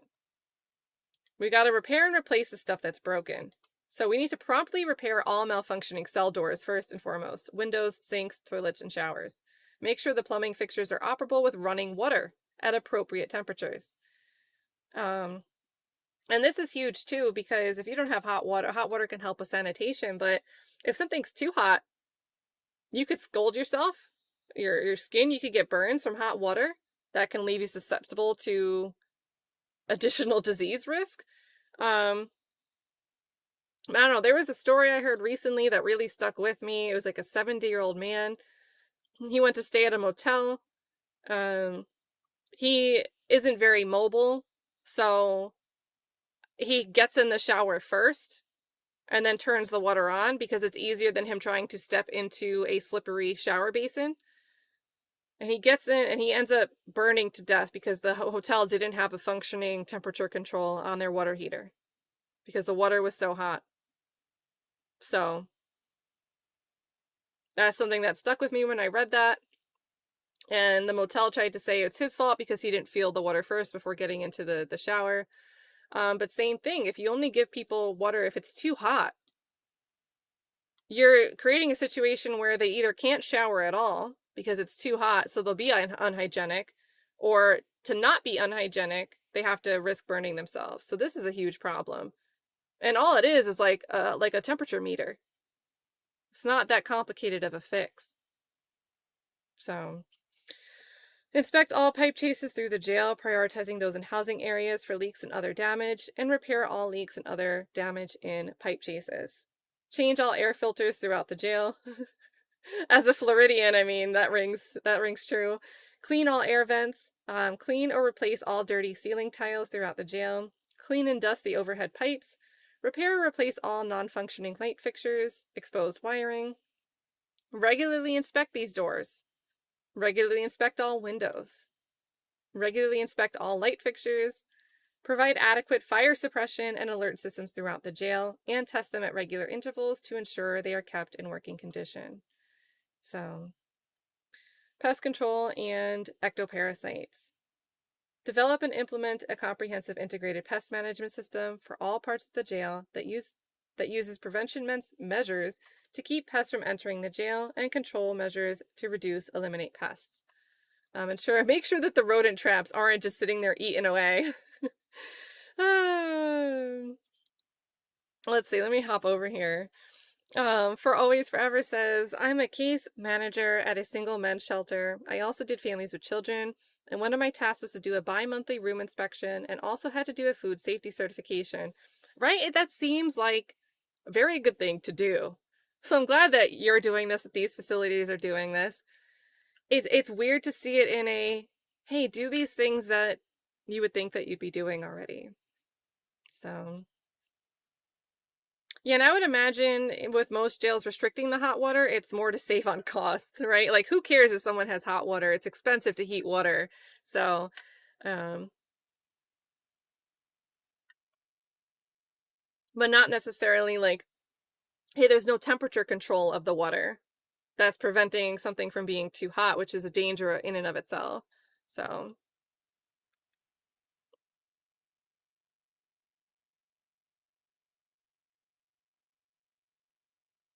yeah, Rice Street's been messed up. Not surprised to hear it.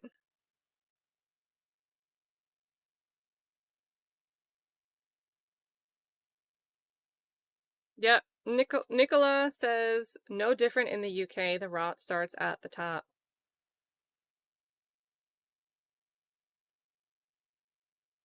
But yeah, and this is great too. Kerman says, seeing that they would not pay that contracted staff, it would be hard to do that. Right. So, but the problem is, Sheriff Labat, we started this video by showing that, his quick priority is, oh, we'll work with the BGA and we'll get more funding. But, you're losing staff because they're saying that you owe them $1 million. So How's funding going to fix this problem? How is funding going to fix this problem? So, let's see. Chemical control, food service and nutrition. Yeah, basic food safety would be nice to have. Keep it at the appropriate temperature when you're delivering meals. Ensure the menus meet requisite nutritional and caloric requirements, including the specific requirements for special and medically necessary diets. Ensure that the food provided to incarcerated people is nutritionally adequate for all, including those on special diets, and that the food distributed to incarcerated people matches the food listed on the menus. And now this is crazy to me that they had to make separate bullet points, right?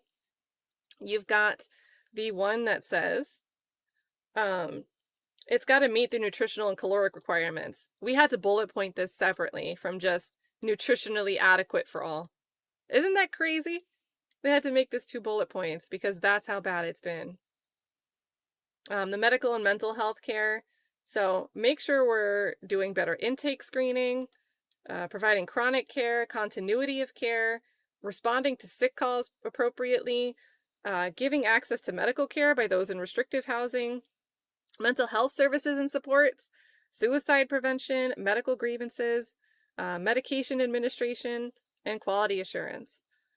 Ensure that the jails and medical providers' quality assurance programs identify and correct deficiencies. So don't just have a quality assurance program. Make sure they're actually following through with the things. Increase medical and mental health staffing. Development a program to provide timely and clinically appropriate mental health services and supports. Ensure the jail's data management system accurately and timely communicates information to the electronic medical record system.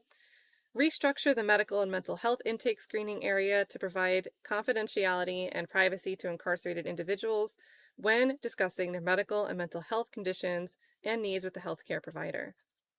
Ensure that all custody, medical, and mental health staff receive adequate pre-service and annual in-service training on first responder medical care, mental health care, de-escalation, and suicide prevention. This sounds like a direct need to prevent future Shane Kendall situations from occurring. Conduct joint man-down drills with medical and custodial staff and address problems identified. Yeah, so when we have a man down, let's make sure we know what to do. Repair and rehabilitate housing units, including suicide-resistant and non-suicide-resistant cells. Reduce physical risks for suicide and self-harm, to include but not limited to removal of objects and fixtures that could be used for harm, as well as fixtures that could be used for ligature tie-off points. Ensure that fully suicide-resistant cells are available for use. Yeah, I just saw this pop up. Yep. How can they redo all this without just revamping the whole jail? So, and this is just the remedial suggestions, you guys. Remedial and the minimum remedial suggestions. So what's next? So we found reasonable cause to believe that Fulton County and the Fulton County Sheriff's Office violate the constitutional and statutory rights of people confined at the Fulton County Jail by, with deliberate indifference to the risks of harms, failing to protect incarcerated people from violence, engaging in a pattern or practice of excessive force, failing to provide humane living conditions, failing to provide adequate medical and mental health care, confining incarcerated people in dangerous, restrictive housing conditions without due process, and in a discriminatory manner, and failing to provide special education services to qualified 17-year-olds. We are obligated to advise you that 49 days after issuance of this letter, so let's convene in January, you guys, the Attorney General may initiate a lawsuit pursuant to CRIPA to correct deficiencies identified in this findings report if state officials have not satisfactorily addressed our concerns. You think they can do it in 49 days? What do you think, Flesh of the Gods? You think, because I'm with you, it seems like they've got to redo it from the ground up. I don't think they can do that in 49 days, even if they actually try. So I think the Attorney General, I think we might see something come a-knocking. I don't know much about the Attorney General, so a lot of that could be in the hands of whoever the Attorney General is. Maybe you guys have more insight on that. But if this is so bad, I think it'd be problematic for an attorney general to sit on their hands if it doesn't actually get fixed. The Attorney General may also move to intervene in related private suits 15 days after issuance of this report. This findings report is a public document. It will be posted on the Civil Rights Division website. We look forward to working cooperatively to ensure these violations are remedied. So there we go. Let me share this one more time in case you want to read some of the specifics or just read anything again. In case you want to just control F and find honey baked hams and tasers mentioned in this.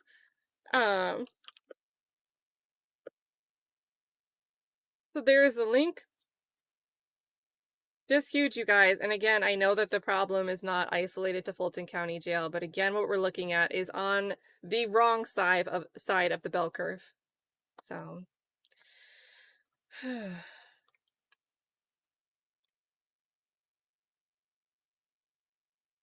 so yeah,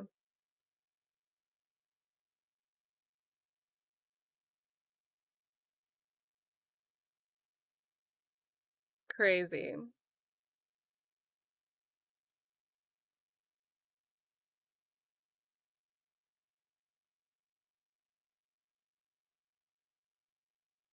Lots of thoughts there. Shout out, sorry for ignoring everybody.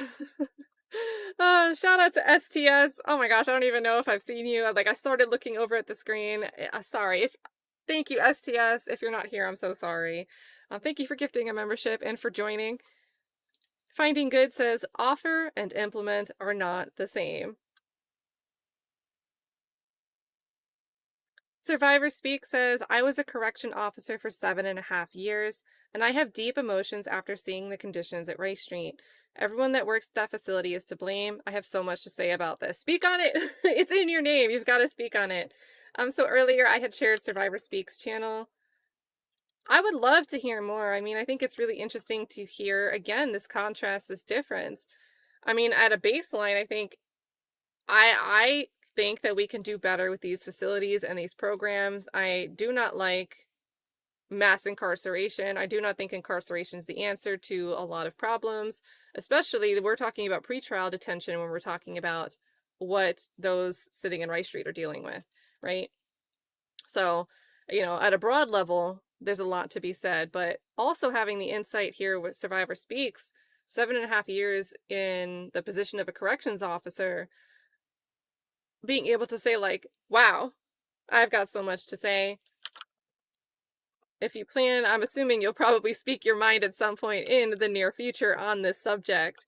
So guys, make sure you take a second over there, hit that subscribe button and catch it whenever Survivor Speaks does her breakdown. I'm definitely looking forward to that already, even though I'm sure whenever you do it, no pressure, no pressure. I'm looking forward to your thoughts. KC Dog says, if you've been to prison, you know it's a survival of the fittest. I went in to do my time. You end up on the defense 24/7, even having no gang affiliation. Not for a violent conviction. God protected me. So, and that's the thing, right? We hear about these 2,000 edged weapons recovered, but is that just, someone on the offense? Right? There could be one weapon that someone's planning to use offensively for every one that someone's using to plan to use defensively. Fix the problem at the bottom, and there'd be less need for people to need to make these weapons, right? Give them adequate nutrition.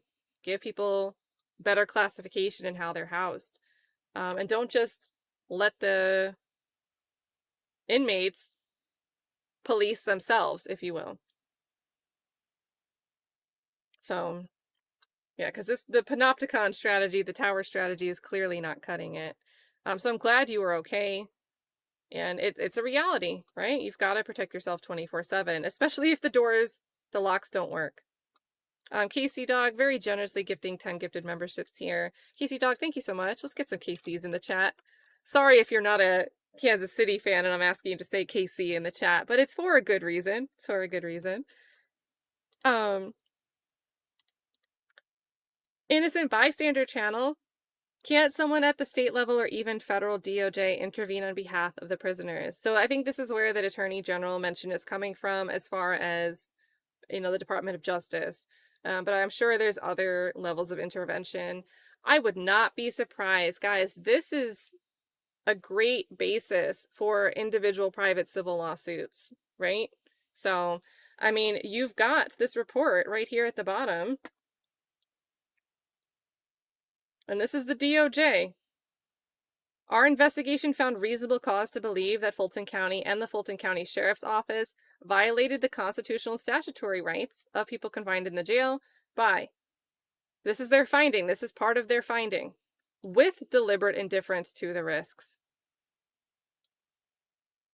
Deliberate indifference. This is a great setup for litigation for aggrieved parties. So I think we'll see several means as action, intervention in a way. As far as those that are currently in custody, I think this is also great arguments for someone that can get counsel to help advocate for give me a bond hearing. Let me talk about these conditions and renew my request to give me bond and get me out. Get me out. So I don't know. I think there's a lot to see here. And I know this kind of topic is right up your alley. So I would love to see your breakdown on this. So if you're going to do one, and if you're still in here, please let us know. Guys, Innocent Bystander Channel recently did like what I thought was, it was just great because it was 16 minutes. It's not easy to cram information, crunch it down into a small crunch of time. But Innocent Bystander kind of went through the whole, like, back to Paul Howard, tracing the how we got here of the YSL trial, plus a ton of other great content, and huge supporter of myself and other creators. If you want to go and check out some content, great stuff to check out over there.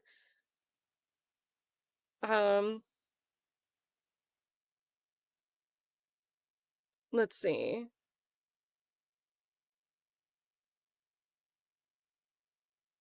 Yeah, Angie says, I would sue if it were my family.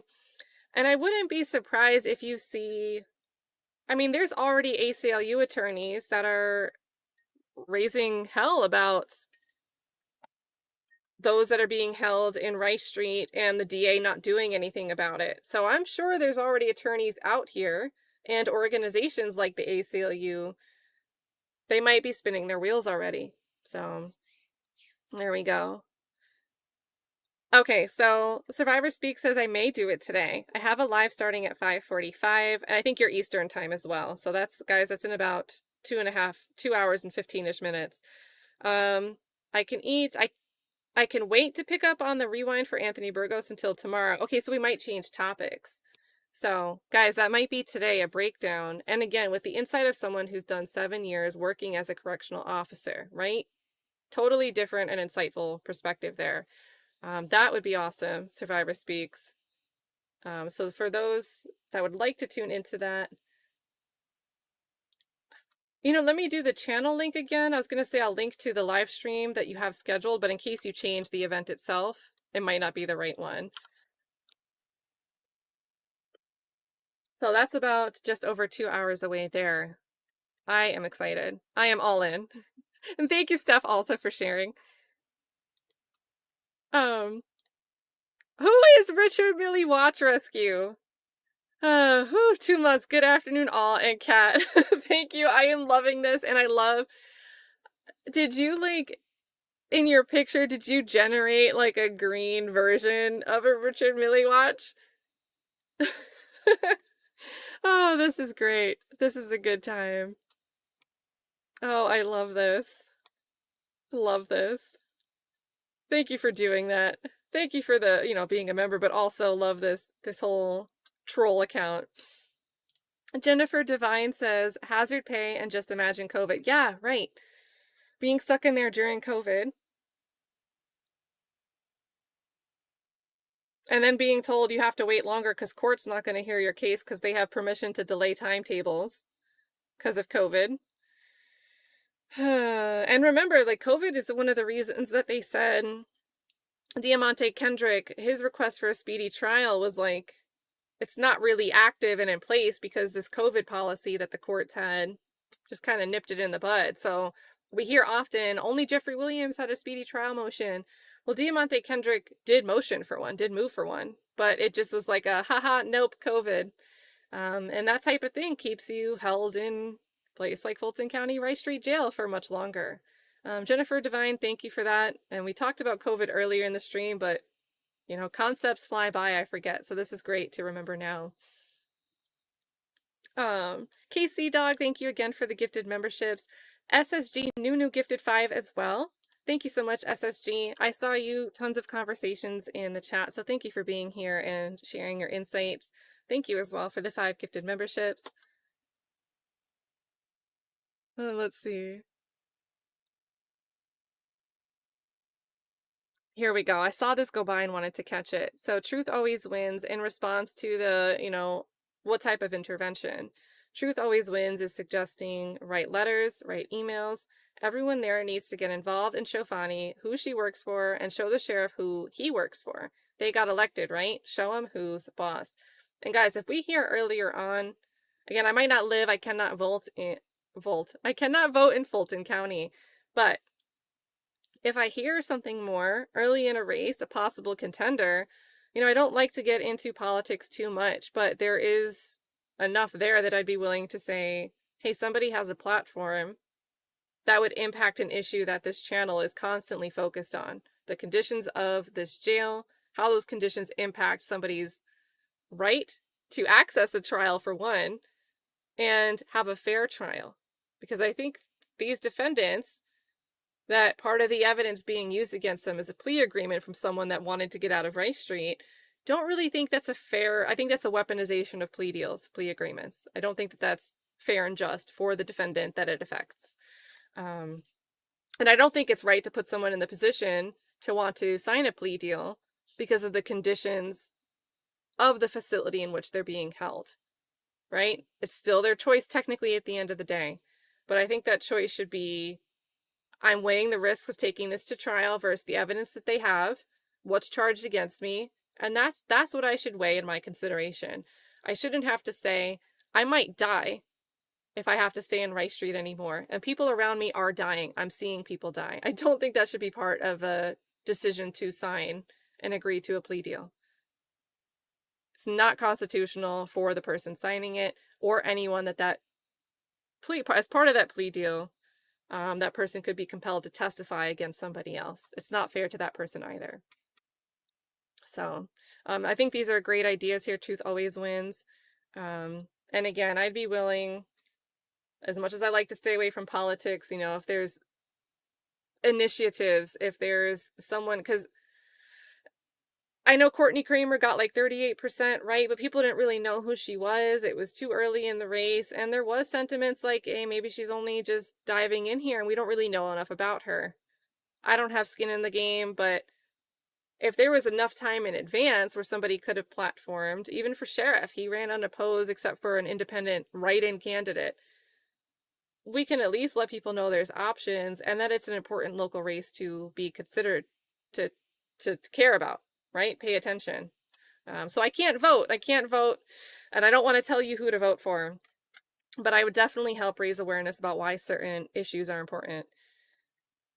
And let me share this one more time. The Bail Project here, and I know there's got to be smaller like organizations that I just don't know the name of at this time, but the Bail Project does have an office in Fulton County. So it's an organization that helps people that are stuck awaiting trial afford their bail so they can get out pretrial release. Because sometimes pretrial release is granted, but you have the term of paying something to make it happen, and a lot of people can't pay the fine to make it happen. So there's an organization that could be really helpful if there's renewed motions for bond bail after this whole report came out. So Flesh of the Gods, thank you for reading that. Thanks for being here. Losing my voice a little bit, but glad you guys were in here because some of it was really crazy. I really thought last night I'd like sit and like pull this up on my phone and just scroll through it. That's like a good way. I like to go to sleep, read some stuff. It's like helps me wind down and go to sleep. I'm glad I didn't do that last night because it just I would have been pissed off and awake and annoyed by myself. So I'm glad that you guys are all here. NJB Nene, this is incredibly huge. Thank you so much. This is 20 gifted memberships from NJB. Big thank you to NJB. Super, super awesome. I don't have a banner today, you guys.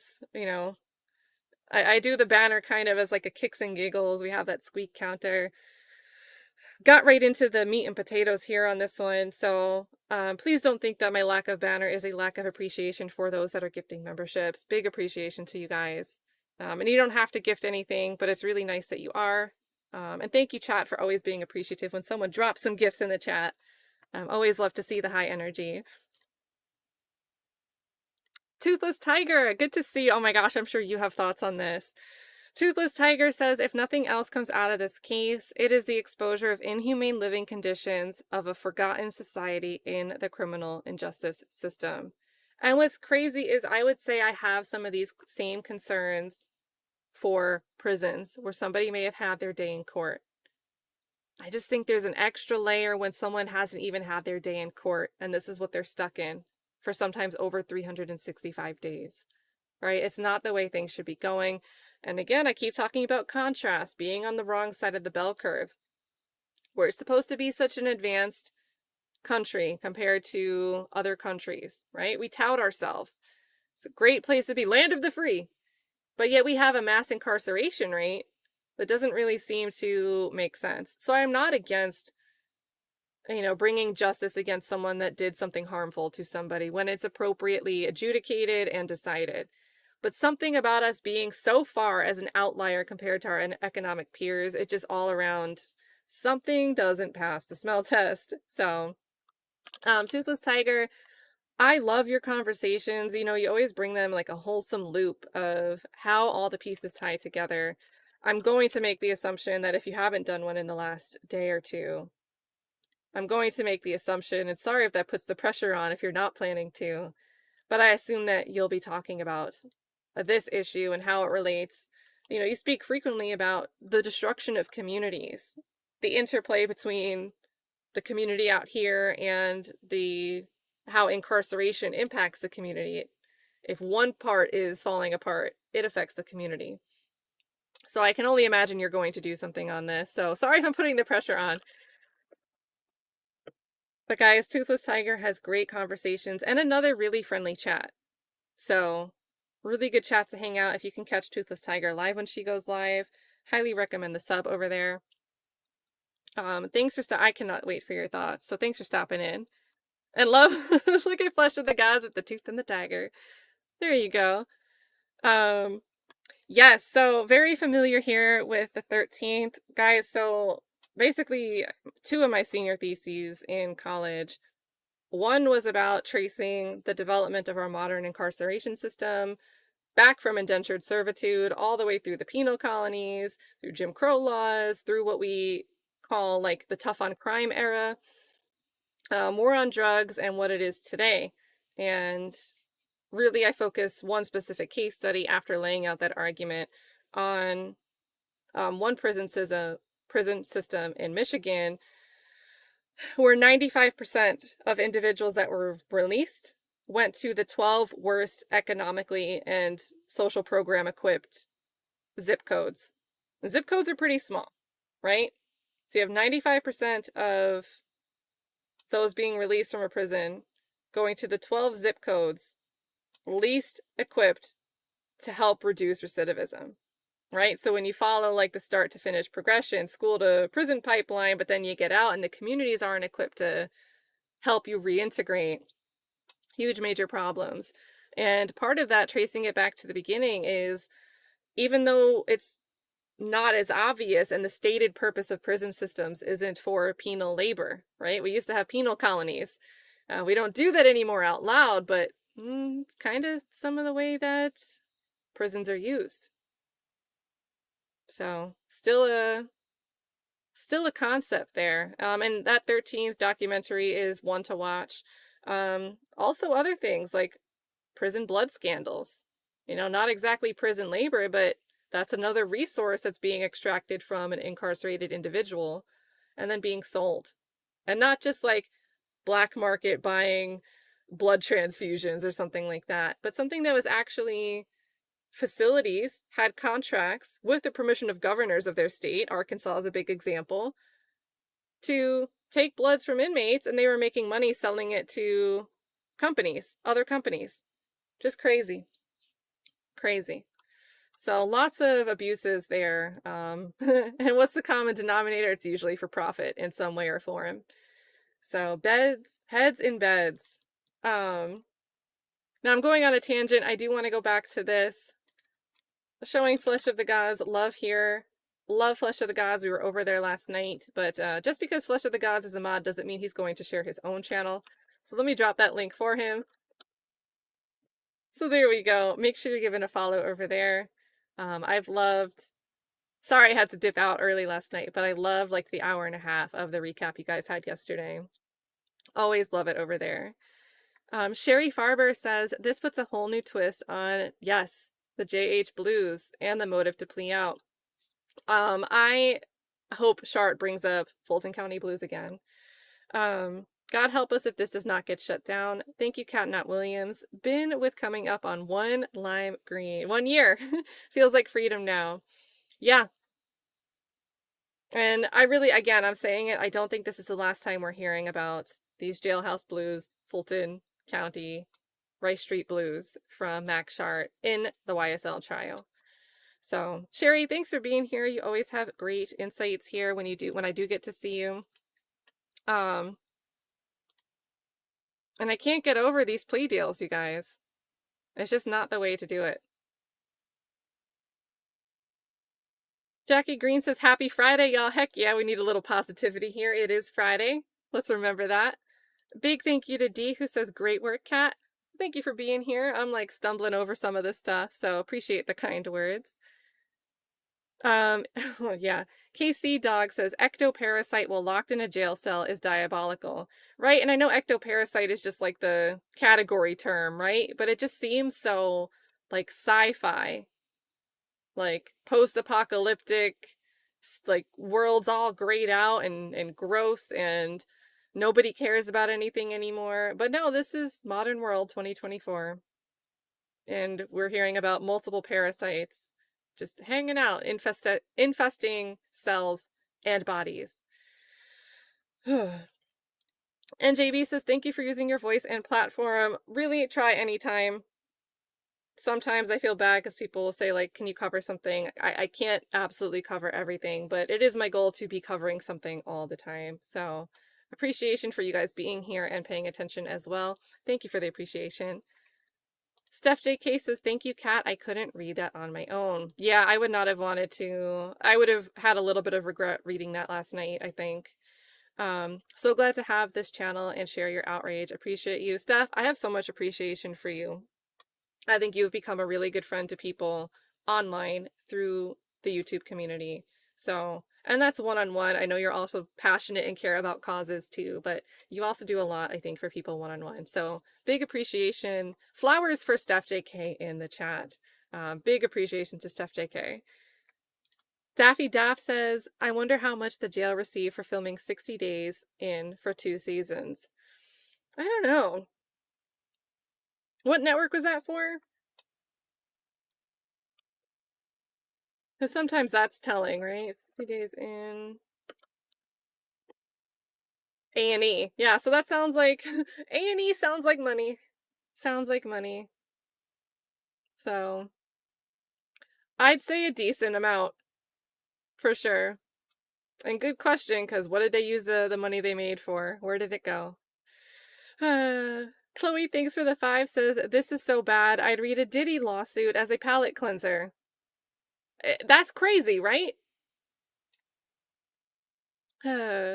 Mixed Chick says, this is insane. You're amazing, Kat. Thank you, Mixed Chick. Thank you also. Mixed Chick had dropped 5 gifted memberships. Thank you so much. Happy Annie says, how much could have been avoided if the facility was upkept? I mean, tough question, because if it was a rush job to construct this in the first place, it's kind of like a bit of a sunken cost to begin with. But at the same time, you know, things like light bulbs and door fixtures, fixing those things, you can and should be fixing those things, either if you're like, all right, this facility wasn't built the way maybe it should have been, right? So there's two separate buckets of problems, and both are being ignored. So even if the facility upkeeping it wasn't going to be a perfect battle, because it was a rush job, I think it was probably a rush construction job in the first place. But why? What's the excuse for not fixing light bulbs and door locks and beds? Like, hearing the term 600 out of service beds is like crazy to hear to me. Why can't we just fix that after months and months go by? So I think there's still huge issues that they could have avoided.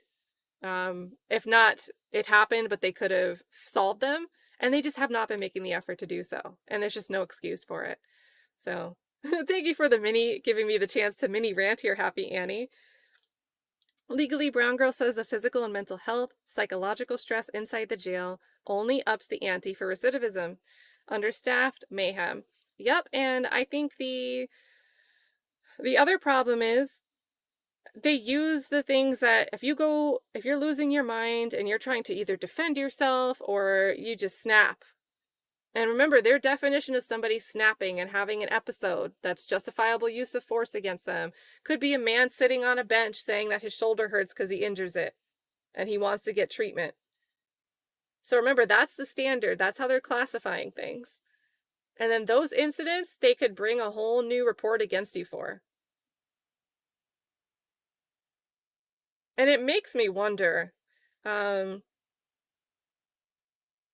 false reporting charge that they brought against Woody, they took the time to bring that against Woody, which I think is, you won't take the time to look at your own staff, but you'll make the time to issue a report and bring a charge against Woody for false reporting. Now, whether or not he actually was false reporting, right? It's still a lose-lose in my criticism of the facility. Because on one hand, if he actually was false reporting, how do you prove it? You actually take the time to look at the surveillance footage and see that what he's saying wasn't true. And you don't look at the surveillance footage for other stuff. So that's still a X for the facility, if you ask me. Because why are you picking and choosing what you'll look at? And then if he wasn't lying, then obviously that's self-explanatory, right? It's problematic because what did he say? He was getting like pepper sprayed or something. It was some type of misuse of force. But that's a whole catch-22, whether he was lying or not. So, KC Dog, sorry, this is triggering. KC Dog says over 20 years removed, and this is still triggering. So, and I can only imagine, and I do appreciate you sharing this because I think it can be, sometimes it's hard to see on paper. We're reading from this report, inmates were having PTSD symptoms that they were saying they were experiencing long after the initial thing. But I think seeing a real person here, you're KC Dog, we know you're a person. Thank you for sharing because it makes it that much more concrete. So, but I'm still sorry, I can only imagine, not a pleasant thing to be reading through. Torres says, none of this surprises me. This is happening at jails all across America. Unfortunately, I don't think this will change anytime soon. The system operates the way it was designed to operate. Yep. And that was really my takeaway. The reason I said I followed the evolution of our criminal justice system, right? We changed the name. We changed the manifest function of what we want our criminal justice system to do. First, we just want people to pay their way as they come over to this new land, right? This country. Then we want to generate penal labor. Then we want to have this war on drugs. Then we want to be tough on crime. Then we want to do rehabilitation. We changed the manifest function, the stated function for what we're doing, but we're never really solving the mass incarceration problem either way. So if we're supposed to be this great country, land of the free, and we can't solve a mass incarceration problem that our economic peers, other countries around the world, aren't dealing with to this level, nearly this level, it just seems like a bit of a farce to pretend that we've changed the system and made changes when we have the same result era after era. So I agree with you, Torres. I agree. I don't like it, but I agree. And then Mike the Mob says this happened in Detroit, Wayne County. People went to jail. Okay, so that's another. So a jail facility, is this something similar where, being held with all these days without indictment, all this time, the conditions are horrible, just a whole mess. Um,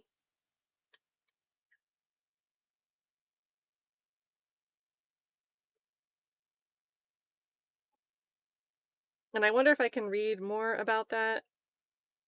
Because my focus was on Jackson State Prison. So prison. So I don't know much else about what's going on over in Michigan, but if it's anything close to what was, and I'm assuming probably still is happening with Jackson State Prison, a lot of inadequate health resources. In fact, it only got a little bit of attention because an inmate ended up dying because they denied him water for like 5 or 6 days in a row in the middle of a summer. And then like that made national news, right? Because it's just like such a horrible story. So that got a little bit of attention to the inadequacies of Jackson State Prison. And that's been, I've been graduated for over a decade.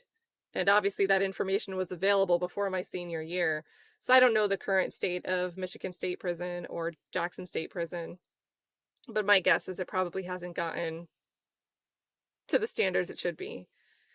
But I can imagine something similar, Wayne County Jail. And no bueno. No bueno. So, and this is the sad truth, I think, Biff. Do you change your name back? Was I still calling you Biff even though you were red? It'll have to get far worse before it gets better. And I think that's really the unfortunate truth, not just for this issue, but it's kind of the thing, right? You know? Isn't that like the law of physics? Every reaction has an equal and proportionate reaction. Sometimes it has to get bad for a reaction to be strong and serious enough to fix it. So, okay, yeah, so Wayne County Jail is awful. But yeah, guys, I'm gonna wrap this up. This was a long one, and it different from streaming trial for 8 hours where I'm not talking that much. I just want to go drink a lot of water. Just want a lot of water. Oh, you changed it back for Steph? Shout out to Steph. uh, yep, pink slime, I agree. Prisons for profit. Prisons for profit. Yep. That's the closing theme, I think, you guys. We're going to wrap this up. Does anyone know anyone that's doing a live stream right now? It's still a little early. Survivor Speaks will be live in about 2 hours.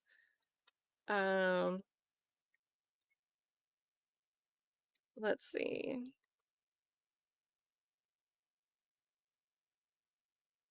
Yeah, quench my thirst. I really do. This is like empty. There's like, it's like when the ice melts, it's like what's left at the bottom. I don't really want to drink that.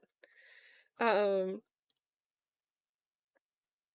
let's see. Let's get a redirect somewhere. Just send someone, redirect us somewhere randomly happy that has nothing to do with sad crime cases. Who's live? Who's doing things?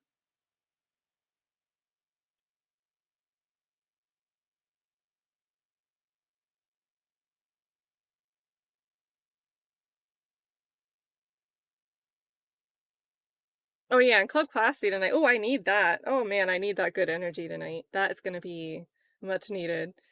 Um, yeah, I don't really see.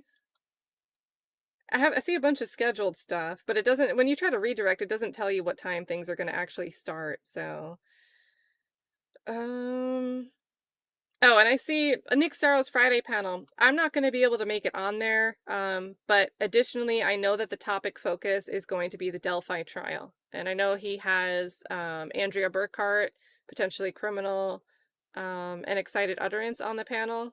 So I'm happy to be lurking in the bushes. I'm going to be moving about, so I won't be at home to jump on.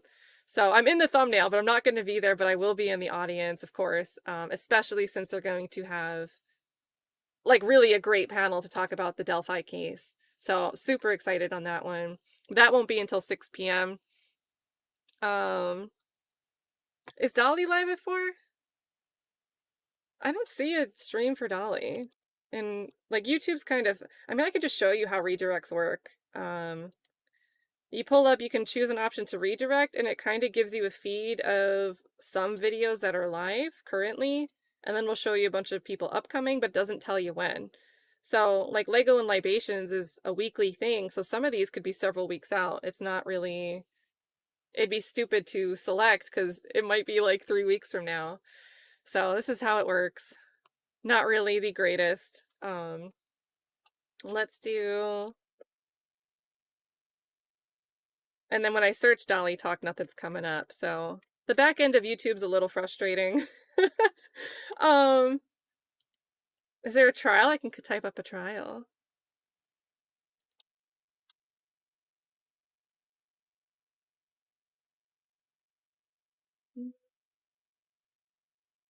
There is the Jose Ibarra. Oh, I didn't mean to necessarily select that. I was just clicking it. But that's a trial that I think started today if you guys want to go check that out. If you guys want to do a case. So I don't know anything about it, but it's really random the way that they sort how this suggests stuff for you. But let's do that. Let's do that. We'll do this redirect because at least it's kind of on theme with cases. And it's recovery addict as well, so a lot of people might already know the channel. See what's going on over there. There we go. And FFS, I don't know if I really have an update. I know he's got stuff he's busy with. And I haven't heard from him today specifically, but heard from him yesterday. So was wondering, I didn't see him in Flesh of the Gods. It's actually, I was like, where were you last night? So there you go. So I think everything's okay, but it is weird to not see him for a day. So he's definitely missed.